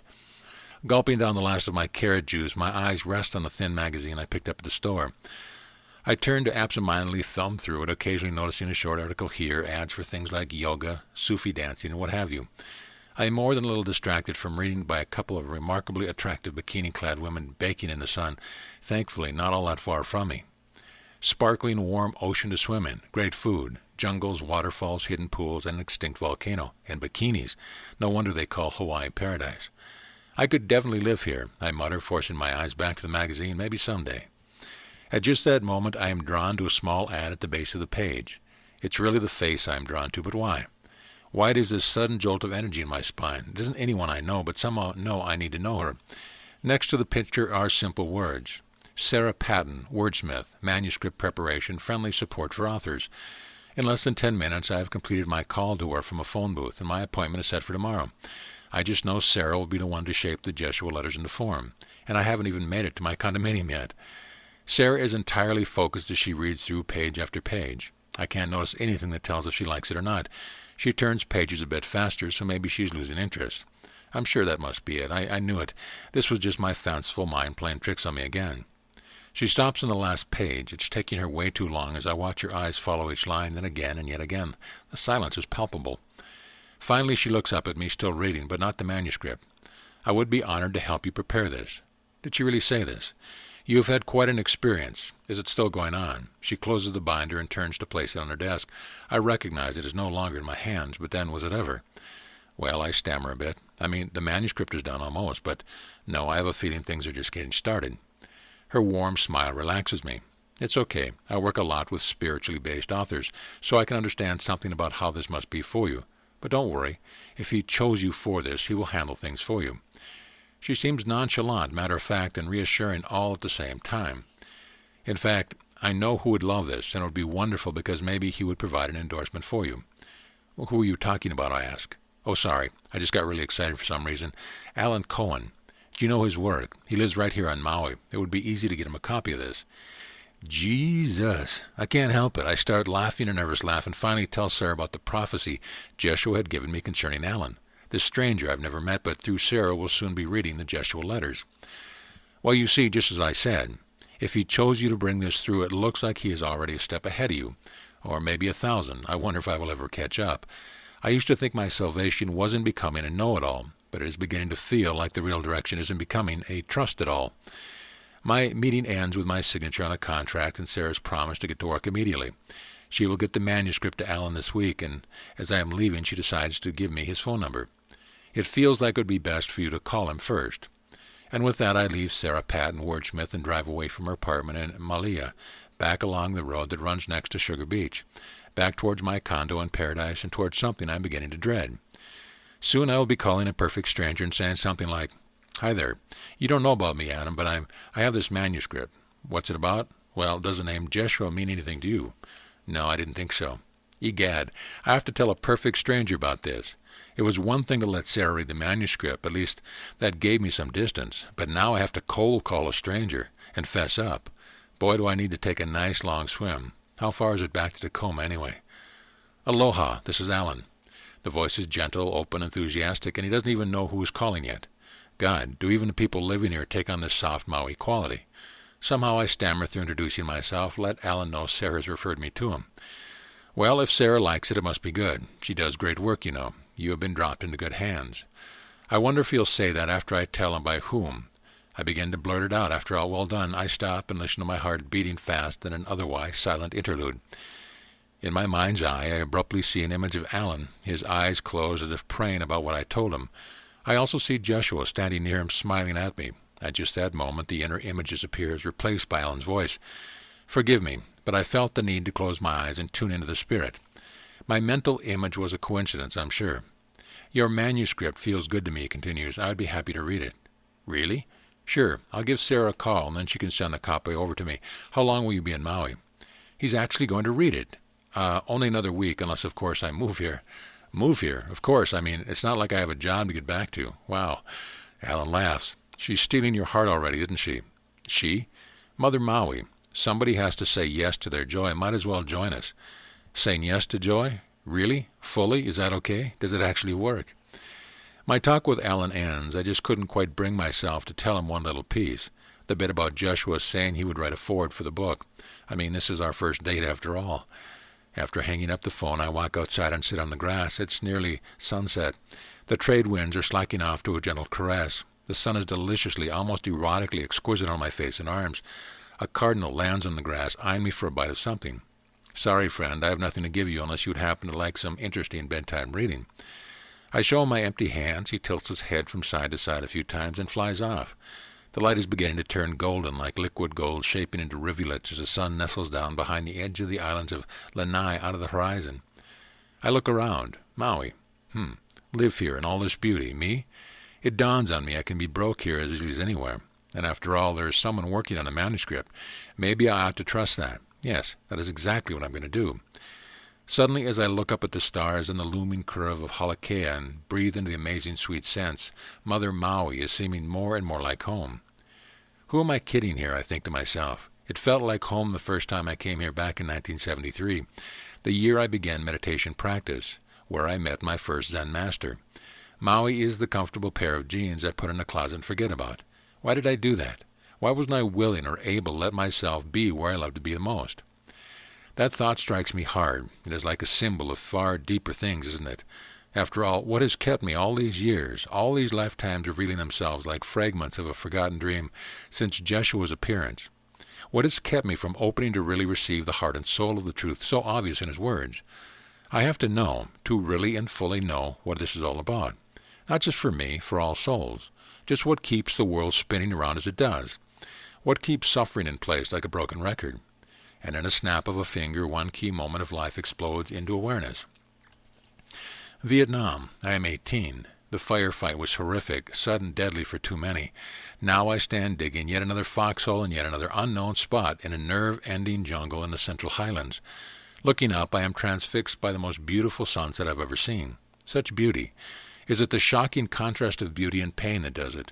For I am being stretched to infinity until the sunset is in me, as much as I was just a moment ago looking at it. There is no end to me. All things are within me, and I pervade all things. Then, as suddenly as it begins, I am again standing with shovel in hand. I notice it is dark. At least an hour must have passed. Why did no one disturb me? Awareness of the night and the jungle sounds I have learned to hear so accurately to service to survival returns. I jump down in my foxhole and look up a few stars I can see through the canopy. What the hell was that? God, if there is such a thing, I have to know what that was. And what is this insanity in the world and this beauty? What the hell is going on really? I have to know. Tell me, damn it. There is no reply, and in time I am again a soldier in a heightened alert against the danger out here hidden in the jungle. A mosquito brings me back to the present. With a slap, I realize it is just the last moment of life. I'd forgotten that moment in Vietnam. It got buried under the deluge of the rest of that year and years since then. Maui is resting into the coming night, but the air is still so soft and sweet. Such beauty, I leap to my feet. Well, that's it. It's cold in Tacoma. Hey, Mother Maui, meet your newest resident. Opening the screen door to go inside, one simple thought arises. Perhaps my soldier's prayer was heard, and for Christ's sake, just maybe all of this, every moment since that night has been part of the unfolding of the answer. It isn't just a thought in my head, it resounds from head to toe. Damn, I utter. Undressing and laying on the bed with no need to close windows or pull the covers, I simply rest, feeling my breath rise and fall, leaning bit by bit to be present with it as Jesua has been instructing me. Feeling it enter, not just into my lungs, but oozing it through every pore, streaming out as every tension dissolves into light. Remember, my brother, to let God's love breathe you. Perhaps one day I will know what that really means. I no longer trust my intellect's understanding, the one thing I had always banked on. Perhaps he is right. On the road of a genuine spirituality, maybe there really is nothing to be gained. Only everything mistakenly accumulated to be lost, leaving room only for the reality of God. What would it mean, really, to submit to such a journey that many would think insane? Holding hands is one thing, making love another, but really surrendering, to be ravished, to be utterly taken, well, that is another thing entirely. It feels like I've been invited to a party I grow very weary of the closer I get, no matter how inviting the music. Roll over on my stomach, eyes falling on the branches of night, blooming jasmine prancing gently in the breeze. If only I could surrender as easily as it seems to breezes unseen. It certainly doesn't seem to contract in fear or wallow in complaints and confusion, nor demand how the breeze tosses it. It just seems to enjoy the dance. I close my eyes. Right now there is nothing to do. I live here now and have no plan. Funny, but it doesn't seem to matter. Kendra will be surprised, but maybe not. There is nothing to do but get to know Maui better. My attention turns toward him, that ancient friend out there in the ethers of reality, unseen by the eyes of the body, but not missed by the eyes of the heart. Jeshua, if you want the book published, you're going to have to do it yourself. I could make it happen, but what would that prove? I refuse to make anything happen with this. In fact, if you are who you say you are, you're going to have to prove it, and I mean shatter every last doubt I have. The energy of that thought is so strong it makes me sit up on the edge of the bed. Whew, where'd that come from, I wonder? I make my way to the shower and stand beneath slightly cooler water tumbling from forehead down across closed eyes, streaming to the drain of my feet. There's a strange feeling deep down in my belly, almost to my pubic bone. It's like I've just discovered some subtle room in my house I didn't even know was there. How odd. An image appears. It's a large trapdoor in a wooden floor. It appears right where the strange feeling is occurring. This time I manage not to move away from it, but into it, putting into practice what he has been teaching me. To feel into the edge of resistance. He has said someday I will know that doing so is to be the presence of love itself. A soft whisper emerges from me. I will trust you, Jeshua, all the way. There is no other way left now, no turning back to familiar ground. There is only one way to ever know what this strange new territory with you is all about. The trapdoor opens and a strange feeling increases. I feel like I am falling or opening, or well, I'm not sure. My whole body feels different. Whatever the trapdoor has opened me to now feels to be everywhere, in every cell, and the streaming water feels so wondrous. His voice startles me. It comes from behind me, but I would swear I can feel the presence of him standing behind me. But I don't turn to look. Very well, my brother, for this have I waited patiently longer than you currently know. There is much to set in place, and we now commence our chosen work together. Your only role is to allow me to lead this until our purpose is completed.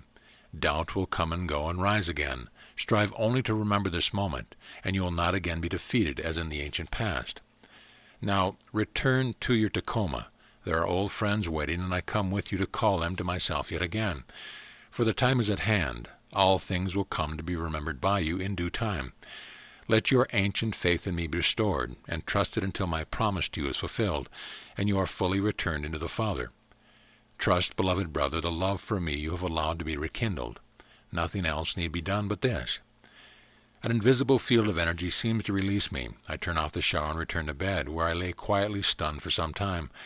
I think I have started a new job, but don't remember when I signed the contract. And I think union benefits out of the question, but for now at least the resistance is gone. So much for living on Maui. With that I roll over into a very deep, deep sleep. You what? My shock was exploded loudly, causing passerbys in the airport corridor to turn and look, and the elderly lady on the phone next to me has dropped her coins in her coffee. Sorry, ma'am, I mutter apologetically. She moves to a different phone. Kendra, run that by me again. You say you gave the manuscript away to a stranger? Kendra recounts her story, interrupted by my groans. Sighing, I try to shrug it off. Well, what's done is done. No, it's okay. Guess if I'm going to do this trust thing, I don't get to pick and choose. Hey, my flight's about to board. Yeah, bye. We hang up, and I saunter slowly toward my gate, half muttering to myself.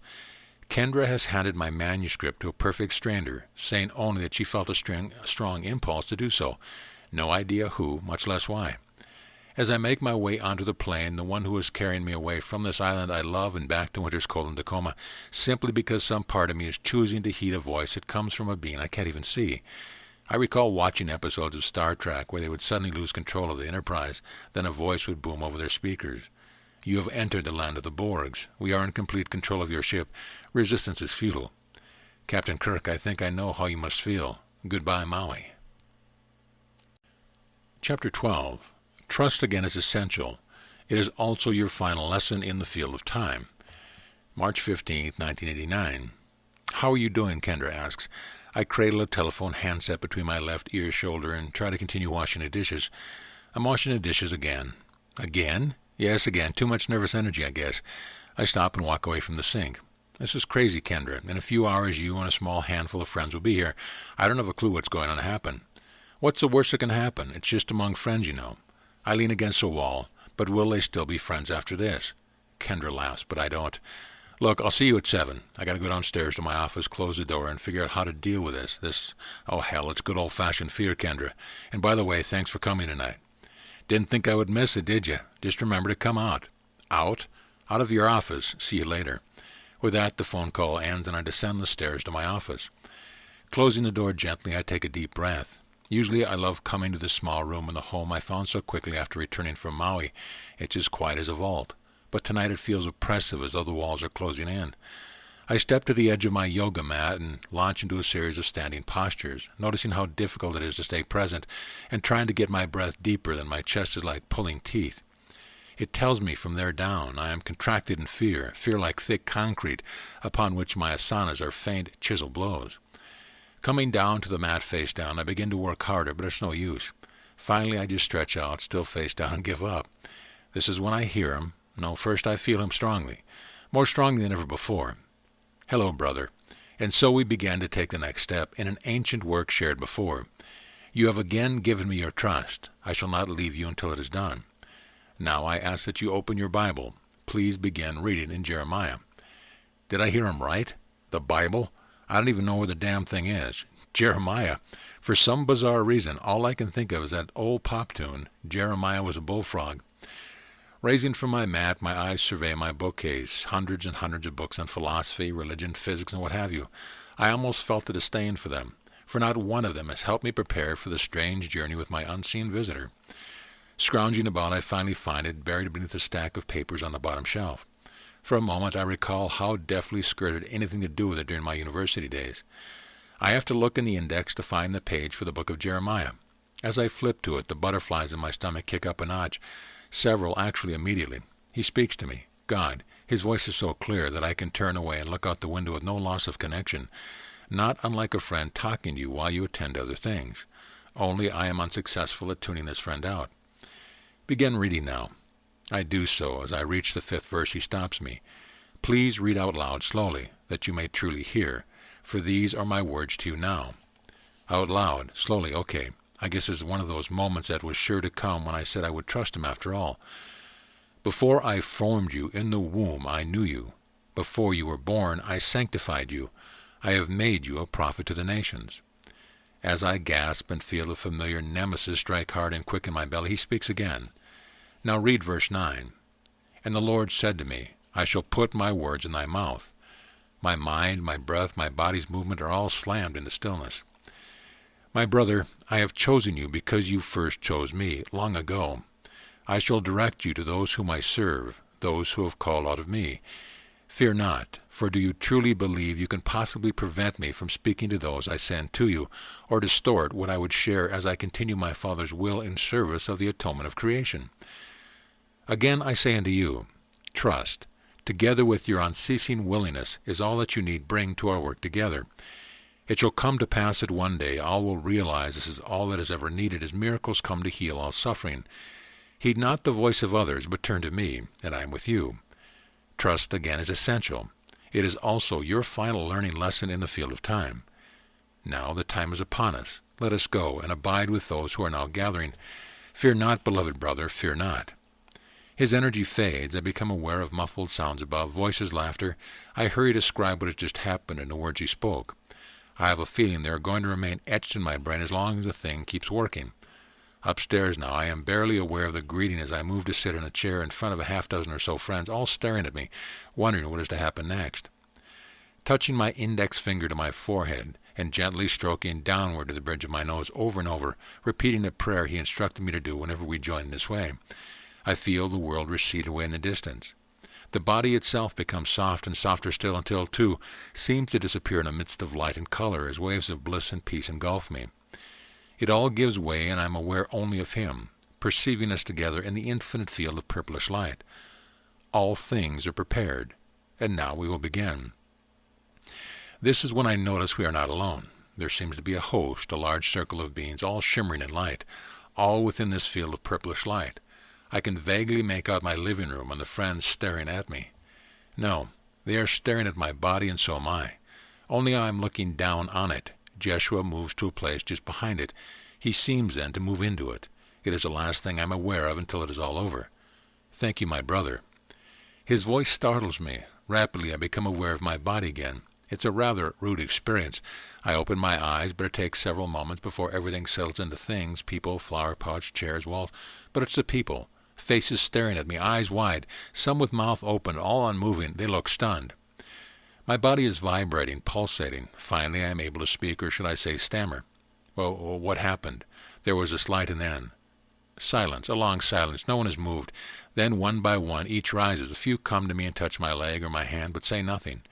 In due time, everyone has left. I am still sitting in the chair, vibrating, pulsating in energy, with Kendra looking at me. That is when I notice the shining remains of tears on her cheeks. She speaks softly. He spoke to each one of us, one by one, everything, our lives, lessons, next steps, if we were willing, things no one could know. His own life, I mean, no one said anything. We just listened, and it was palpable. You could cut it with a knife. What? I managed to say. The presence, the love. She finally rises from her chair. I think I'll go now. I don't seem able to get up and walk about. My legs feel like jello. Strangers made of jello. Kendra hands me a letter. I almost forgot. I grabbed your mail on the way in. Have it. I take the letter and watch her leave. Whatever occurred, it has clearly struck her. Everything is still vibrating. If I didn't know better, I would think I just ate several hits of LSD. Only it's been years since I tried that, shortly after my return from Vietnam. I open the letter. Dear Mark, you don't know me. A friend of yours handed me a manuscript some weeks ago at a lecture in Seattle. I must tell you first that I've been praying to discover and know the real Jesus. I know it wasn't an accident she gave your manuscript to me. I cannot tell you what this means to me. There is no doubt my prayers have been answered. And I'm writing to ask you if you'd be willing to let me pay to have this precious book published. It would be an honor to do so. Sincerely, J.R. Now, my own tears begin to fall softly. I am alone, but have never felt less so. Suddenly it hits me full force. The sign, I suddenly remember, his words to me. Soon there comes a clear sign unto you of the work in which you participate, the work of the Son's atonement. When you clearly choose the act of participation in this work, there will be nothing which will not be provided. I guess he wasn't kidding. For the first time I look at my watch. It's after midnight. Over 5 hours have passed. I finally rise, gingerly, but the vibration isn't abating. Walking out through the kitchen, I open the door to the night. It is quiet. Stepping out under the grass, I feel it. I really feel it. The apple tree seemed like liquid light more than a solid thing. Even the brick of the garage feel intimately charged with this liquid vibrating light. I walk down the steps to the street and look up at the stars. Somehow they feel more like they are inside of me than above me. I don't even notice the cold. Clearly something has begun. I have entered my own version of the Brave New World, to borrow the title of that book. I hope the brave part stays with me to the end of it. That is, if there is an end to it. Turning back toward home, his presence is welcomed with a new ease, as if somehow figured out how to answer this cosmic phone line.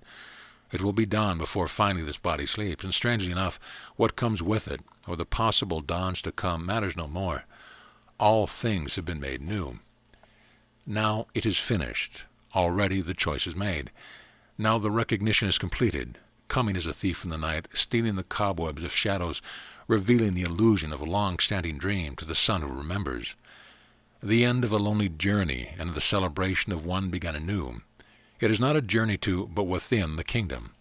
Thus is my promise fulfilled, for the dream is burnt forever in the glory of the Father's presence. Now does life begin anew. Now does life fulfill itself, and this without effort. Welcome home, beloved brother. Welcome home. Amen. The Jeshua Letters, Epilogue. As I write to you now, sitting at my desk on the veranda of our temple room at Alam Sinta Ashram in Ubud, Bali, it strikes me that there are really only two things that really ever occur. First, it is most extraordinary that the dream of separation can occur at all. I refer to this as the great cosmic quirk. The second is this, and it is infinitely more extraordinary. Help is sent that we can awaken from the dream and fully abide in the self-evident truth of who we really are, alive, awake, free of suffering, and fully co-creating with the divine, extending the good, the holy, and the beautiful. I refer to this as the seamless life, free of effort, buoyant in the grace stream, where miracles are natural, and all things radiant in the light of love. And it begins the very second any being sincerely asks for the help that will indeed set the soul free. The Jeshua Letters truly does contain the truth that sets all things free, for I have seen that following him has lived me into the realization, by which I dare to say that this simple book of a few words contains the power, wisdom, and deep truth capable of moving the mountain that matters, the heap of illusion we have cast around ourselves, and projected outward to make the world. I can promise you that it is not a book to be read once, but a universally possible experience to be lived into. It probably won't take you as long as me, as I cannot fathom anyone with greater resistance and clever avoidance strategies as me. It's been 23 years since these letters were scribed during the initial period of my actual encounter with Jeshua. I have come to realize the extraordinary truth that Jeshua, the man, was, and is, the actual incarnation of God, showing us our true nature, our true self, and you, dear reader, are precisely what he is. There simply is no way to understand the secret of his gospel, the secret of life itself, until one makes his final journey from the illusion of separation, a journey that shatters the little self from the world altogether into the radiant, eternal presence of the real world, where all is held lovingly in the extraordinary truth that God is everywhere apparent, and love is winning all the time. Quite simply, one rests in the illumination that God is. I could not have known when I first fearfully consented to write this book, then kicked and screamed as it miraculously became publicly shared, what would ensue. Nor can anyone know what God will create through them when they take this final step of faith, and set as their one task the salvation of awakening. The Jeshua material is frankly astounding in its richness, its depth of wisdom, and its unique power to transform consciousness into the remembrance of Christ, who is alone the existence of our very existence. Thousands have been touched, healed, and transformed through the body of material unreal. Living pathway has been carved for us. Please peruse our website at wayofmastery.com to just see how rich the path truly is. He led me to discover the deeper dynamics of just how this dream really occurs, and what is necessary to unravel it profoundly. He led me to understand the power of the breath and how our birth dynamics recapitulate the patterns of the soul caught in its dream as the prodigal son. He also led me deeply into study and contemplation of his biblical teachings in his own original language, Aramaic. He took me to the heights of meditation and to the depth of my soul's angst, riddled with ancient guilt that fear had kept shielded. And so I have learned that love truly does heal, and love alone. And in discovering the power of love within me to embrace all things, I have awakened fully and permanently to the field of love that suffuses all things. Heaven is right here, right now. This fourth edition, not surprisingly, comes at a time when I can confidently know that his master plan for his work, painstakingly developing over these many years, is now coming to fruition. He once said that the purpose of this work was to carve a living pathway by which the soul can truly be supported through the states and stages from illusion to awakening in Christ's mind. No small task. As you might notice, the word way is prevalent in his teaching. Only recently did I learn the very first groups that formed around him referred to his teaching as the way. Along with the global dissemination of these teachings, inside groups are blossoming everywhere. Seminars, retreats, and teacher training programs are emerging, and other teachers are emerging that I am honored to call friends in the deepest sense of the word. And you, dear reader, are the key. Heaven is incomplete without you to fulfill your role, which is the same as mine, and also his, to be the living testament to the truth, shining powerfully and magnetically the reality of love and love as God, and to have great fun in doing so. Unlike the limited expression, a mere step in the dawning of humanity's awakening of Orthodox Christianity, which adopted the perspective that Jeshua alone is the begotten Son of God. His authentic gospel has always awaited his time, this epoch, to begin to be revealed and accepted. His gospel is both extraordinary and utterly simple, simply because only truth really ever is, and it is this: the Son is one without a second. You, all of us, are as I am. Only God is. Nothing can arise by accident. That you have dared to read a book like this can only mean it is time, your time, as it was once mine and once his. Your time to dare to fully remember, your time to shed the veils of the dream, come fully and finally into the peace that is light years beyond the mind's feeble capacity to understand. Your time to realize peace by being born again into and as the presence of it, and in your presence the world is healed. May the mystical reality of Christ's mind come to suffuse, permeate, and alone be extended through you as creation rests gently into its fulfillment. May this occur beyond all dreams of loss, threat, and the need for useless defense, as we come to see with him what he once demonstrated in the field of space and time, and has patiently been guiding us to all along. You look not upon another, for you see only yourself. May we now live as one act of living devotion, our creations extending only the good, the holy, and the beautiful, as we become what we were created to be, the living Word, and fulfill the greatest pathway possible. Love one another, as I have first loved you. In forever gratitude to the reflection of myself and yours that has come ceaselessly into my useless dreams until all darkness has been dissolved, Jeshua ben Joseph, who asks only to be known as friend of the heart and brother to the world. End of chapter. End of book.